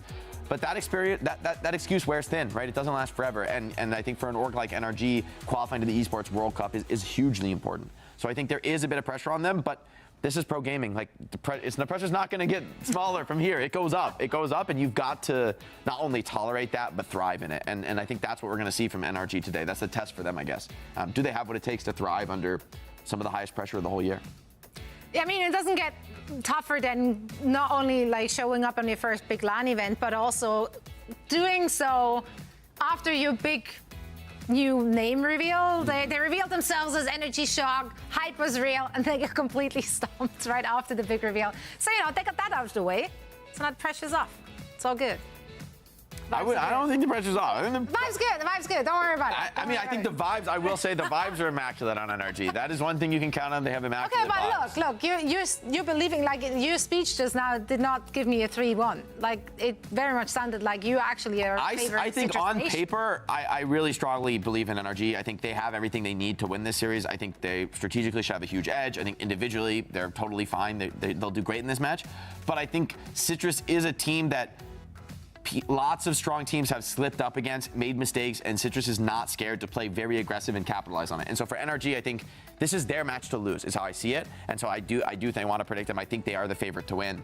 But I just want to set the stage there. You know, there's a team that the vibes are immaculate, but I think that's historically is not a sustainable thing in pro gaming. Like everyone can be friends, but you know, if you start losing important series and missing huge tournaments, that has implications on your whole career. And it's inevitable that people are going to start asking questions. You cannot play at this level if you don't really want to win and be the best. If you're like, oh, we lost, but we're all friends. Look, that's you just shouldn't be here. You shouldn't be here. That's how it is. Okay. Like, or like you don't qualify. You don't. You know, it's like winning is what this is about, right? Like as much as we love the vibes, you also got to win. No, Keep the vibes immaculate. You're gonna need to win. I generally feel like in this online format right here, which is not on this stage, I think they've held their own against tough matches. They played really really close games. Citrus Nation obviously going up against Toronto first thing didn't look that close. Johnny, who did you pick? Like I mean, I picked NRG. I picked NRG. Okay, cool. I just want to say before we get to the game as well, it's rare these days that we actually pinpoint specific players as like star players for their team with tremendous impact for their teams as well, because it's a team game, you know, collaborate, all that stuff. But I really do think for Citrus Nightmare, Lethal this year has established himself as a true star player for this team. His proactivity on the hit scan role that is so influential in the outcome of these games. I really do think that if Citrus Nightmare, if they're going to win that series, it's going to be because Lethal is having a fantastic game. So I'm looking out for Lethal to see what he can do against, you know, someone like PG, for example. Yeah, got to be out there shooting heads. It's not going to be easy going up against Energy Shock. So we are ready for this first match of the day, elimination time in the NA region. And for all the action, we've got Matt and Mitch for us. Greetings. Hello. Gamers. Hi, heroes. Hey, heroes. How are you feeling? Hello, heroes. How are you feeling, my guy? You look resplendent today, Matthew. I mean, can I just say? Yeah. I mean, I am. My skin is clear. I am great today. Citrus Nightmare, very interesting name. It's like you know, something you'd go to the hospital. You know, you have a bad case of GERD or something because you had a citrus nightmare. You know, maybe you had too much lemonade at the too much lemonade. Yeah, I was thinking like someone swapped your like contact lens solution bottle for lemon juice. That's what I had in mind. But yeah. That would also be a citrus nightmare, right? There would not be a gastro issue though. That's true. Be an Still a nightmare. Issue. That's the point. They're hoping to inflict one on this NRG Shock roster, but we'll warn them. We have a trend in history of a team unveiling a partnership with a big org and then immediately getting absolutely bollocked in their games following it. Happened to Timeless. Happened to NRG Shock. Citrus Nightmare, as our scorecard should read, have to be aware of this little trend. And again, they'll be leaning on Lethal. Zeb, I think, coming in, we wonder what's going on. Like, you know, Renaissance is playing, or he was under the name Renaissance. We talked to him earlier. Like, okay, he's trying to force Ryan. He's like trying to tell someone to Ryan mirror against him. Like, what is this team actually doing? Zeb comes back in, like, okay, back to business. Citrus Nightmare are the real deal.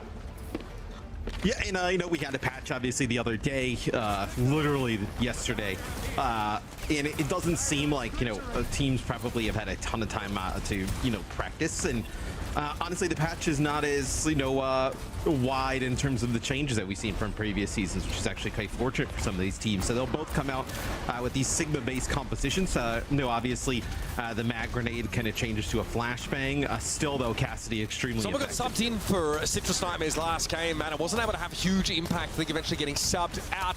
They're going to start on the Tracer here in this Sigma setup. And of course, Scissors on that Farah.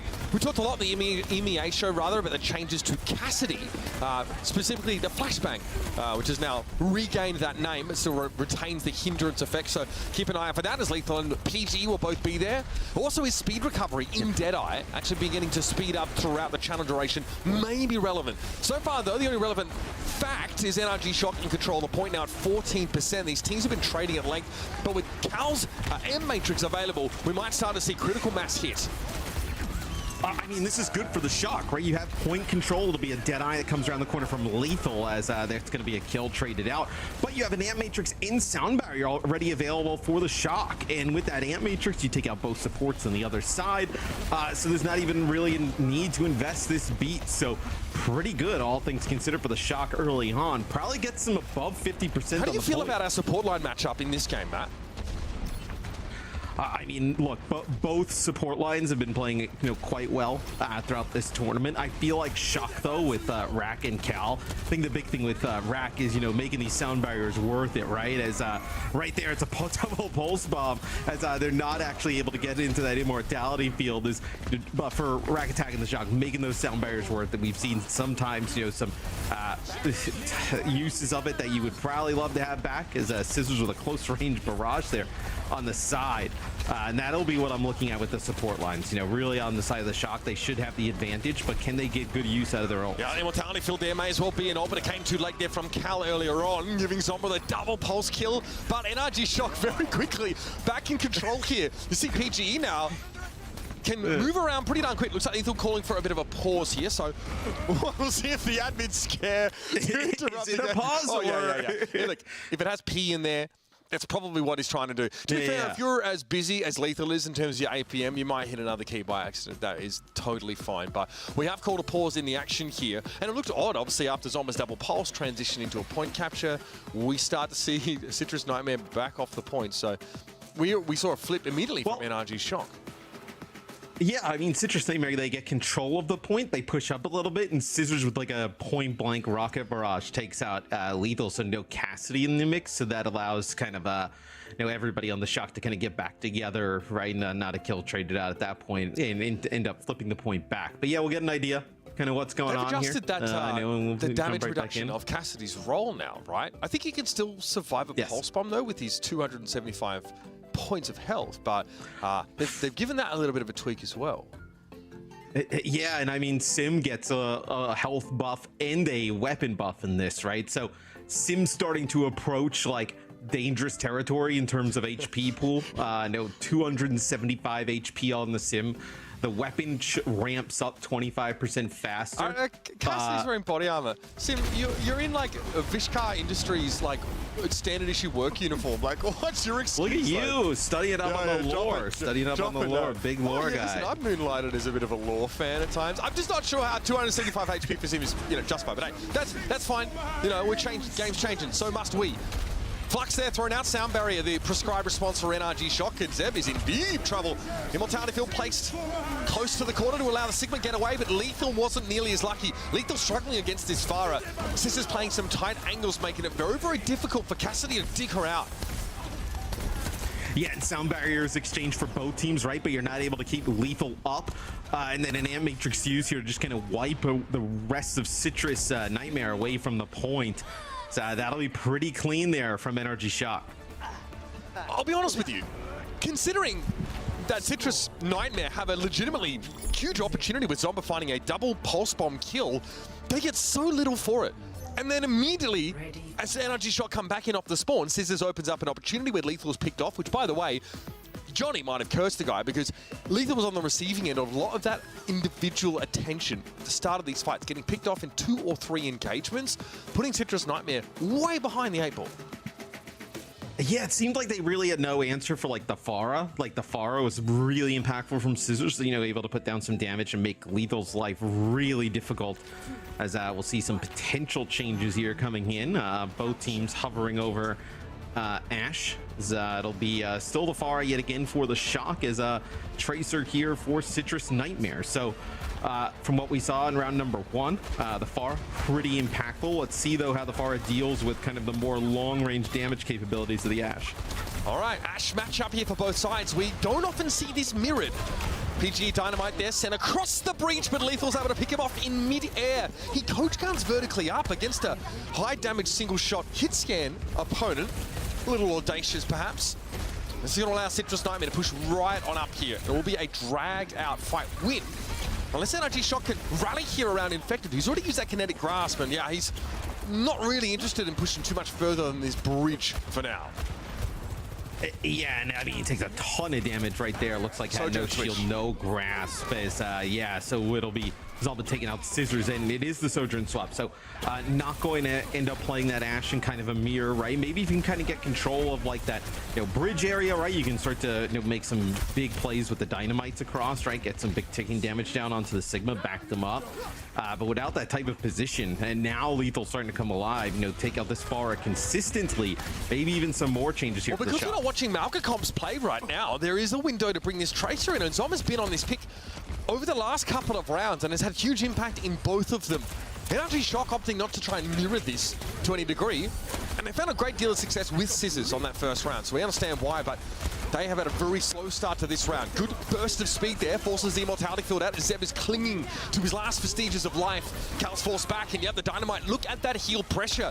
If Regenerative Burst is not available, the BAP is going to die to that. Yeah, I mean, you just don't really have a lot there, to deal with it for the Shock, right? You'd already used your Immortality field, Regenerative Burst already kind of gone. They're trying to kind of heal Infected through that Ant Matrix, but he ends up dropping to the low ground. And you think about, well, I was going to say the Pharah, right? There's really no healing for the Pharah in this type of comp. Same, kind of how they ran in round number 1, but Scissors able to make it work. This time, though, switching over to the Tracer, I think you probably find some more success here. May not matter, though, right? Citrus Nightmare, going to be up here 90% in a really good spot to steal this round. Catch, though, was pretty massive. I think they were happy enough just getting rid of Lethal for the time being. They're spending on this fight, but Lep used a sound barrier, Matt. Got no value from it. Citrus Nightmare here in a trough ultimate-wise, and NRG Shock have actually phased a number of their key ultimates with those of Citrus Nightmare, which means that there's no one fight necessary with Citrus Nightmare just to have a guaranteed fight win on basis of, sheer weight of ultimates, unless they just take an L and force more ults out of NRG prior. Yeah. I mean, it's not really the end of the world, though, for Citrus Nightmare using the beat, right? Because the beat's used on the other side. Let's say if, Shock ends up winning the fight and holding on to the beat, right? You kind of give them a second fight in a row. Now you're starting to get into, like, a really dangerous territory. Is, nice connection on the Dynamite there. A lot of healing going to have to go over to PGE. He's got the Overclock. Now Lethal going to be forced away. PGE doesn't need to use that Overclock right now. It almost went down to the Dynamite combo from Lethal. Infected's able to really push the line of scrimmage up here. Hypersphere is quite effective inside that hut. And eventually, though, safer to play back towards the bridge in safe line of sight of your Baptiste. Yeah, also it's really interesting, seeing the Sojourn, right? I know in EMEA, in some of the instances you may have seen a Sojourn, like on New Queen Street, for instance. We saw Soldier 76. So it'll be cool to see the difference here in NA, as it'll be overclocked through an Ant Matrix. Everybody going to try and hide from this. PGE has to spend a resource here in his slide to try and get a line on Zeb, who's playing a little bit canny for him. I will say, Scissors is tearing strips off Zomba here in the 1 versus 1. They are trying to contest the point when they can, and that's a pulse here that really might open things up. The flux after the fact might be superfluous and is actually interrupted by an accretion by Zeb. But NRG Shock have themselves now within 1.5 fights of winning the map. It's all about Rack Attack getting a beat online and getting value. The round still on the line for NRG Shock. I mean, yeah, it's just going to be one fight here for the Shock. So as soon as they get control, looking to put this away, is look how deep Scissors is going into the spawn, trying to get Zomba out. Unreal gap that's being felt here in Tracer position. Zomba, though, okay, wow. You are really going to pause it now. You are really going to pause it now. It's a spectator pause. So it looks like PGE is dead. Zomba is dead at the hands of Scissors, but it looks like Scissors is potentially stuck with that pulse bomb. Don't know if he has. Yeah, if Scissors has recall, otherwise, he will perish very fast after this pause. So Wheats, I think, calls a pause there. Coach, I believe, of NRG Shock. At 99%, I think. Tactical pause. 99 to 93. Listen, when it gets called for, you got to make the call. So Cal indicating that they are ready in the server, so we're probably only a couple of moments from jumping back in. Huh? But again, like I said to you, because Olds got phased up in that sort of fight at NRG Shock's 20%, there was. We're gonna unpause, and then it's gonna be we're gonna unpause. We're gonna see a pulse bomb kill, and then the game's just gonna end, and it's gonna come right back out to us. Dude, so don't move the game. Just put it right. Yeah. just put the game. Oh, no. We project it on your forehead. It'll be bigger. Bigger view. Listen, it only looks so big because I'm much closer to the camera than you are, Matthew. Yeah. Yeah, the shirts only look tighter because you're closer to the camera. No, as that's well. because I got that V-tape in my guy. I'm working on this Didn't have recall. Didn't have recall. Okay, so Citrus Nightmare did flip the point back here, and with NRG Shock forced all the way away, they can't touch. Well, okay. Okay. Yeah, looks like they just kind of got bullied backwards there, in not able to get on and get a touch. I think their planning for overtime might have been interrupted a little bit by the pause. I think like you come out of the pause and you're like, wait, how long do we actually have to touch here? There might have been boot back by Lep as well. I want to point that out, but yeah, and I just shock. Quite unfortunate. I mean, we've seen it all. Like the last two shock games we've casted, the maps ones have been all over the place. Infected has survived through 2 rounds of control though, so this is a new record, it feels like, for the month, which is good to see. Pharah here for the shot, and it'll be back to the Tracer here for Citrus Nightmare. So this is kind of like the differences between these two comps really throughout this first map. It's now really on Scissors to kind of get back to getting value here.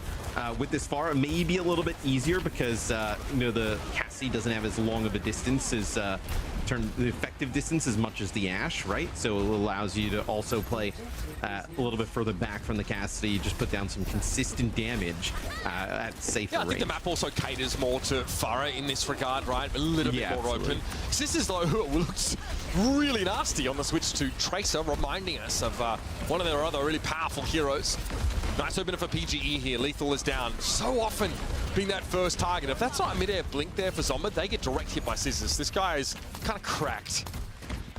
Yeah, and that's going to be the switch over to Ashe. So although this point probably plays a bit better for the Pharah, like you mentioned, like there's a lot of areas to kind of like hide behind and whatnot. You can play around that, central pillar.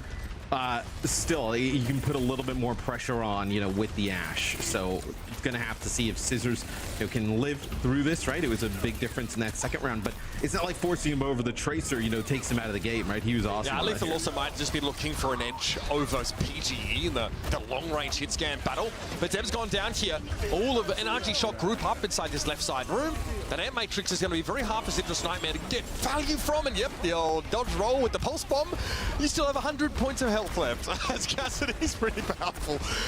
Lethal there just having to dodge away again unless they die once more coming out of spawn. That new look flashbang delivered by PGE, maybe slowing Lep up a little bit after that sound barrier came out, and Rakitek's got one of his own, but note, Scissors does not benefit from it. Yeah, Scissors coming back off the spawn, right? Falls at the hands of Lethal before, so this is going to be a flux. This should be pretty good, though. No sound barrier on the other side. It's going to be just that immortality field, but they are still going to lose some players. Good dynamite there. Infected, affected by it as he goes upstairs. Zeb low. The immortality field has to be used. Accretion threatens to knock the Sigma out of it. Zeb doing very well to dance, keep a toe inside that immortality field, enough to be healed up. And Scissors eventually goes down. Bob really finds his mark now. Yeah, the Bob on like kind of a little bit of a flank, right? He kind of runs through directly into that choke, putting some damage down from behind.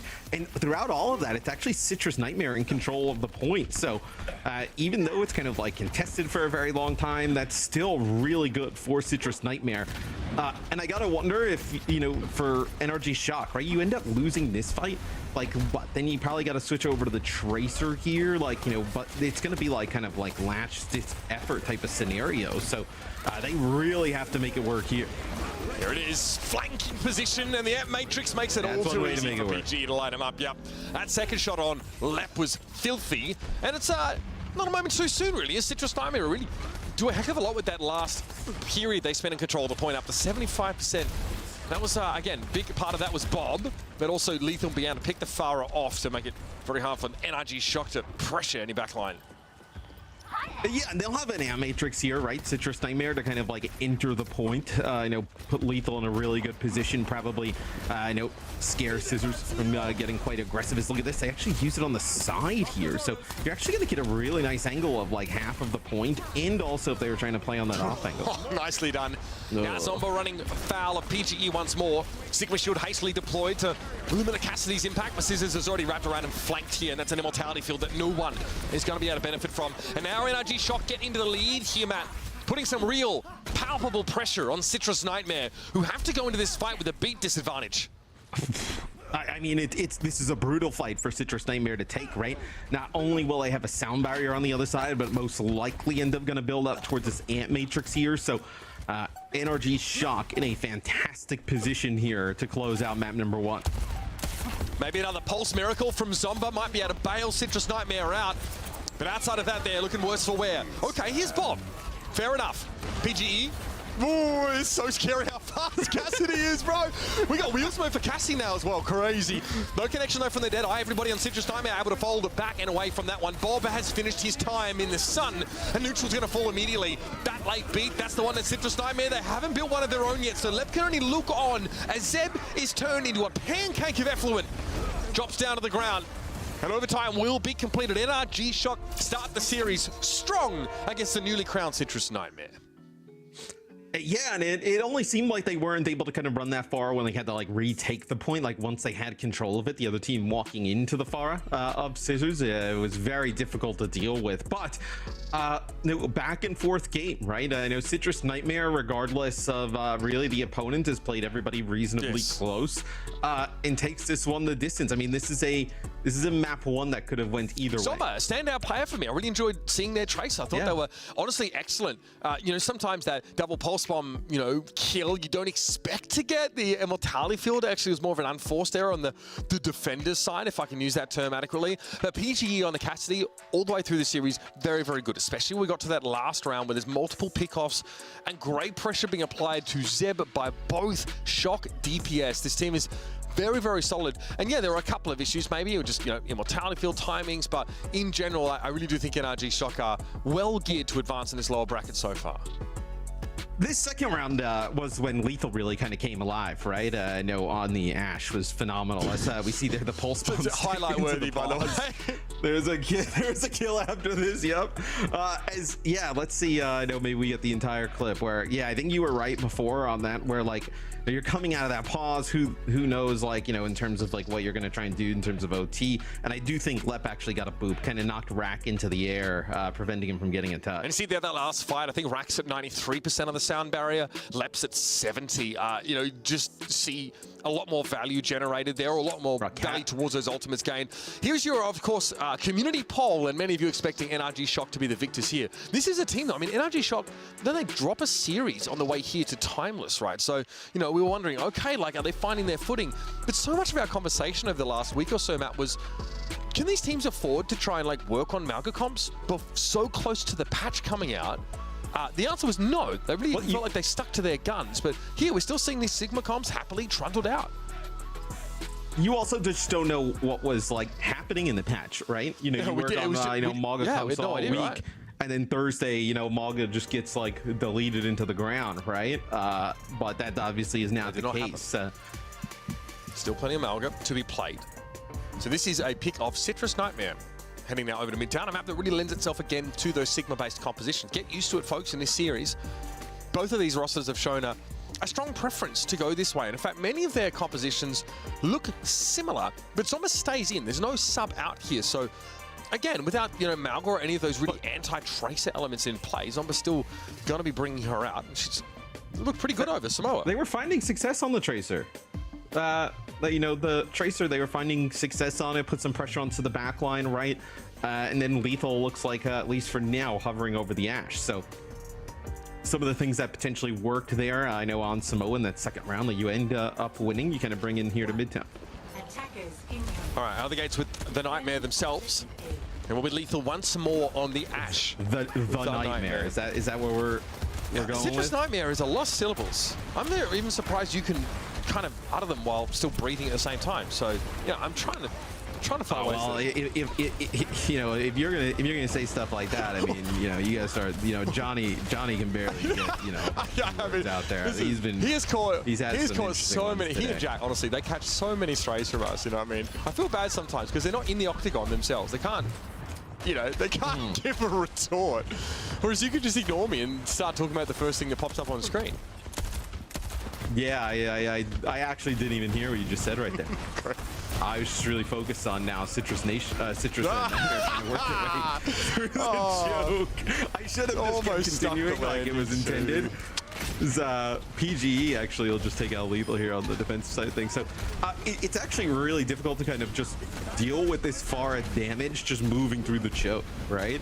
Like, can play up by that subway car, can just do, you know, the pretty big damage onto, you know, players as they kind of work on through. I mean, look at that Lethal right there, you know, now switches over to the Cassidy, a little bit healthier than the Ashe, but he takes a rocket shot and he goes down to about half HP. What? PGE just kind of swings wide, you know, lands one shot and right there. So ends up taking him out. So nothing he can really do. This is going to be quite challenging here. Citrus Nightmare can't even really see the Pharah until they get through the choke, by which point they're low enough that they're one shots to PGE. Flash and Fan. Oh, it's so good to see that combo return to Overwatch. And yeah, we're down to 2 minutes and 15 seconds here for Citrus Nightmare. And now Citrus Nightmare gonna answer with a Pharah of their own, right? So I actually thought they were pretty good on the Tracer, but it's pretty difficult, it seems, to kind of like dislodge energy shot from these positions, you know, trying to move through. So the Pharah even putting shots into the Tracer, right? Forcing recall, and then you're just kind of stalled out. PGE now has another threat to deal with. Here's a barrage, pretty much point blank here for neutral. Lethal falls to PGE across the map as they were working down that shield. The M-Matrix is kind of used there on the side, so I don't really think you're going to get much use out of it here for Citrus Nightmare, right? I know neutral probably drops it there for Lethal, kind of getting a little bit of an off angle, but Lethal ends up dying, getting clipped by that barrage through the doorway. So there goes the Amp Matrix, just, you know, for the barrage. I mean, that's a great trade there for Energy Shock. As I know Citrus Nightmare really struggling to get through the trying to come in on a flank there. I saw them. Yeah, I think Scissors did too. Able to follow them there through that alley. And now you're basically stuck inside the room. You are about to get fluxed. Oh. Beat, it's going to be there. Good timing for it. Infected obviously can't interrupt that. He just has to let that happen. Deadeye for Lethals. He gets not much at all. The B gets both supports, right? But like, you're not going to gain. I mean, maybe you kind of hold this map position out of it, right? But like, is it really that I know awesome of a position to be able to hold right now? As Rack Attack goes with the B, but does not connect with Cal. Cal's going to fall. It looks like the flux was interrupted there for Zeb, or at least he just you know, goes for it. And the sound barrier made that basically impossible. Zomba finally gets to play the game. They've come through the choke here with the rest of Citrus Nightmare, and eventually they break through. It was a pick that happened with a sound barrier on deck. Rack Attack throws it down to stop the flux, but they were already down to 4.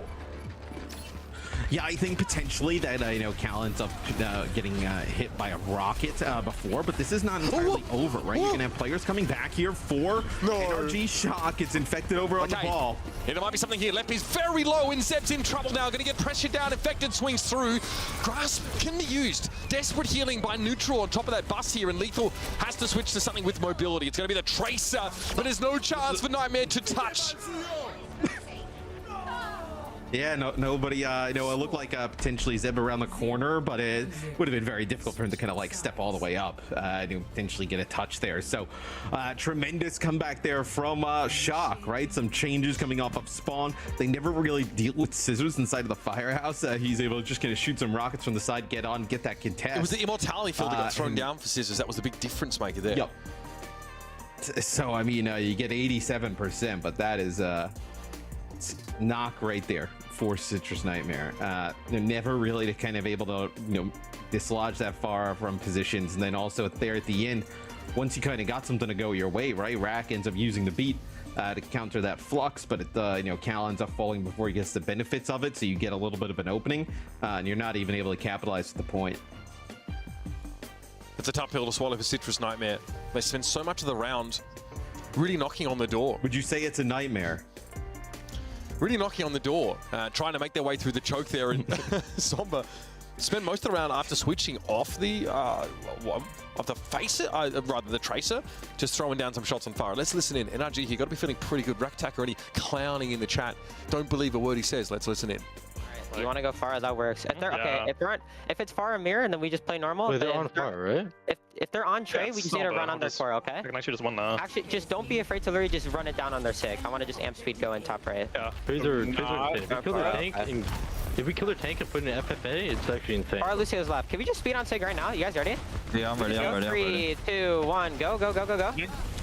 I'm on sig and Back one. Sig low too. Sig very low. He's moved in. Can you ever rock? I got nice. Insane trade. I'm one. I'm dead. Arc Lou one. Maybe I live. You can maybe live.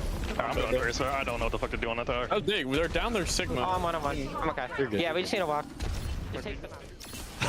All right, so they get the Sigma for the trouble. I love that. Someone in the background pipes up insane trade. 4 for 1. But they get the Sigma. That is important. Zeb is back, though. Yeah, but look at this position they've got. They just speed right through. You see how much easier it is for them to kind of get this position, even with the Pharah on the other side. So they get on the point for a second. They have to back up here. Just trying to wait, trying to maybe manufacture a pick. I mean, Zoma now is going to be a problem. Get some heads turning his way, but Lethal is down. Zoma can't get too close. Happy? Sure, to force an immortality field early on. Yeah, but Zoma, it's brought down by PGE eventually.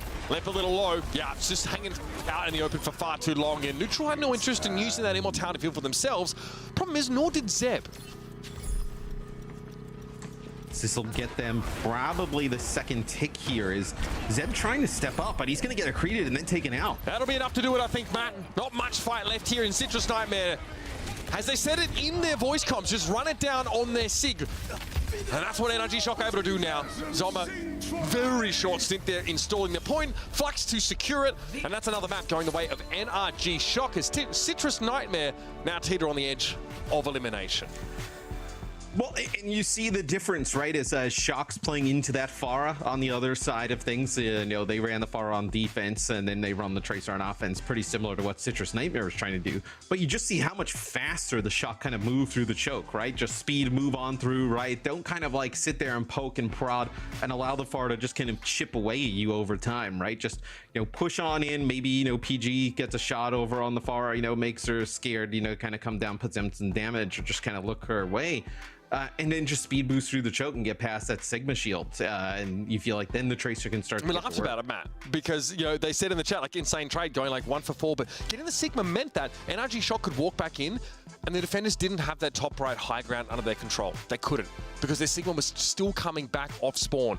You know, that is that, you know, attacker's spawn advantage they're really playing out, where the defenders had to play from a far weaker position and essentially allow NRG Shock to move in through the choke. I mean, you can't let this happen. Well, this isn't great. This isn't great. I will say that Cal, pretty nasty with it. I think they just roll up on Lethal and just get him. But the fact that Scissors lasted that long.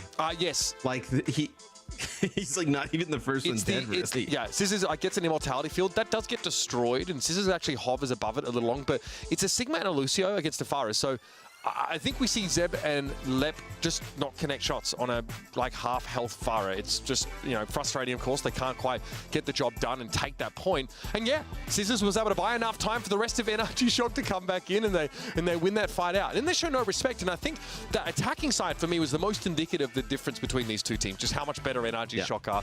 They're not, you know, they're not playing flowchart Overwatch necessarily. They're like, we're just going to speed on them. We're going to run them. We're going to overwhelm their Sigma composition with our speed boost. And even if we trade down, even if we lose the fight, the next fight will be advantaged because we'll have a positional a lead over our opponents. I mean, I don't know if I would say exactly like it shows how much better they are. I think it shows like how, you know, confident and how they know how to deal with certain situations rather quickly, right? They see the Pharah on the other side, they know exactly how to kind of like approach and attack it, right? Where it seemed like on the other side for Citrus Nightmare kind of searching for a little bit, right? Like, we're gonna play Tracer, we're gonna kind of like linger here in the choke, then we're gonna kind of try and play a Pharah ourselves, right? Where, you know, NRG Shock, they come out of the spawn, they see exactly what's on the other side, they have a game plan and how to attack it. Brimming with confidence, this team. They've only gotten more and more clean since they were students of the game, and even then they showed a lot of promise, which is kind of why NRG Shock's eyes were on them heading into Dallas. Qualifying was really the cherry on top.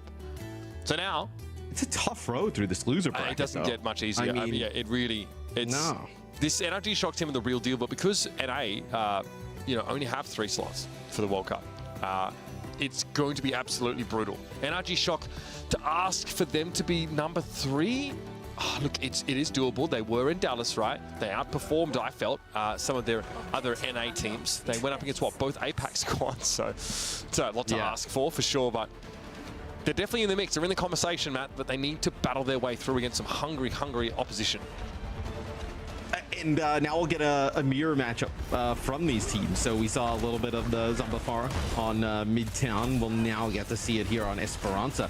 I feel like, though, I mean, at least in my opinion, I'm curious from your POV, as Lethal takes out Sisters, kind of probably going to go against what I was going to say. I feel like this is a little bit of an advantage, though, for the Shock, right? Like, Zombo was pretty good on the Tracer. This feels like it's kind of playing into exactly, obviously, what Shock wants to go for. This is their style. I do think that this map probably asks for it a little more. I don't know if like trying to flank around with the Tracer is really going to get you there, especially when PG is showing himself to, first of all, sit in the backline pretty comfortably and be a bit of a menace. I think their hindrance flashbang now is still a problem for Tracer to overcome.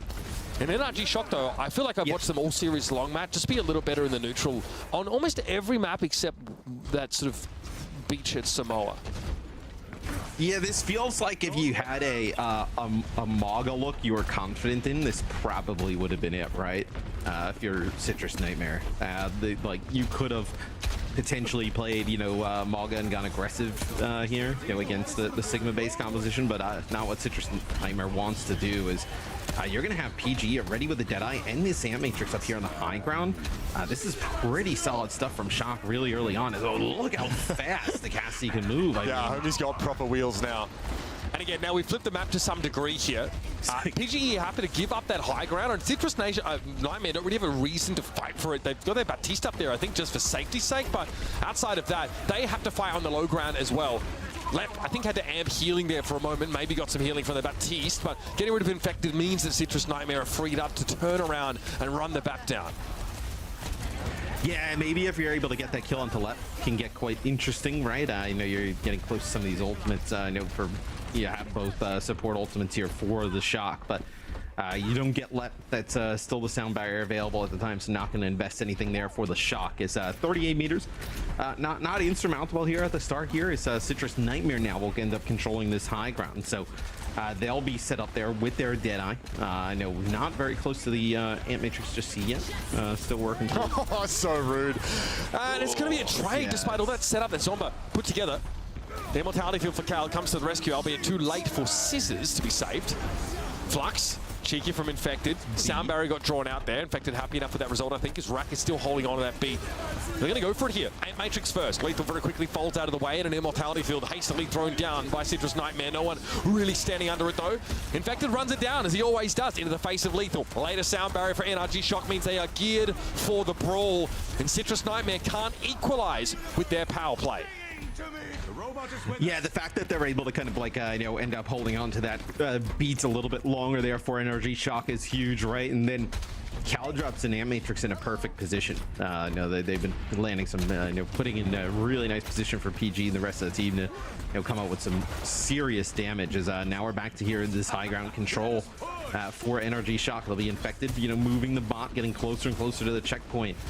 So everybody just trying to, you know, figure out where they want to rotate to here for Citrus Nightmares. It looks like they're going to take that low ground. Zeb can't cover both front and this flanking damage from Scissors with that grasp, so they get taken very, very low.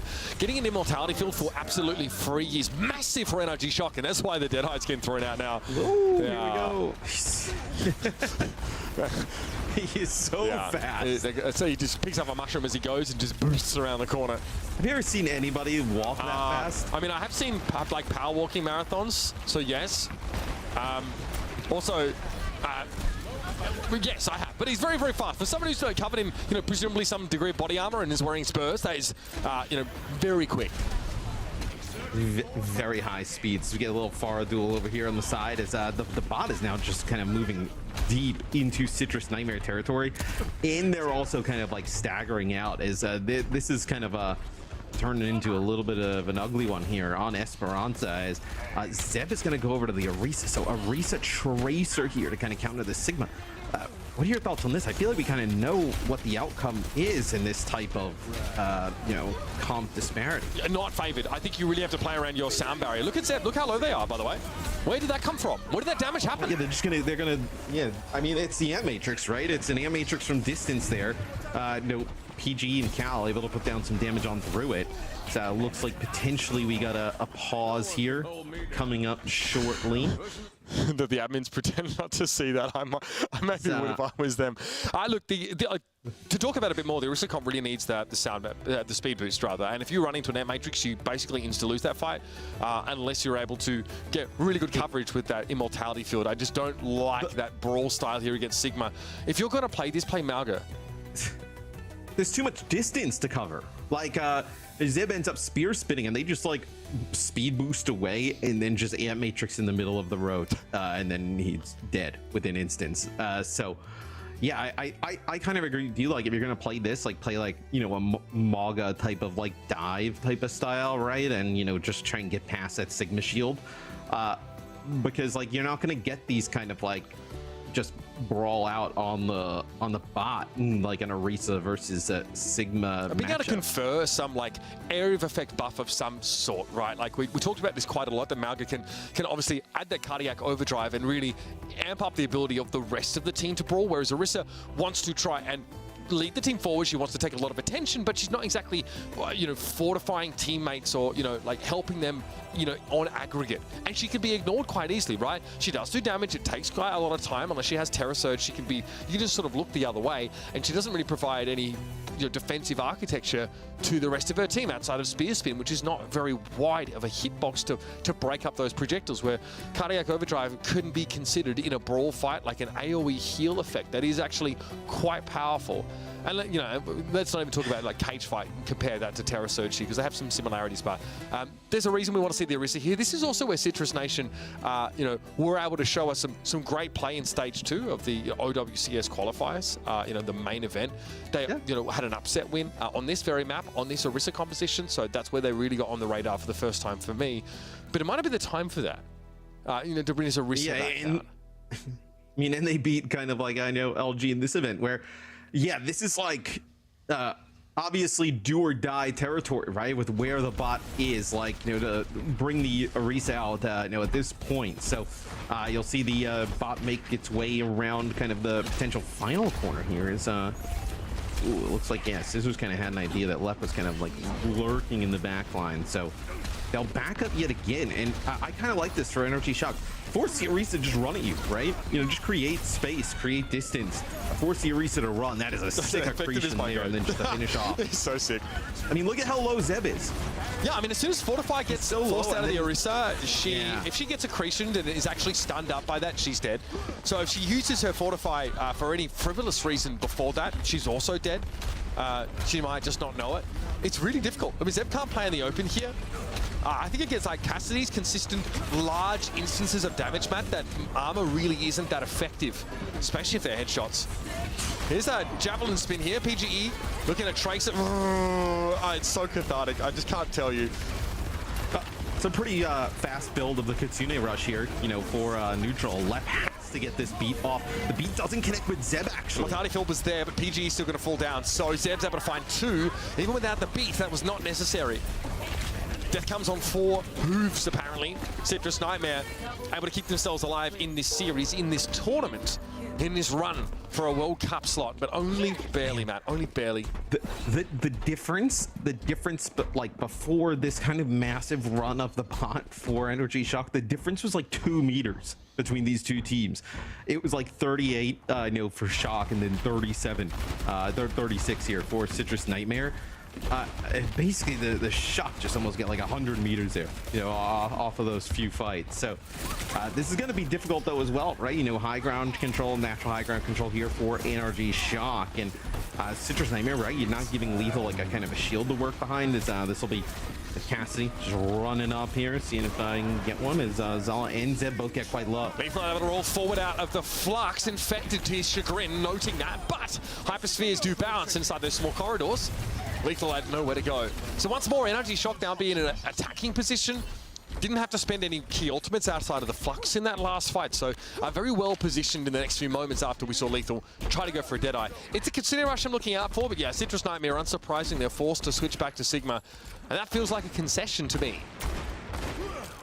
Yeah, and I also think, ooh, nice pick here from Lethal on the Scissors. Scissors kind of going my minimap. I mean, I feel like the Sigma is probably just what they needed. If you're not going to run the Moggy, you should just mirror the Sigma from the entire time. But I was going to say, it's quite good that they actually had the Kitsune Rush, probably just going to defend their spawn. But that kill onto Scissors is going to force shot nice immortality field. PG would have been very dead there. Lethal, though, still able to get there and punish. It's Cal instead that they take down.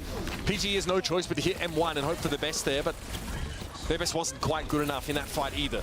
So, switch to Sigma. By the way, Zeb getting taken down. Oh, that accretion hits Zombra is in deep trouble, though. Now they'll be able to clean up. I'm not sure how I feel about this Kitsune Rush, Matthew. Yeah, nobody there really, you know, at the moment for the shock, right? I believe it was just Scissors and Infected there. Not sure if it was a boop maybe from Lep, but basically 3 players that were up on the high ground ended up getting knocked down to the lower ground there for shock, or they maybe decided to just jump down. But looked like an odd position for them to take as Scissors gets taken out right away as PG will get the benefits of the immortality he feels, but he's quite low as well. PG missing a couple of opportunities to make use of that amplification matrix here. Citrus Nightmare making some real progress. They've got about 100 meters still to go, but they'll take a checkpoint for the time being and be happy about it. This is possible, but I don't really think we've seen a comeback of this magnitude on this map. It's not one that I remember, although I am aging rapidly. I mean, the hardest part will be right here, kind of while we're watching like Lethal, like if you're going to make the comeback, he's like getting down that, you know, alleyway right into the spawn, right? The spawn advantage for the shock is going to be so good, and if you get there, it's going to be overtime, right? It'll be the hardest part. So Lethal here, Deadeye gets infected quite low. That's you know, the AM Matrix dealt with the mortality field dealt with quite fast, and it's going to be sound barrier here from Rack Attack to keep everybody Citrus Nightmare knew this would happen at some point. They'd be walking headlong into a sound barrier. They overextend into it and are punished. Just when they thought they had infected dead to rights, he gets an immortality field. He gets healing from the Baptiste, and then Rack throws that sound barrier in. Now Citrus Nightmare at least have a front spawn after having taken a checkpoint, but that now gets negated. So 4 seconds left. Only Zombra can really touch us. At least most of their team does get that forward spawn to play with. Except one. Oh, it's the Cassidy as well that has so far to walk. Oh, that's such a big problem. The bot got back to the middle of the map, the worst possible time, and now Citrus Nightmare need to stall for it, but they're going to get caught in the flux. Yeah, Zeb is in trouble, but yeah, sound barrier really helps with that.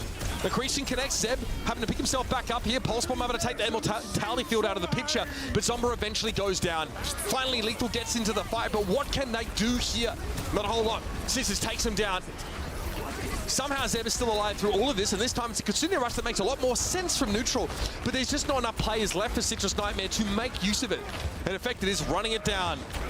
More than happy to get in Zeb's face, get aggressive, and a Deadeye would have sealed the deal had Lep not been obscured behind the bot. That'll be that though. Citrus Nightmare are eliminated. And for NRG Shock, the hopes of a Esports World Cup slot are still alive. Yeah, pretty tough here for Citrus Nightmare. I think they're definitely like a better team than what they had showed here today, probably in this series. NRG Shock though, man, if you can run these like Sigma-based compositions, you know, on a lot of these maps, they're gonna be difficult for really anybody to beat. You know, it kind of puts everybody, you know, on the team in a role that is pretty comfortable for them, right? And allowing Scissors to play some of the different, you know, flex over to different no damage dealers that he's very good at. So really nice win there for Shock today.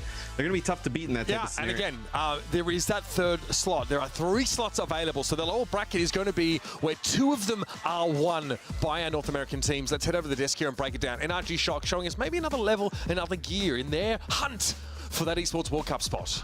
They have indeed, but did they actually get pressured from the opposition? That's, of course, a question you have to ask here as well. We can't promise good games anymore. Okay. We have to stop. We have to stop. We've done it all day, and they've been all 3-0, Zoe.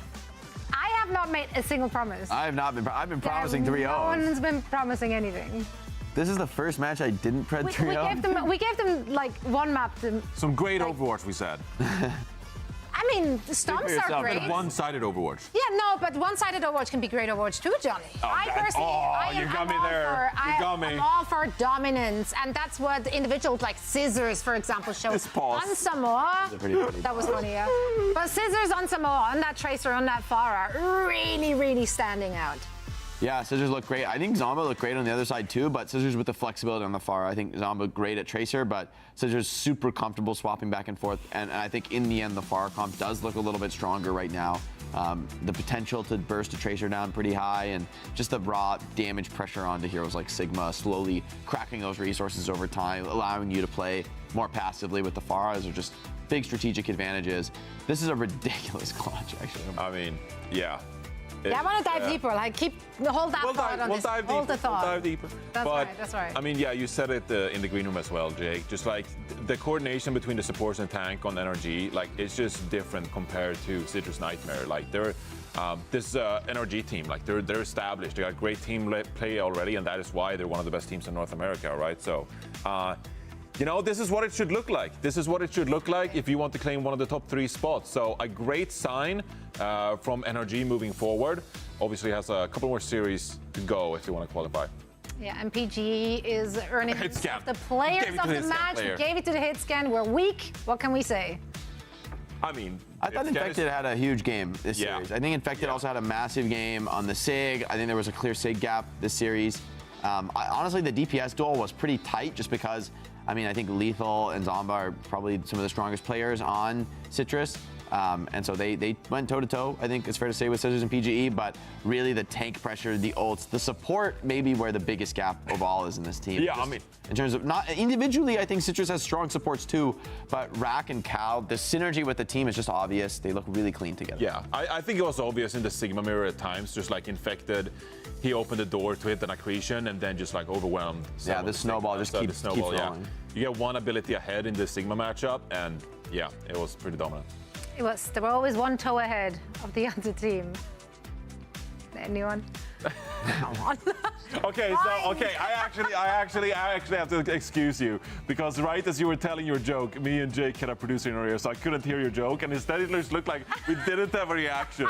So I'm sure if I heard it, I would have laughed. Super funny. I don't know if it was that funny. It was like a dad joke, but mom version. Doesn't matter. I would have laughed for you. Okay. Can I make you smile though with something else? Yes, please make me smile. Turn around, got infected for an interview. Look at him go. Oh, that does make me smile. I know, right? Infected, joining us for a quick chat. Infected, a phenomenal game. You guys looked so clean in the match today. What was the preparation looking like for this one? I don't know. It was kind of hard to prep because of the new patch. We didn't know what meta was going to be, but these changes don't really affect the meta that much. So we kind of just have been practicing like we have this whole tournament. Just double blocks every single day, just talking with each other. I think we've been improving a lot too, and it showed in today's match. Yeah, you guys look really solid on the Sigma comp, but we've seen you pull out other things as well. Do you think you will be staying with that same variant of the Sigma going into other matches, like, you know, teams like M80 played a ton of Sigma, teams like Toronto I think showed a lot of flexibility. Do you guys still want to like kind of lock in on the Sig, or do you see that there being more options to find counter picks and get advantages from them from that flexibility? I think it's definitely more map dependent, and I don't think we're going to play SIG everywhere, but I know like our best comp is the SIG. So we'll probably stick on the SIG for like most of the time. So you've had some time now on Energy Shock after OWCS Dallas, of course. Before then, you were students of the game. So you spent some time now with this team. How does it feel like at the end of the day to be part of Energy Shock? You know, do you feel some extra pressure here, having to qualify for one of those slots, having an organization backing you? And what's it been like being part of the team? Well, it's amazing just being on the Shock, because it's the Shock. It's one of the best orgs in Overwatch. And it's definitely a lot more pressure on us too, because I think we were definitely more of the underdogs on students of the game, but now like being on Energy Shock and like getting top 3, it's definitely a lot more pressure. But I think our team has been doing really well, like handling it, and we've been playing a lot better. So I think we're all doing good. You certainly are doing good, and you're keeping yourselves alive here in our lower bracket run. One last question before I let you go. So when you guys had your big Energy Shock reveal in Dallas, you immediately got defeated and had to leave the stage. Now you just did the same thing to Citrus Nightmare. How does that feel? It feels really good just to win again, especially after Dallas. But yeah, hopefully we can get that last EWC slot. Well, you gotta take it to teams like M80, right? You know, it was a really tough series last week, and you know that's one of those teams that has a target on their back, right? That's one of the teams you're looking to gun out. It's not you're not looking at Citrus Nightmare like, oh, I can't wait to beat Citrus Nightmare. You're looking at teams like M80, right? That's who you're really targeting. I really want to beat them so badly. Because like on Uncoachable, Gator said that NA was like all complacent and not trying as hard. And then like when we lost to them, Gator's like, yeah, we only scrim like once a day. We're not trying. We're on vacation. I really want to beat them. That's right. That's the spirit. Great motivation. That's right. Yeah. Gator out there whipping them. Why not? Infected, thank you so much for joining us for a quick chat. We can't wait for your next match and see you guys in action once more. But for now, we say bye-bye. Thank you. Thank you, guys. Thank you. Thanks, Infected. I love Infected. Exciting player to watch. And I think I'm really excited because I think there's a lot more that NRG have to offer. More than we saw a lot today. They look great, but I think they have the flexibility, you know, and obviously on a skill basis, you look at a team like Toronto and they're such a strong team. They're so far ahead of the pack in North America. But I see kind of echoes of that in NRG, that they are a team that aspires to be able to play everything. With players like Rack able to flex, players like Infected able to flex. And they're putting in the work. Yeah, exactly. They're putting in the work, and it does show. And that's why they're now currently on their beautiful run in the lower bracket. So let's take a look at that. They took out no one. Absolutely no one. Citrus Nightmare fell on their hands after their big reveal, and now they're waiting in the lower bracket semifinals for either TSM or Timeless. How do you think in their current form they would stack up against either of those two teams? I think I'd have NRG favored against both of those. I like NRG, and I agree. I would take them. I would take them. Yeah. But I think that's a much scarier matchup than Citrus. I think it's very fair to say either Timeless or TSM, both teams I think have a much higher potential than Citrus, and if they play to that potential, I think they could really push NRG a lot harder. But I gotta say, NRG looks really good right now. They look maybe the best I've seen them. And that'll be the series to qualify for the third slot. If anything, that's like probably more stakes than the grand finals, right? For these teams, like that's totally all the marbles for these. You know, now 3 teams left wanted to qualify. The qualification is, you know, what teams are looking for this weekend. As much as we like money, Zoe. We do like money. You get a lot of money in the Esports World Cup too. So you want to qualify for sure. Indeed. It's going to get bloody in that lower bracket. I can't wait for that. For now, we're heading into a very quick break. And then afterwards, you're going to see TSM taking on Timeless. One of them will be facing off against Energy Shock. I got this. Don't worry about it. Camera's already zooming out. Let's head to a break. See you on the other side. Bye.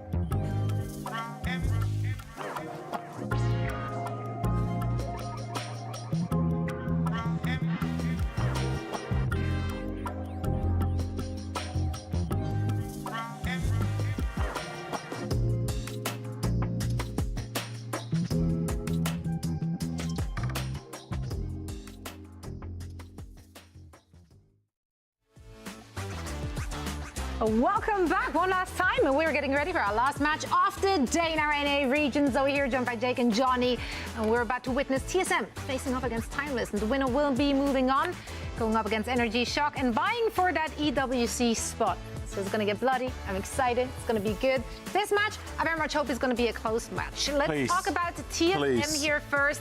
TSM, I think the front line is definitely a focus point for TSM. Those are the players we've been looking out for.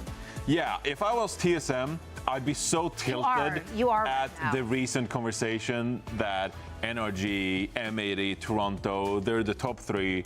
Because in stage one and at the start of the year, TSM was very much like the team that surprised people, just like came out with a punch in stage one of OWCS, made it to the finals against Toronto Defiant, and obviously they didn't have the greatest showing in that final itself, but they did play a close series against Toronto Defiant early on in the upper bracket, right? So all the way back then, TSM solidified themselves as a true contender here in the North American region. And so now when we're sitting here, oh, it's so good to see NRG back in the scene, you know, love this young talent coming through. I feel like TSM, they probably have a bit of a chip on their shoulder, right? They're thinking like, hey, talk about us, right? And they find themselves in the lower brackets, which is tough. But this is one of those teams that really could come through here in the lower bracket and take out a team like Timeless, but then also potentially beat out NRG. So this is a team that I wouldn't necessarily disrespect or underrate the rest of this weekend. No, I mean, we praised them plenty, like Rocket on that Tracer, looking mighty clean, but Rocket and Chopper have a big task here, because they have to go up against, my goodness, it's been a long day, they have to go up against the likes of Seeker and Sarah. Can they hang, Jake? I mean, I think this team can absolutely hang. I think they have tons of individual talent. I think Seeker has been looking really good lately. I think Ariel is a player we don't talk about enough maybe. On the tank role, very consistent, very flexible, strong tank in Overwatch 2. And then I think on the support line as well, very competent players. I think Admiral is a great pickup, adds a lot of veterancy and experience to this team, formerly of the London Spitfire, who had a lot of success with him. And Zeb as a Z-Man rather on the flex support, bringing everything that the team might need. So I think this is a serious contender, and honestly, I think it is fair to say that TSM is probably the favorite in this series. I think they've had probably better results overall. I just really like what I've seen from Timeless. I think they've been really competitive. They've kind of made me believe.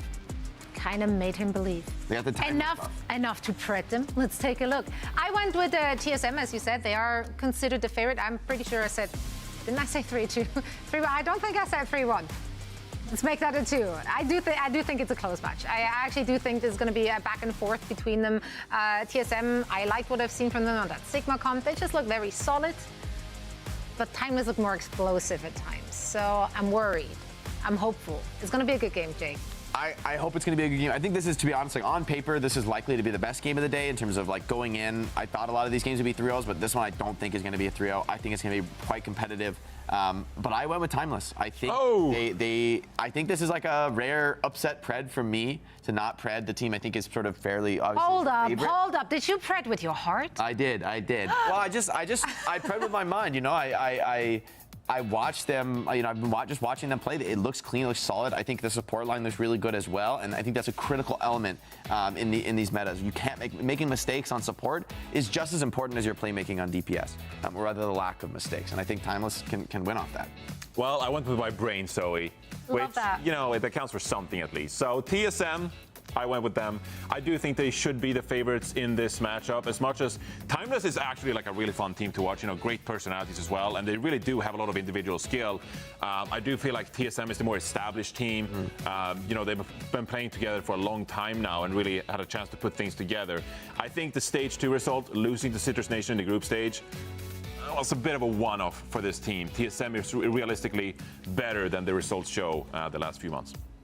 And, you know, it's been tricky the last few months. Meta changes here and there, team changes here and there. Like everyone was trying to find their footing and establish themselves. This is their opportunity to stay alive in the lower bracket and make their way to EWC. Let's see if they can get it done. For all the action, we're going to send it over to Mitch and Matt. Who you got winning this one?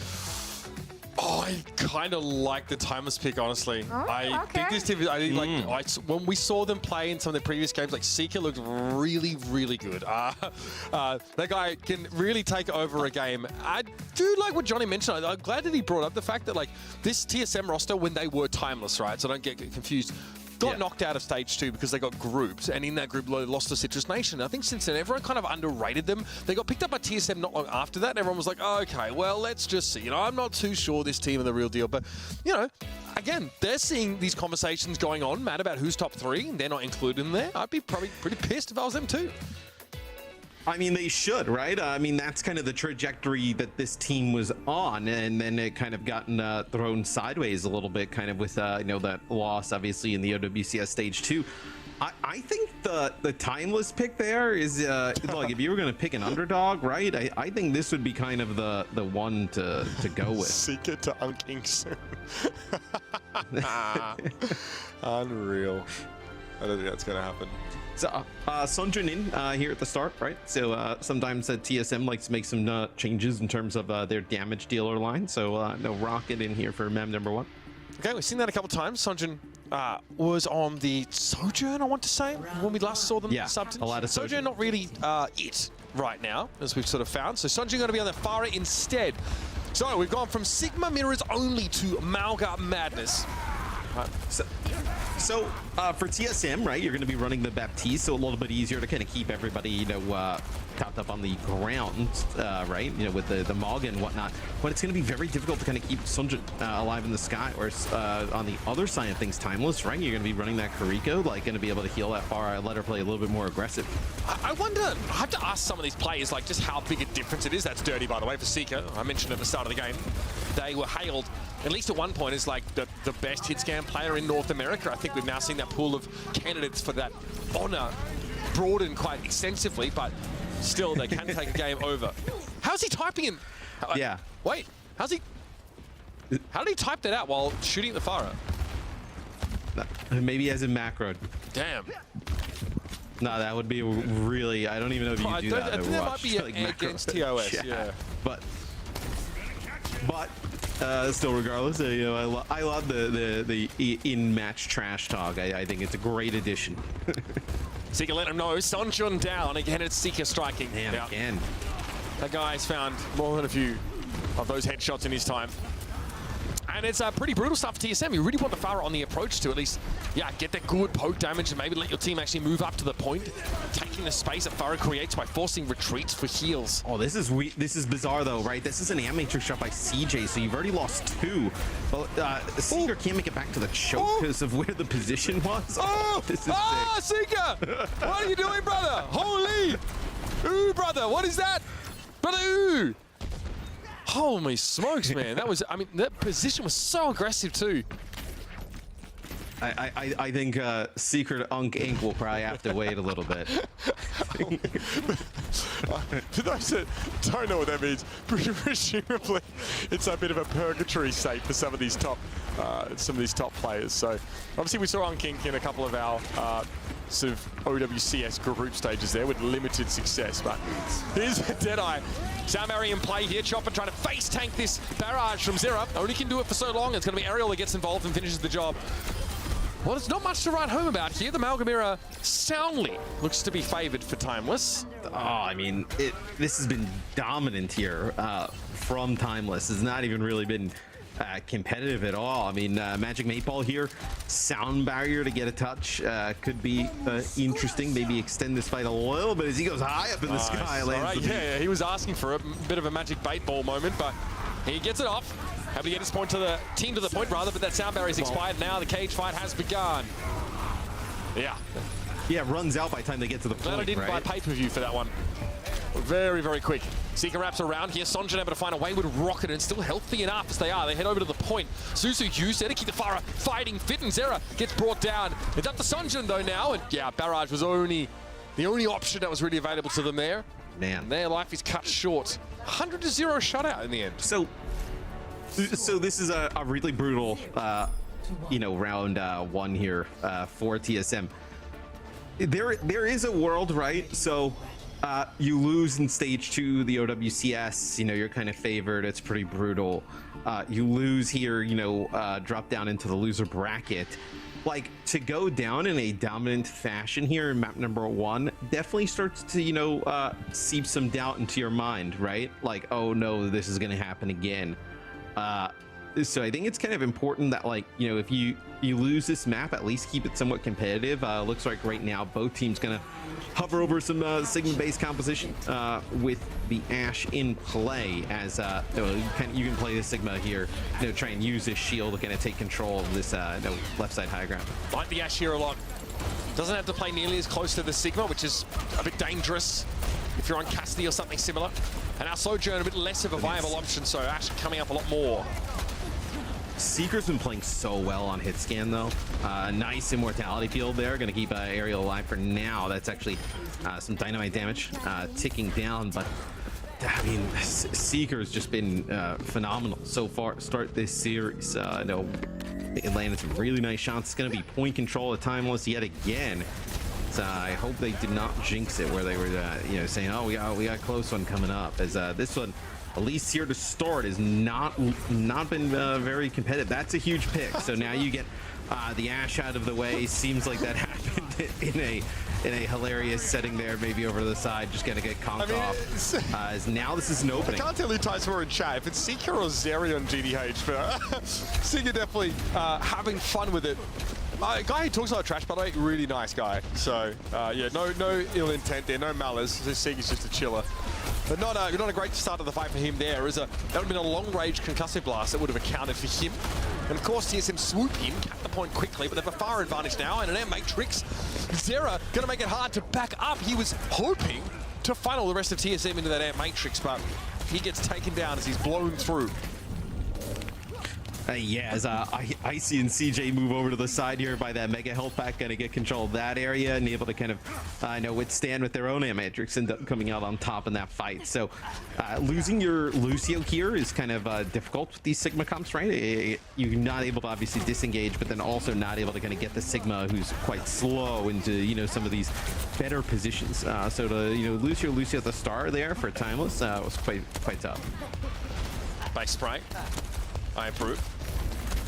Aerial here steps up again. So, okay, so that platform position taken up once more here by Timeless. Playing from just the outside of Zera. Always in a flanking position as his Pharah. Really annoying to deal with.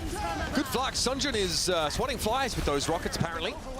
As the Immortality Guild keeps TSM standing. It's a barrage now that claims Magic Mate Ball. Dangerous for Zera, has to back away, but they'll be pursued by Sunjun, who sees just how low that Pharah is and looks to try and capitalize. Much better rounding for TSM as Timeless have struggled to play with 5 players and all here. Bob going to be thrown to the point now by Chopper, making it even harder for Timeless to get a foothold.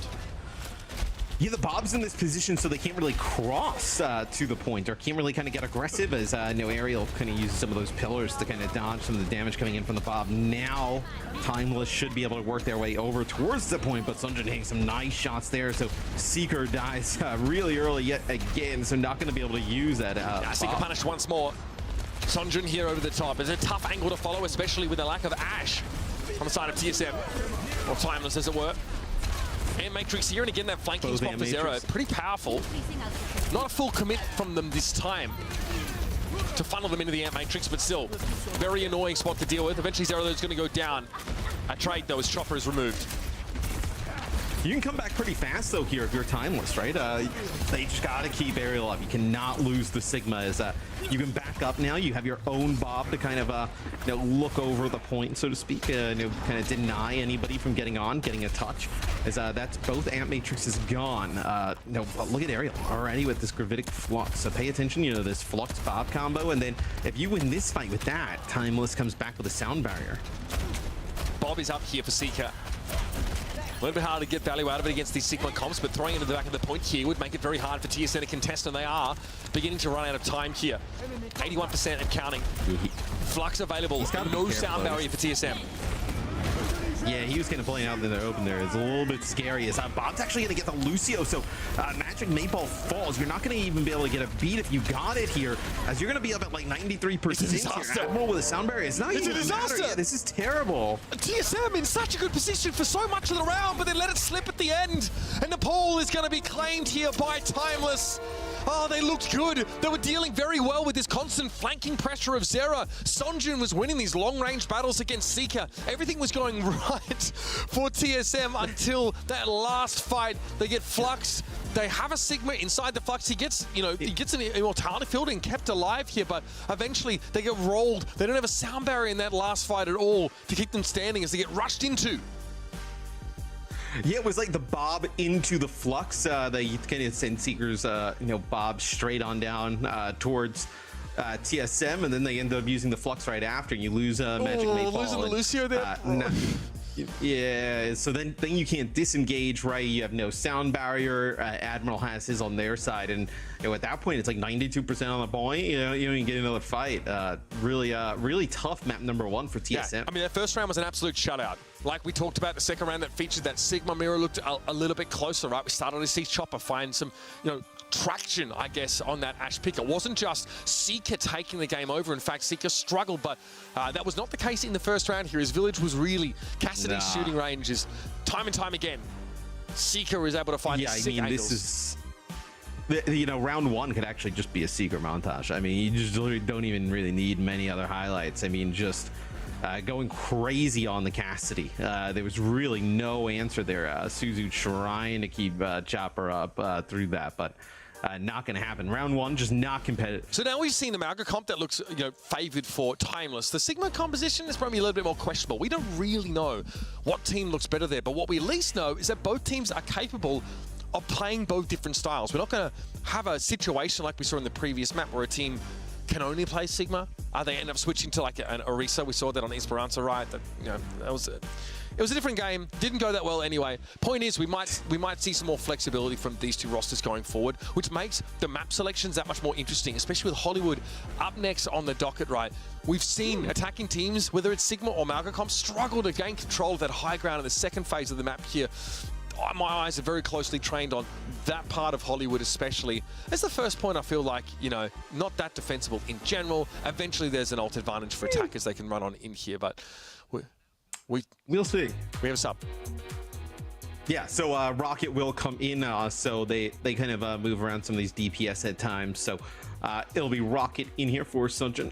Icy still in the game. So I think you're going to see Sigma matchups here. Like I think both teams probably end up playing some kind of a Sigma-based kind of composition. That would kind of be my guess here going into Hollywood, right? But like you mentioned, we've seen teams, over the last week or so really struggle trying to get that high ground. And we found that actually, like even in Malga mirrors or even with the Sigma, we've seen teams switch to Tracer on attack, that second point, to just push the card up, right? Like you need some way to pressure the defenders in giving the high ground up and dropping to the low and actually giving you a fair fight. When it's like a Malga that has to step up and push the card forward, he steps out, takes 80%, 85% of his health damage, runs back in, gets healed up, goes straight back out again, and it takes a long time. Teams are like, oh, do we need to? It's not as effective. You get up the lift, you get conked back down, half your team gets knocked off, maybe some stay up, it just becomes utter chaos. It's so defender favored. Yeah, it seems like the best way there is actually just kind of like move the payload, try and get it around the corner. I'll also be curious, Coliseum obviously goes through some pretty sizable changes. The community, the Twitter community wins one with remove the glass. The glass is removed. So we'll get a chance to see kind of in North America's take on how that map plays now, which will be quite interesting. Moments. Hollywood, though, gonna be our next map, and we saw Coliseum on the MEA show, right? I think as Infected said in that post-game interview, he says we don't really feel like the meta is all that affected by the changes. No. And like we discussed, it's a lot, right? Our players don't actually know what's in the patch, and they have like a day to sort of prepare. So that is a lot to ask for them. We've seen the adaptation though. Fortunately, it hasn't required too much, maybe just a little less of that sojourn. Yeah, the patch obviously is for the wider game, not exactly maybe the players at this level, right? Players probably more in your skill level, right? Adjusting some of the heroes to make it a little bit more balanced. So okay, well, that's reasonable, I guess. Oh my god. All the cross players out there, you and the cross players. I remember on the we played a talent. I think it was like the first talent takedown. Malik was like, "Yo, I need to plug my controller in." I need to, yeah. He was adamant. I don't know if we were able to make it work from in the end there. I'm not sure if he had to play on PC or not, but I'll never forget that. Yeah, that was all. I mean, dude, the sticks. I mean, you start playing on the sticks. You know, Melee calls me pretty nasty on the sticks, so I didn't have an issue with it. Don't worry. Don't worry about that. Here we go, out of the gates. So they will play Sigma Cups. Yeah, I think this this feels, you know, kind of right for these two teams, and then also, like we talked about, it gives you some options potentially. You know, play, you know, Tracer or something else. Tracer doesn't exactly go awesome with the Magas we've seen, where you can maybe play this, you know, on offense if you are timeless and try and move the payload in the second stage. Okay, I see faring a little worse in those initial damage traits, but the immortality field for the attack is already used. Rocket went low, very low. Seeker doesn't miss those. But again, we have the attackers fold back a little bit. Keep an eye on those support ult charges here, as both teams are going to get battered as they round the corner. Yeah, Zero also getting, you know, into some good positions, putting a lot of pressure, I know, over on the shop, right? Players not able to just kind of play exactly in there safely as tries to actually go backwards, kind of end up hitting into the overpass there. So they could have dove on that, honestly. Not high enough. Yeah, they probably get killed.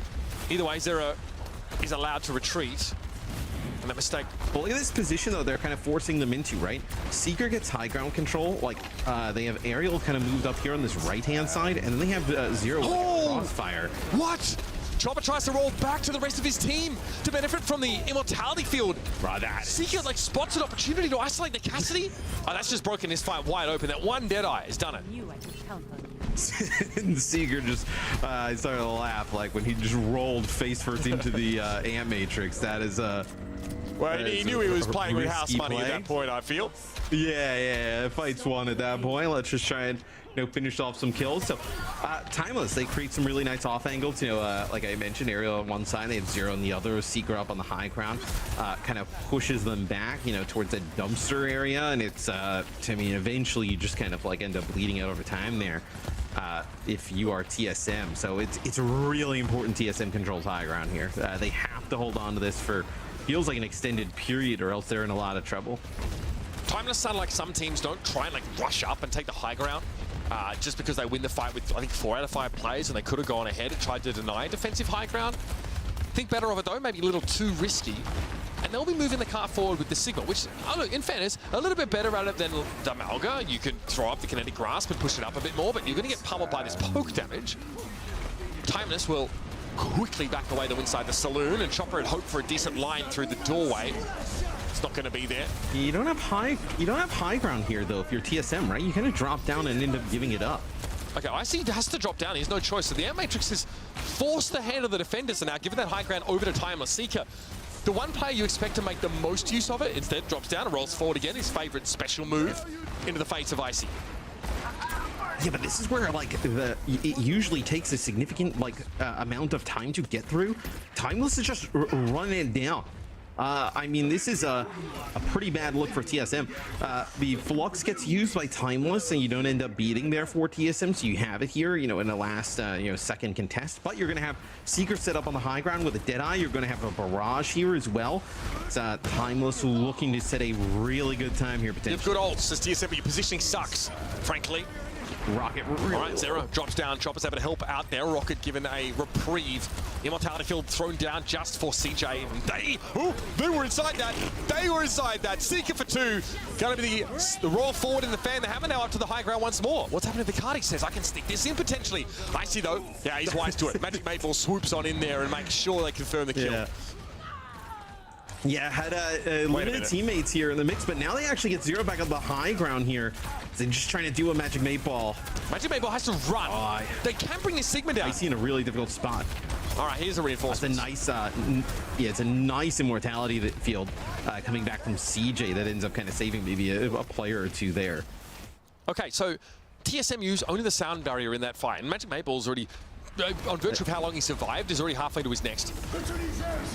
I like this from both teams. They realize the importance of this high ground. Need to absolutely control this. 2 players get extremely low. Looks like no immortality field used there.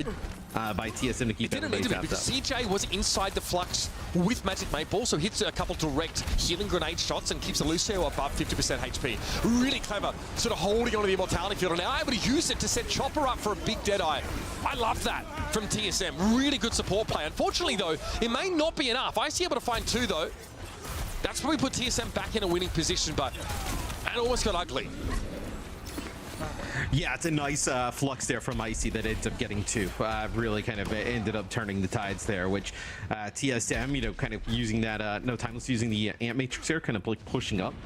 Definitely could have gotten a little bit scary. So TSM's put together a few good holds here now, getting control of that high ground again. This one will be quite interesting though. Like a sound barrier available here for both teams to see how they decide to use it aggressively to kind of close this gap. And then for Timeless, you also have this barrage and you have this Deadeye. So keep an eye on where Zero decides to use this barrage from, taking a lot of different off angles here. Which comes out of nowhere. Knocked Magic Maple down to the low ground for the time being. Sound barrier, but CJ was on the low ground. He didn't get it. It may not matter in the end. The defensive pushback is pretty good here, but Seeker, again, see my special move once more. Let me roll forward and fan the hammer. It's going to be 1 out once more by TSM. That's how strong this position is for defenders, but TSM earned it. They had to fight from the low ground just outside of the studio with like 2 or 3 fights to go.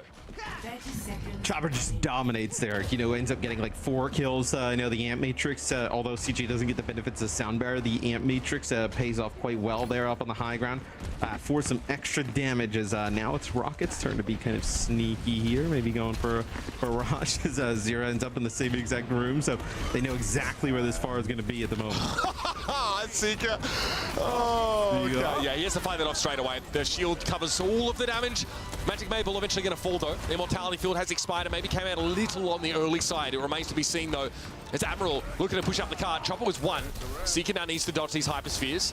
Easier said than done given the bounce. He kills Chopper on the low ground, so we're gonna get some movement. Yeah, it's defender spawn advantage though, man. Oh, he rolled out. Yes! The secret move again pays off. Pushing up with the grasp. Seeker too close to the sun there. Icy able to bring him down now.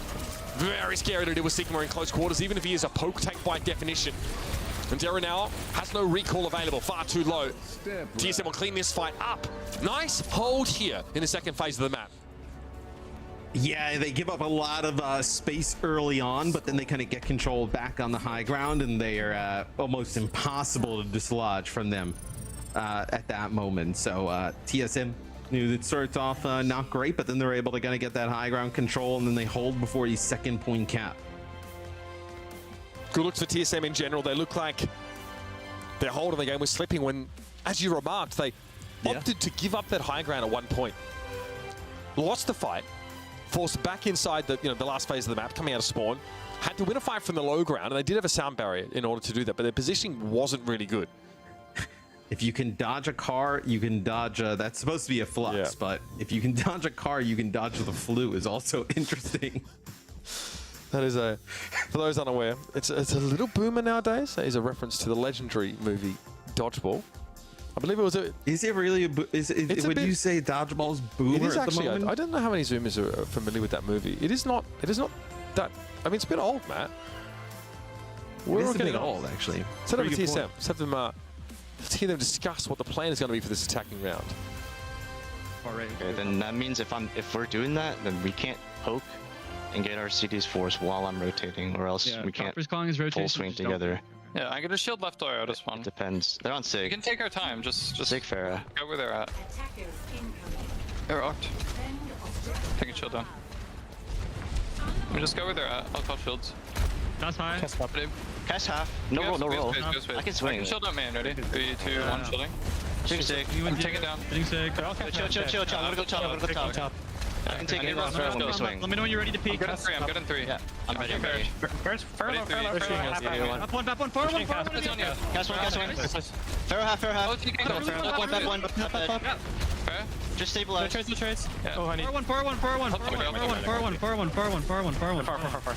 Sig is low. Sig wants to trade up. Map 3 on my cap. No, they all died. Okay. So I think it speaks volumes about how volatile this comp is in terms of just the ridiculous amount of damage that can come from nowhere, that your Sigma is calling his shield placements. How often do we have that? Yeah, and just running through the choke, and also I love the comms of just being able to kind of, you know, isolate players. Everybody focus fires. Like as soon as they call a player weak, that player basically is taken out instantly. So the focus fire, everybody kind of clicking here on all cylinders for TSM is it's a huge map for them, right? I can't afford to go down too everyone low. really knows what the plan is for TSM. That was clear based on how that one fight went. So you've got 5 minutes to tackle one of the most oppressive situations that Overwatch can offer you as an attacker. Quite doable. We've seen teams just, you know, run themselves into a brick wall over and over again until they can't stand. So there has to be an overarching plan here for TSM. And with the use of their ultimates, presumably, they can execute it. The Cart's already made a lot of progress though, but yeah, losing Farah here, that's a big part of that sort of pre-fight poke that they're gonna have to wait for it to return. The Farah wants to challenge this, right? Put down some damage, you know, land the, you know, a conk, knock players down, but it's so close quarter, right? And then there's the Sigma shield in the mix. It's very risky to do so. I think they just need to have the kind of Sigma move the cart, which you see that they're doing right now, right? So Icy ends up moving the cart. You have, you know, the Baptiste able to heal at range, right? Immortality field. I know if it gets really scary. And then force a position where Timeless has to back up, right? They have to kind of take that back high ground. And then you can make a play for this upper high ground. As actually, they decided to use a sound barrier and just go up the That's really well done. I mean, Rocket uses the blunt object there to try and unseat Timeless. And they were very low. As they were ascending, you saw them drop to about 40 HP. The sound barrier came in at the right time, but guess what? You don't have it for. It's the Flux. Timeless punishing that aggressive use of sound barrier. And of course, a very powerful ultimate in Gravitic Flux to stop the attackers in their tracks for now. But Admiral has fallen, so no easy way to speed Aerial out of trouble, and you have given up the high ground as defenders to do this. Yeah, and we'll see if they can kind of get that high ground back, right? As you see, it's still Aerial up on the high ground. So still wants to kind of hold this position, now backs up, so he'll concede some of this space. But look at how aggressive TSM's getting. Aerial low, really doesn't want to concede this ground, but has no other choice. Time is looking to group up here. Rocket's picked off, so Seeker has again dealt with the Farah. Now there's an opportunity here for Zero to pop up and find a good conk to even the odds a little bit. Regaining that high ground is of paramount importance right now. Seeker might look to do the old dodge roll forward to do that, but Admiral's been taken down early in the fight. CJ's found some random kills, man, from absolutely nowhere. And they've been massive in the grand scheme of the win condition being achieved. TSM, a big player advantage now. Seeker had no choice but to run up there on his own, but this defense has fallen apart. It's in utter tatters. Somehow, Admiral had plot armor for a moment there, but Rocket eventually brings him down. They had no use, I guess, to the narrative anymore. And this is going to be TSM getting home on Hollywood in a few moments. There have to be a contest from Farah. Might have triggered overtime, but that's about it. Grasp here for Aerial, rocked midway through. And that is going to be almost impossible for Timers to do anything about it. TSM evening up the series here with a strong showing on Hollywood and a great plan for unseating the defenders from that high ground. It worked perfectly. Yeah, we expected this series to be close. It's definitely delivering so far. It's yeah, they decided to use the sound barrier with that barrage, go right up to the high ground, and then after that, Timeless just had no response. Right, they were never able to get control of that high ground. Felt like you know, players were just kind of like staggering, you know, constantly throughout the rest of the game. Last ditch effort there at the end, not able to make anything happen. And TSM kind of cruises through that second part of the map. This is kind of the way we expect the map to play out when the attackers get a really good foothold on that high ground, because all of a sudden the script completely flips. It was the defenders were in an impressively powerful position. They basically can't be assailed up on that high ground. It takes a lot for attackers to get up there. They use the lifts to get up, but they expose themselves. They're really vulnerable. And then once the attackers get just outside of the Goldshire Studios, can play from that high ground, the defenders are in a trough. They move out of that spawn. They're in a position to take a ton of poke damage on their way, and they can't even see half of the defenders. They definitely can't see their backline, who are obscured by the rooftops. I like the plan from Timeless to start with. It worked really well. It was Seeker popping a Deadeye that forced Chopper to like dodge roll out in no man's land and get caught in the Deadeye. Yeah, I mean, I think you kind of talked about it a little bit before we even came into the map, right? Like, point A at this point kind of feels like a formality that teams will eventually get. It's just the map stalls out right here, right? Just so much high ground, for the defenders to kind of naturally have that. If you don't break that, which we see a lot of teams struggle to do so, you end up getting stalled out. I actually thought Timeless got a pretty good push though, right? Although their point A was pretty good, they almost got that second checkpoint, which we see a lot of people even struggle to do. This was where they kind of broke it up. Yeah, the high ground. A slight side note, something that RuPaul actually noted during his winners interview for the Toronto Defiant was that a lot of teams in North America were going away from the Malga comps. We have now seen, the previous series and now this one, a preference to play Sigma a lot of the time from these teams. Does that mean the consensus in North America is shifting as to what is the most powerful comp right now? I mean, for now, right? And then we'll go to EWC. We'll see what Falcons and Crazy Raccoon play. Yeah, and then they'll be like, oh yeah, Malga was actually better, So, I mean, it seems like at least these teams are the most comfortable playing the Sigma, right?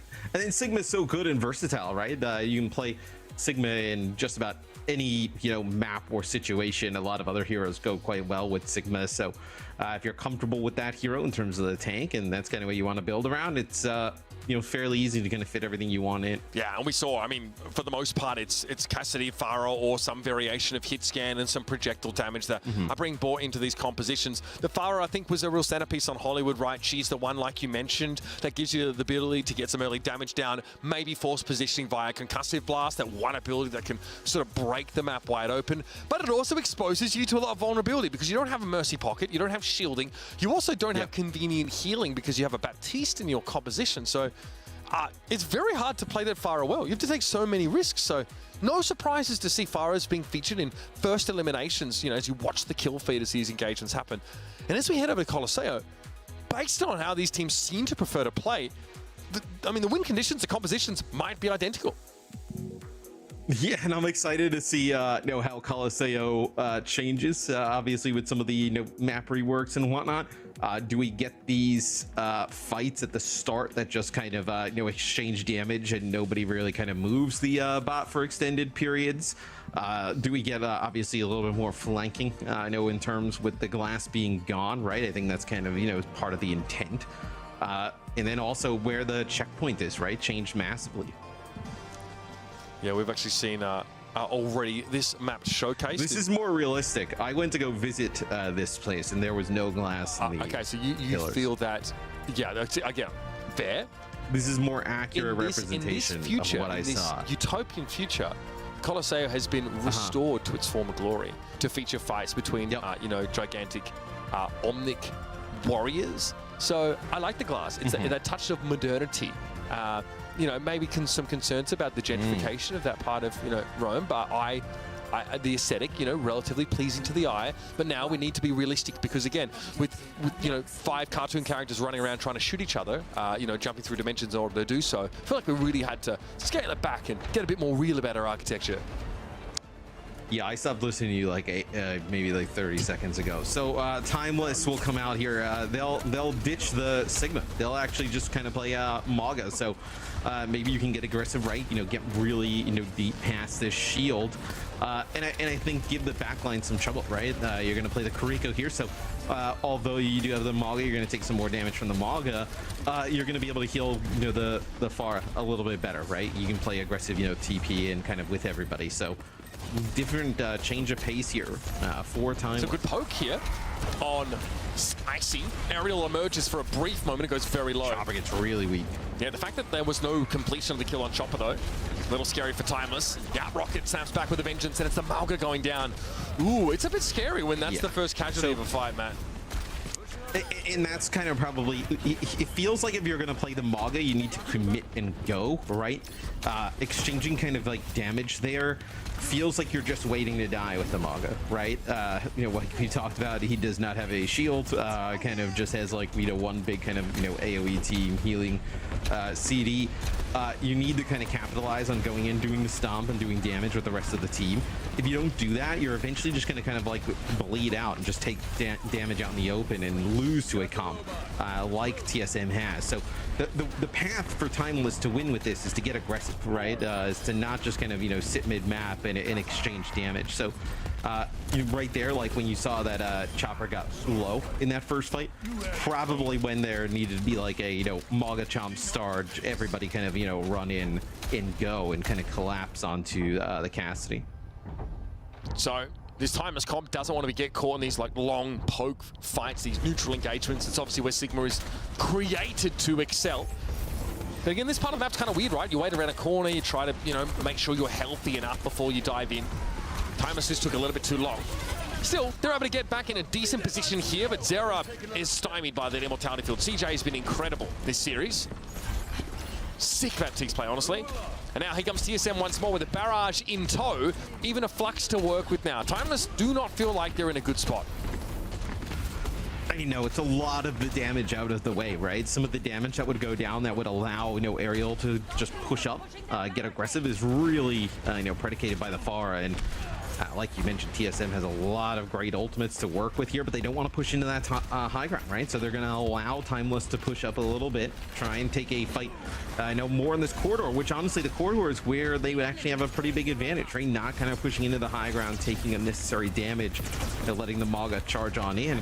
They'd have an advantage here, TSM just playing at this distance. All right, well, you know, Maga immune to crack control effects during that shoulder charge animation, so accretion doesn't connect, but oh, there's plenty of abilities on TSM's side that do. Barrage and Deadeye are both committed to that fight because TSM know a fight one Kia could put them at checkpoint, or very close to.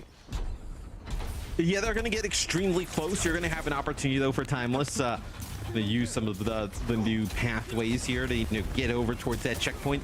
And then also, you know, beat plus cage fight, right?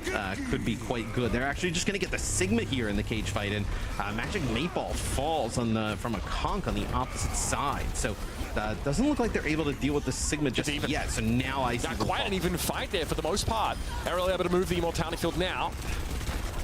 Oh, CJ. Doesn't burn down. If your tank is dead and they have Maga, never even. Fair point, that should just be the rule. So cage fight, they wrap Icy up, not going to use the, you know, Flux or anything in there, right? But they end up losing Magic Meatball first. That allows Timeless to get the bot, start moving the other way, so denying the checkpoint. Quite big there if they want to make a comeback. Another one fight here from Timeless puts them on even footing, so not too hard, not too much to ask for. Soundberry there being held onto for just such an occasion. The Gravitic Flux is nullified. And Timeless here now can try and rush forward with this Kiriko ultimate. But TSM are looking to play back, play on that high ground as much as they can. We get the rush anyway, though, and yep, Malga going to make use of it. Treads that blue brick road into that small building, away from some of this poke damage, maybe looking to wrap around, and Zera's found Rocket. This is a good sign for Timeless now. A chance here to really exert some pressure. Aerial extremely low, though. Has to back up. This is a really nice angle here from Zera yet again. Two players with a barrage. A Stomp comes in, takes out Magic Meatball. Yeah, you're going to have Timeless take the lead here, where things were not looking quite good for them, right? I did like the way they played that, though. The rush, it kind of got them into this position where they got a little bit past that Ant Matrix. You didn't really get much out of the rush, but you denied really a lot of any of the value that CJ and TSM would have gotten with the Matrix. Charge Stomp comes in. Seeker, okay, that barrage ends up being lethal to him, but still Rocket didn't have anything defensive to keep him up here, and Timeless in a good spot. Having the Malga in play would have been huge. I also love how much more aggressive Timeless is being, right? You know, if you're going to play the Maga, get aggressive, you know, run on in, right? You're able to see them kind of make some plays where that's how you put pressure on this Sigma. So they do end up taking the lead, 10 meters. It's not a huge amount, right? But when you're pushing into this high ground in some of these new areas, it can be quite tough. All right, back we go. Timeless, if you recall, managed to get the checkpoint and a little bit of a lead on top of that with that last push. This is another close Colosseum. We don't get too many of these really close push maps at the moment. So savor it, fam. Soundberry here for Magic Maple. Admiral has one to work with as well. Could be a big Ant Matrix. CJ, someone I'm really looking at in this series, to be a difference maker. So CJ drops his Am Matrix here around the corner, right? You could respond if you wanted, with like the Kitsune rush here. There's actually sound barrier used by TSM as they get caught up inside of this cage fight. Now, this will be a brutal loss here for TSM. That's your sound barrier there, and just with the cage fight used, this allows, Admiral to end up holding on to that sound barrier, using it for like a flux on the other side. You also held on to your Kitsune rush and kind of replicate the same thing you just did before. So quite a big fight win there for Timeless. Timeless can actually stagger out these abilities, ideally save the beat for this Gravitic Flux that's about 30% away. Yeah. They're in very good shape. Just use a Kitsune rush here. Use it to get your Malga up close. Force TSM to drop down and defend. Because they'll be fighting around the bridge quite heavily. But they actually give this ground. They really would rather take a fight in more, I guess, equitable circumstances. So what do you think about the Ashe swap here for Chopper?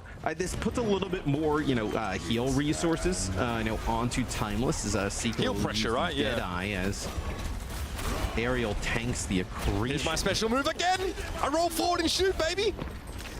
Seeker doesn't know where Chopper goes, but that Ashe is out of the fight for now. Can you turn this into something more, though, Flux? Sound barrier safe for that, just as we discussed. Also, Kitsune Rush used in this fight here. Timeless have a few seconds of that to actually make use of, and they use most of it to try and get in Icy's direction. The shield is broken. Immortality Field has to be used here, but Rocket makes use of that to go for an aggressive barrage. Seeker turns around and Chopper limped back into the fight, trailing blood, and still was taken down by the Cassidy as Seeker was waiting. There's a barrage here for Zero, but you don't really have a great chance to, Suzu Yafara midway through this ability, not with the fight breaking down as much as it has here. But that's dirty. Nicely done by Admiral, finishes the job on Rocket. Now Zera steps up and deals with the Lucio. Timeless winning out these close margin engagements. And they're back in the hot seat again. That is sick Lucio play there from Admiral. Up in the sky, he's extremely difficult to track down. So Rocket would now go over to Tracer. So there's some changes here for TSM, which now this kind of comp, it's a little bit odd in the sense that the Tracer doesn't really have synergy with playing the BAP Sigma, right? The BAP that you kind of need to just keep the Sigma standing with the Immortality Field, but Tracer's not going to get a ton of value out of an Amp Matrix per se, right? And then Seeker takes Rocket out right away, so it seems like TSM definitely feeling the effects of this Mog on the side of Timeless. They're making it work here. We discussed a little bit whether one of these teams would actually end up caving and going to the Malga. Timeless here look pretty confident on it. That was something we kind of noticed as well. This FMCL team, as they were known previously, were really starting to make some strides with the Malga setup even before this tournament began. Seeker wants to move up here. So much space has been created. Every now inch given by TSM is one that the bot takes in its stride. Here's the Bob. Okay, they might have gone to the low ground and contest here. It's unclear, but Timeless really not bothered by it. They just fold back around the corner. Aggressive sound barrier for TSM. They know they need to go for something, and Admiral's gone. He would have had a beat to answer this Flux after the fact, but Icy uses it to get rid of Seeker. TSM finally finds some success here, but they cannot leave the bot for any reason, Matt. No, they're going to have to run it back. So 20 meters separates both of these teams. The most difficult part, though, is TSM's going to have to push through some of this high ground control that Timeless is going to have. Timeless could also just kind of play in the choke. You play around the cage fight with your own sound barrier. Feels like a huge advantage, right? You want to get a use out of this Amp Matrix here for TSM, but the cage fight, that massive shield, could be difficult to do. As Chopper, look at this, going on a flank. Nicely done. This is a huge component of TSM having the opportunity to flip this map back around. The body's moving awful fast here. Magic Maple drops down. Timeless here have the numbers. Malga's able to charge on in now, and in overtime, there's nobody left to man the bot for TSM. CJ eventually will be forced away, and that should be TSM letting this one through. As Timeless on the Malga composition finds success, they play it into the Sigma setup, and they get a ton of value out of that Kitsune Rush when it really counts. When these fights break down into brawls, they are there, and they have every ability they need to get the job done. Yeah, it's a really nice flank there at the end from Chopper on TSM, getting to that high ground. I believe they take out the Kariko at the start. But it's the cage fight on the low ground from the Maga that just kind of rips everybody to shreds.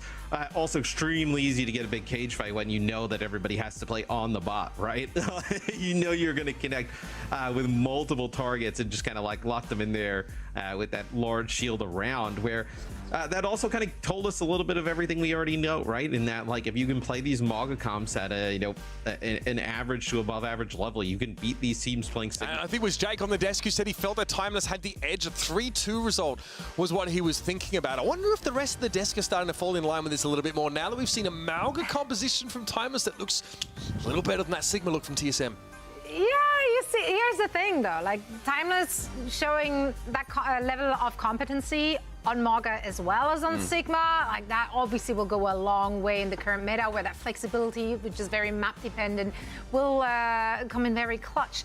So far though, this is a very competitive game, and I think finally this is the one, guys. We're right. We're right. It is map the one. 5 for sure. It's happening. Let's go through it from the very start here. Starting at map 1, I mean, this is just beautiful. As I said, Maga and Sigma both being played here on this map, and the DPS players looked locked in. I mean, Seeker came out so hot on round 1. The Mauga first round was really dominant in favor of Timeless. TSM got shut down. Sigma round much closer, but Zira had some great inventive flanks on the far, playing a very unique style that I haven't seen before, but fit really well on the map, and the team put their aggression on his timings, and it really paid off for them.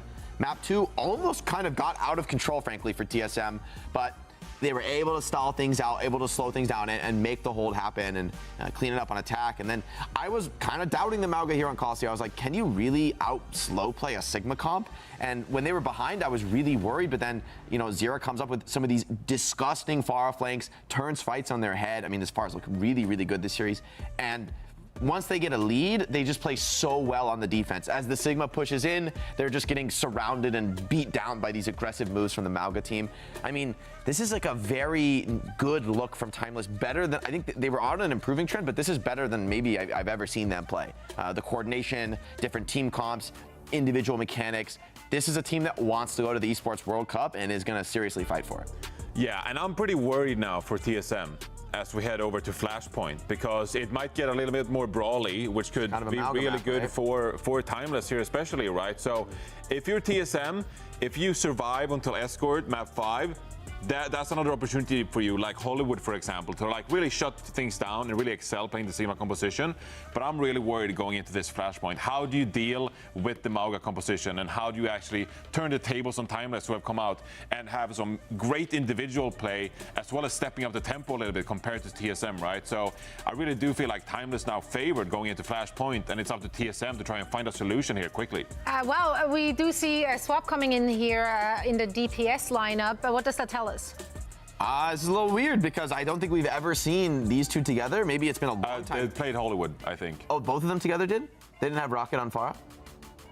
I'm pretty sure they played Sonjin on Hollywood. I must have spaced on it too. I'm being gaslit live Maybe on I'm crazy. I'm losing my mind. If so, then this is not surprising, I guess, since they won Hollywood. But I think for the most part, we've always seen Rocket and then the other two flex on hitscan. But Chopper is kind of like your confirmed hitscan player on this team. Sonjin seems to play everything, and then Rocket typically sticking with the flankers. So this is interesting to me because this feels like a DPS lineup that leans more towards hitscan. On New Junk City, a map that for me isn't the best hitscan map. Certainly viable to play hitscan. It's not going to be a problem for Chopper, but just seems sort of odd. But you know, who knows? There could be something cooking. You know, seems to have experimented with the sim. I think there's options for more development here. And sim is a great shout, I think, especially on Flashpoint. But also, I'm like, if you were to play like Venture, for example, on like a map like New Junk City, I probably would have, you know, predicted that maybe Rocket would have been the player to play that hero, right? So that leaves even more questions going into Flashpoint. So many questions. A lot of questions. We will get answers very, very soon, as we're waiting for the players to get ready for this next map. So far, though, who do you feel like has to step it up? Is it on the DPS line? Like, is it Rocket and Consort that have to kind of up it a notch since Seeker and Sarah, they both have been lights out. I think it's a team effort to like, how do you deal with the aggression that might come forward if they play Mauga here again on the Flashpoint? Because we've seen a lot of teams in the past, like you've had success actually dealing with the Mauga playing the Sigma composition, right? And you know, we even saw last week, for example, you might say, yeah, it's a Mauga map, for example, but we saw M80 have some success, for example, playing Sigma on this map. So there is a way to shut down the Mauga here on Flashpoint, and I think it's up to TSM. How do you deal with that aggression? Like, how do you create enough distance, and how do you disengage from these very aggressive flanks? And with time, maybe you can poke down the Mauga before they get take control of the scene fight. Yeah, M80 did win this map, but as I recall, it went all the way to the 5th Flashpoint, and for me, I don't think it's easy. I think you can make it work with like the Ashe Pharah variant looked kind of interesting into that grouped up Mauga comp where that overwhelming AoE damage is really powerful. But I don't think that's like an easy or super consistent comp. I think there's always ways for the Mauga team to kind of catch you, outplay you, punish your DPS, and then once you lose that poking potential, you can't finish the fight. And Mauga just kind of lifesteals his way through. So I think if Timeless just pours on a lot of aggression here and makes it as clean and as coordinated as it's been all series long, I think this is their series to end here. Route 66, though, would, I think, be a decent map for TSM. They've looked stronger in the poke mirrors, relatively speaking. What do you want to see from them? Straight up. Their key to victory, other than shutting down the aggression. Reinforce. Hit me up. No, that is the key to victory. That was it. That's all you have. Just shut them. Just play better for it. Well, because I don't think they can like bring some, you know, huge different kind of composition. Yeah. Like you kind of have to improve on what you're doing, and you have to find a way to shut down the aggression with what you practiced and what you played up until this point. There's no Road Dogg coming out, Zoe. There's no Road Dogg. There's no Road Dogg to save you. Think it into existence. You never know. You'll never know. I'm ready for this. Let's see if Timeless can bring this one home, and if we have to say goodbye to TSM, we'll find out in just a second as we're heading over to Matt and Mitch. Thank you very much, Desk. Yeah, not a terrible time to reiterate the stakes in a game like this. Now, obviously, the winner does not qualify for the Esports World Cup, but they've got a good crack at it through the lower bracket. The loser, though, is going to be sent home. Their dreams of being in one of the biggest esports tournaments of our time would be dead. New Junk City here. So we saw, yeah, in the desk they were talking about these subs for TSM. We saw Sunjun and Chopper in map number 1. After map number 1, then they went over to Rocket in Chopper for the next 2 maps, right? So now this is kind of the back to the look that we saw in map number 1, but it's in to play the same things that we saw Rocket playing. And Timeless, hey, guess what they figured out? You can pick Mauga and run past the shield, and that's exactly what we see here. Also figured out they shoot far in the face, she dies. Seeker, really good at that ability. Yeah, hey, if we stomp the back line and then get Cardiac Overdrive going, we probably have a pretty good chance to win. And it's exactly what I'm kind of glad that we threw back to the conversation about what the consensus was about the most powerful compositions, because now that we're again being exposed to a team who's confident in the Mauga setup, happy to play it in the mirror. We saw that in map number 1. Happy to play it on a push map like Colosseo. Now we're starting to see, be reminded at least, why it is so darn powerful. And if IC isn't just on top of his game when this Stomp Rush comes in, he's just a spectator in the fight. Why did we have, I mean, I think the reminder would have been seeing the patch yesterday and seeing no adjustments to Mauga whatsoever and being like, hey, that probably still going to be pretty decent. Here he comes again. Okay, rocked instantly with Cardiac Overdrive. This is nice, though. They're starting to get in some separation, right? So that's what they want to do is like, if you can just push further back, right? And it will gain some space. That's how you're going to end up beating them all. Great Susie, though, and Seeker came a little bit too late, though. It's not enough to interrupt Sunjun, but Admiral takes the Pharah down midway through Barrage. In the meantime, though, TSM with their 3 players had transitioned down to the low ground to cap. Kitsune Rush here would have been good if Admiral had just been able to catch CJ there, but now Ariel has the Sigma right where he wants him. IC might go for a desperation flux if he can build it up. The sound barrier had already been used by Timeless, but here's a cage fight now. Not much that can be done here for IC except try and use his barrier to stay alive. It's not going to work out, and this flashpoint has gone the way of Timeless. I mean, this, I think if there was like, you know, how you were talking about where NA is maybe trending over to a little bit towards Sigma, I mean, it's hard to, I think the Sigma comp is extremely good. And I think, you know, if you played Sigma maybe to the highest level in certain situations, I mean, I think it's all like kind of map dependent, but like in certain situations, you know, where you could play both, you can probably play the Sigma at a higher level and, you know, come out on top. it just seems like the Mog is a little bit easier to execute in that you kind of he has these powerful cooldowns that you just play around, and it benefits the entire team. To the high ground straight away. TSM have already tried to set up the Flux for Icy. It better be darn good after losing Chopper, but Seeker is traded out. Sonjin gets him. A Flux with no beat to stop it and still very limited yield, I think, for TSM there. Zero eventually has to succumb, but like we talked about, it's never an even fight if you have a Malga alive against the Sigma, and Icy just gets riddled with lead. He's got the Kuriko there with the Suzu, the cardiac overdrive. Look at this. I mean, just he'll end up killing everybody here. Yeah, there you go. So Aerial connects with 3 in the fight. So that is huge. And now you get this next flashpoint, which looked like TSM may be able to control a little bit early on. Not to be the case. So now we'll see TSM ditch the Sigma. Like, okay, I think this is a good decision, right? Okay, we've seen enough, right? We have to kind of play something a little bit different. Maybe you're holding on to the BAP here because you want to get this the Amp Matrix, right? But maybe you swap the BAP out for the Kuriko kind of after. For now, though, the BAP is going to be here, so Immortality Field and that Amp Matrix, like you said, pretty good reason to keep that in play. That could have been bad. Magic Maple tries to line it up for Chopper. Sonjin inside the Immortality Field, a decent barrage, but will be taken down. Ariel says, what can I say, but you're welcome. Brings Safara down to the ground. Still Magic Maple with a double boop, though. That's pretty darn good. Evens the fight up. Sound barrier up for Magic Maple, though. Could be crucial. Barrage comes in through the cage fight. Magic Maple able to avoid it, though. Nobody inside of it. But defensively, it actually operates quite well for Timeless. Yeah, obviously there's just the massive barrier, right? Ends up kind of paying off, allows them to end up taking the point here as it's going to be contested. So Sonjin now over to the Tracer here. So the Pharah seems to be kind of like the go-to option for a lot of teams. We're going to go into OT. They're caught there, just lingering too long in the sightline of TSM, but Timeless had a cardiac overdrive cooldown advantage there. They're able to use that at a really important part of that fight, so let's take another choke point. Let's take another flash point, and Timeless here threatening to end the map and series right here.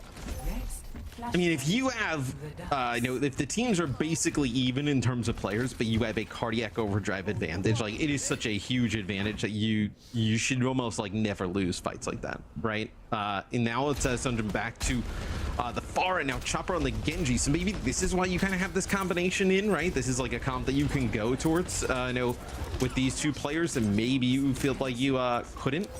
I know with Rocket in the game, although we saw Rocket come in and just play exclusively Pharah, right? So maybe I don't know. Could have kind of ran this with those players in, right? So feels oh man, okay, the hindrance there was brutal for Magic Maple.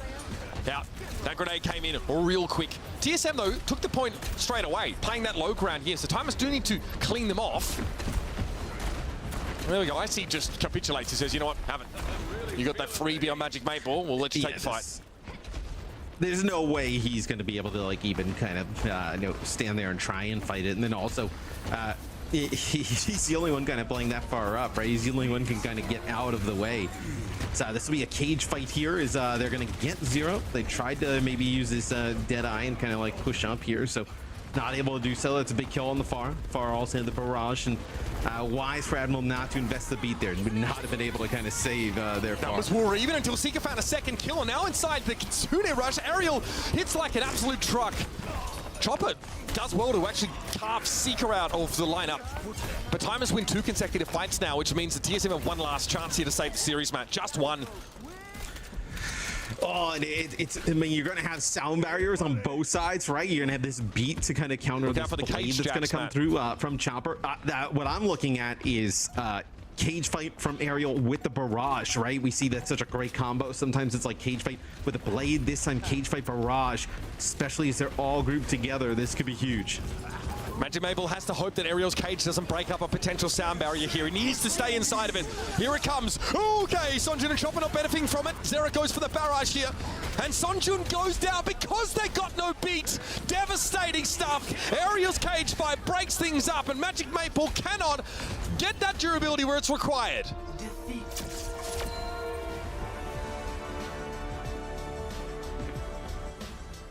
It's the robot's game. It makes you aim like a robot. Hey guys, it's Jake. What's up, guys? This is Jake. Hey guys. This is Jake. Hey heroes. How you guys feeling? I mean, this is a huge win. I feel like this is, I don't know, arguably an upset from outside perspective. I was a believer, but it's not an upset. All right, they know. No. Sorry, I'm sorry. It's okay, bro. It's okay, Reinforce. Wait, isn't that the old Timeless roster? And well, the new Timeless roster? Timeless is better than the old Timeless. Uh-oh. The drama. Young guns. Mm-hmm. So you guys now are one series win away from Esports World Cup off of a very dominant performance, I think it's fair to say, in that last match. How are you guys thinking about your next opponent playing NRG Shock for the chance to go to Riyadh and compete for $1 million? I mean, we played them last time and it was really close. I think they got a bit lucky last time, all right? I think we should have won that series, but you know, stuff happens. But the next time we play them, I think we're ready to play. I think a certain teammate just had 4 cheeseburgers before the match, so they were in a food coma. I'm not saying names. I think that might be you. Bro, I think like versus NRG, you know, we were confident in our Genji Echo stuff, but it didn't work. And so once we swapped, like we felt a lot better. Like I was able to do a lot more on Pharah. And obviously putting Seeker on cast, he's the best cast in the region. So I think next time we'll come out swinging way harder than we did with Genji Echo comp. Yeah, took my question right out of my mouth, asking about the compositions right there. Is there anyone else specifically you're targeting here on NRG Shock? Like, do you have a target in mind, a player that stands out you're gonna shut down? Rack Attack. Yeah, Rack Attack. For me, I'm targeting Infected. That guy's like my best friend, so I gotta like knock him out, you know? I gotta beat him up. That's true friendship. I'm the same as Scissors. Okay, so everyone has a grudge match in this. You gotta beat the homies. I Love it. Gotta beat the homies. I love that. Gotta beat the homies. General, how do you feel about the recent patch changes or the meta in general and the way it's going? Do you feel like it plays into your wheelhouse? I love it, bro. It's like it's a Overwatch good 1 meta Cassidy. for us. Yeah, it is. Yeah. I think we were kind of practicing because we thought the meta was going to change a lot more, but like we were trying different stuff in scrims. But when we saw nothing change, like I think we knew that we were definitely going to beat TSM. I think I gotta say we just are the best in our roles. The speed walking high noon is some crazy stuff, though. Bro, it's so much fun, bro. It's like Overwatch 1 cast. Like I'm having like the time of my life. Like flash fanning people. Like I'm just running around the map. Like guys just do to have fun. It's a good rework, except for Sojourn. I don't know what they did. Yeah, is Sojourn dead now? Just not playable? Yes. Yeah, I think Sojourn's dead. Like, she wasn't even that good, but I don't know. Yeah, she's dead now. Well, sorry. She definitely took an L on this one. Rip. Better luck next time, Sojourn. Maybe. She'll be back. She'll be back. Yeah, she'll be back. Sure, Yeah. Too much fun. They'll find a way. Exactly. Well, guys, we're gonna let you go ahead and celebrate the victory. You can't wait for your next game. So best of luck in that one, and thank you so much for chatting with us. Thank you. Bye-bye. Thank you, guys. Have a good one. Bye. Go Team VC. Let's take a look at the highlights to see how they got it done. It was a very hotly contested match at the beginning of it, but they brought it home. I mean, just the way they came out. You said it earlier, Jake, as well. Just like the way Seeker came out and just like rolled forward and just shot people. It was like they just took control of the entire matchup. It was honestly like, that was what we talked about before the game as well. Just like they have the individual star power on this team. And I was like, well, TSM, teamwork, been together for a long time. A couple of good coaches, but it honestly was just like an individual diff. Like they just came out guns a-blazing, both damage players. I mean, I think the DPS as the tip of the spear did their jobs really, really well. They looked like they both had great series. I think Zero on the far, Seeker on the Cassidy, just no criticisms at all. And to be honest, though, I want to also highlight players like Ariel, who navigated some very tough situations, right? Playing Mauga into these slow Sigma comps that just want to bait you to make a mistake. They're constantly grinding away at you, constantly poking you, and you have like one really powerful button to like go full commit with your run and your shout, and you slip up with that, it's over for you. So much pressure on Ariel to play the Mauga into the Sigma, and he looked great. He was very nearly flawless. Zera as well came up in a huge way on Pharah this series. I felt some of his flanks, the timings, really, really great aggression that the rest of the team could follow up with. I mean, just so many huge threats on this team. To be honest, besides Hollywood, this wasn't a close series. Like, all 3 maps they won were pretty much dominated. Yeah, I mean, that was a quick 3 on Flashpoint. Like how? Yeah, I mean, that was one of the quicker Flashpoints. Yeah, exactly. They were like, we're gonna win. Yeah, on the point of Zero as well, it's just great to see young talent like Zero come out and be able to play, you know, different heroes as well, because long gone are the days of like one-tricking Tracer and getting away with it, or, you know, specializing in, to some degree already, some players who specialize in like hit scan and that's what they do, but Zero, young player that we hyped up early in the year, standout Tracer play to start the year, but now also coming out on the Pharah, and having some huge barrages, setting up some great teamfight wins. Great sign for Zero as well. Another young talent here in North America is really developing into a star. Yeah. Let's actually take a look at the lower bracket to see where we currently stand, as we just had to say goodbye to TSM. Any final words on TSM's performance here? I mean, it's just such a stacked region. It's tough, right? Because again, like I think TSM, they're a great team. They got some great players on their roster. But same thing with Luminosity going out in the first round here in the lower bracket. Like this region is just stacked. There's so much parity. That's how it goes. I mean, I think Timeless is a really heavy hitter competitor. I think they're a team that has continued to level up and reach their potential further. In the upper bracket, we got Toronto and M80 vying in that upper bracket finals. To be honest, I think Toronto's going to beat them down, but you know, I think M80 practice? Like, they booked their ticket to Esports World Cup. I think they're probably just chilling right now. So, and to be honest though, what's funny is I don't think it matters. Like they could like try their hardest, and I don't think they can take it to. Toronto has been looking untouchable. Like they've looked better than I've ever seen them, and they were already dominating the region previous, like last OBCS qualifier. They were already dominating the region, and they look even scarier. Like for me, there's a 3-0. And there's like dominant 3-0s, but for me, just the eye test on Toronto, it's like, wow, they look fearsome. They realize that dominating NA is not enough, and they need to like constantly be pushing for more. That's the only way you're going to be truly competing with the best teams in the world, like, you know, Crazy Raccoon, Falcons. Yeah. Yeah, scary team to look at. Lots of individuals who've been absolutely lights out. We had a lot of those today as well. So let's take a look at our NA $1 million place. Who got the cash money? There are a couple of cash money. Oh, a Tracer? This is the pause Tracer pull stick, right? I mean, the pause is extra beam on top. Like, we've never seen that before. A pause mid-pulse on a Tracer. I will say Zamba looked great today on the Tracer. Not a Tracer meta, and I think Zamba is definitely a very heavy Tracer specialist player in terms of their potential, but they look great at the highest level on Tracer. I think this Scissors is also extremely good. Hilarious, I like but this is a great moment. Okay, so this clip, this clutch is crazy. So Pharah comes in, but Lethal has left the point. So you don't have your Cassidy to help shoot the Pharah. And I mean, Cal with an amazing clutch play, great immortality field, also hits a direct heal onto the Pharah. Whoa, he get the air shot on the conch jump from far. Wait, that was it's amazing. So that heal, we got to run this back one more time. That heal from Cal was disgusting. And I think if they miss it, they might not clutch that. And this great flank, we talked about already, Zero, of course, with Barrage, so it's a great flank Barrage. And I love it too that like when Zero is hitting these hard flanks coming in from like an undetected location, the team is charging in. Like this is like best case scenario for the flank, right? To go this well. But even if it doesn't go this well, the fact that the whole team is hard committing on it is like they could cover up any sort of, even if there was an individual mechanical slip up, their team coordination is actually going to cover that up there. Like you could still be getting those kills. Maybe it's someone else following up, and then you see there when everyone is actually executing as well as that, and the team plays on point. I mean, they just wipe. Also, small detail: if you're perhaps watching, trying to pick up Pharah at home, and you find yourself in the lower ranks, a little tip right there you can pick up from Zero is you fire a direct shot right before you barrage. So you land that direct shot on the Baptiste and then barrage before they get the immortality field out.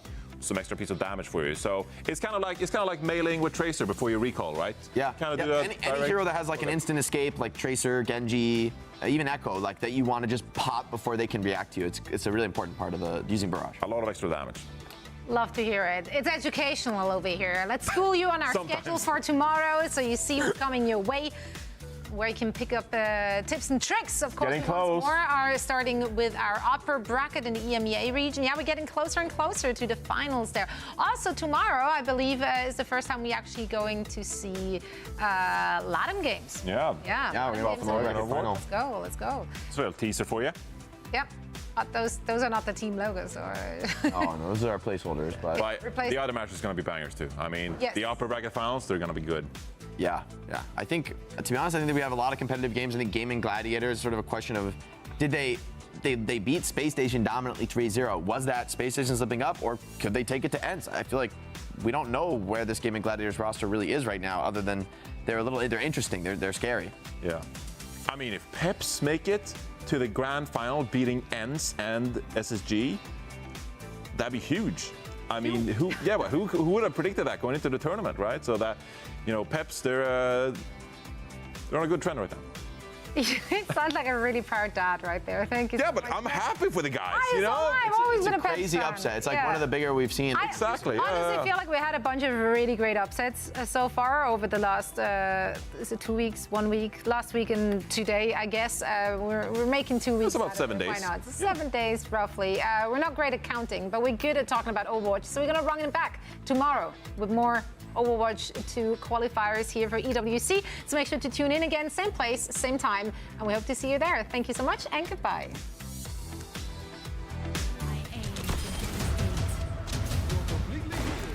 Speed on the other side, so yeah, you're more than happy to run into them at this point, or at least push Virtus Pro away. Well, there's Quartz with yet another kill on 2 different picks. Oh, and make it a third, in fact. Oh, his aim is still just as good as I remember from, last week? Around like this and just take the you're gonna get hard rotated on Rose, straight under the payload. Nice shatter, hits the ram, easy kill for Kellen.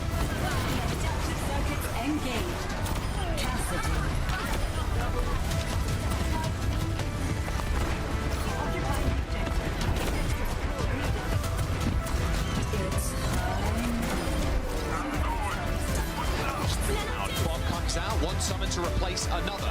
China is... Where did Crocs come from? TP onto the high ground. Oh, the fire strike too! Wait, Crocs just went demon mode on the ride. Look how deep Scissors is going into the spawn trying to get Zomba out. Real gap that's being felt here in Tracer position. Zomba though, okay, wow. You are really going to pause it now.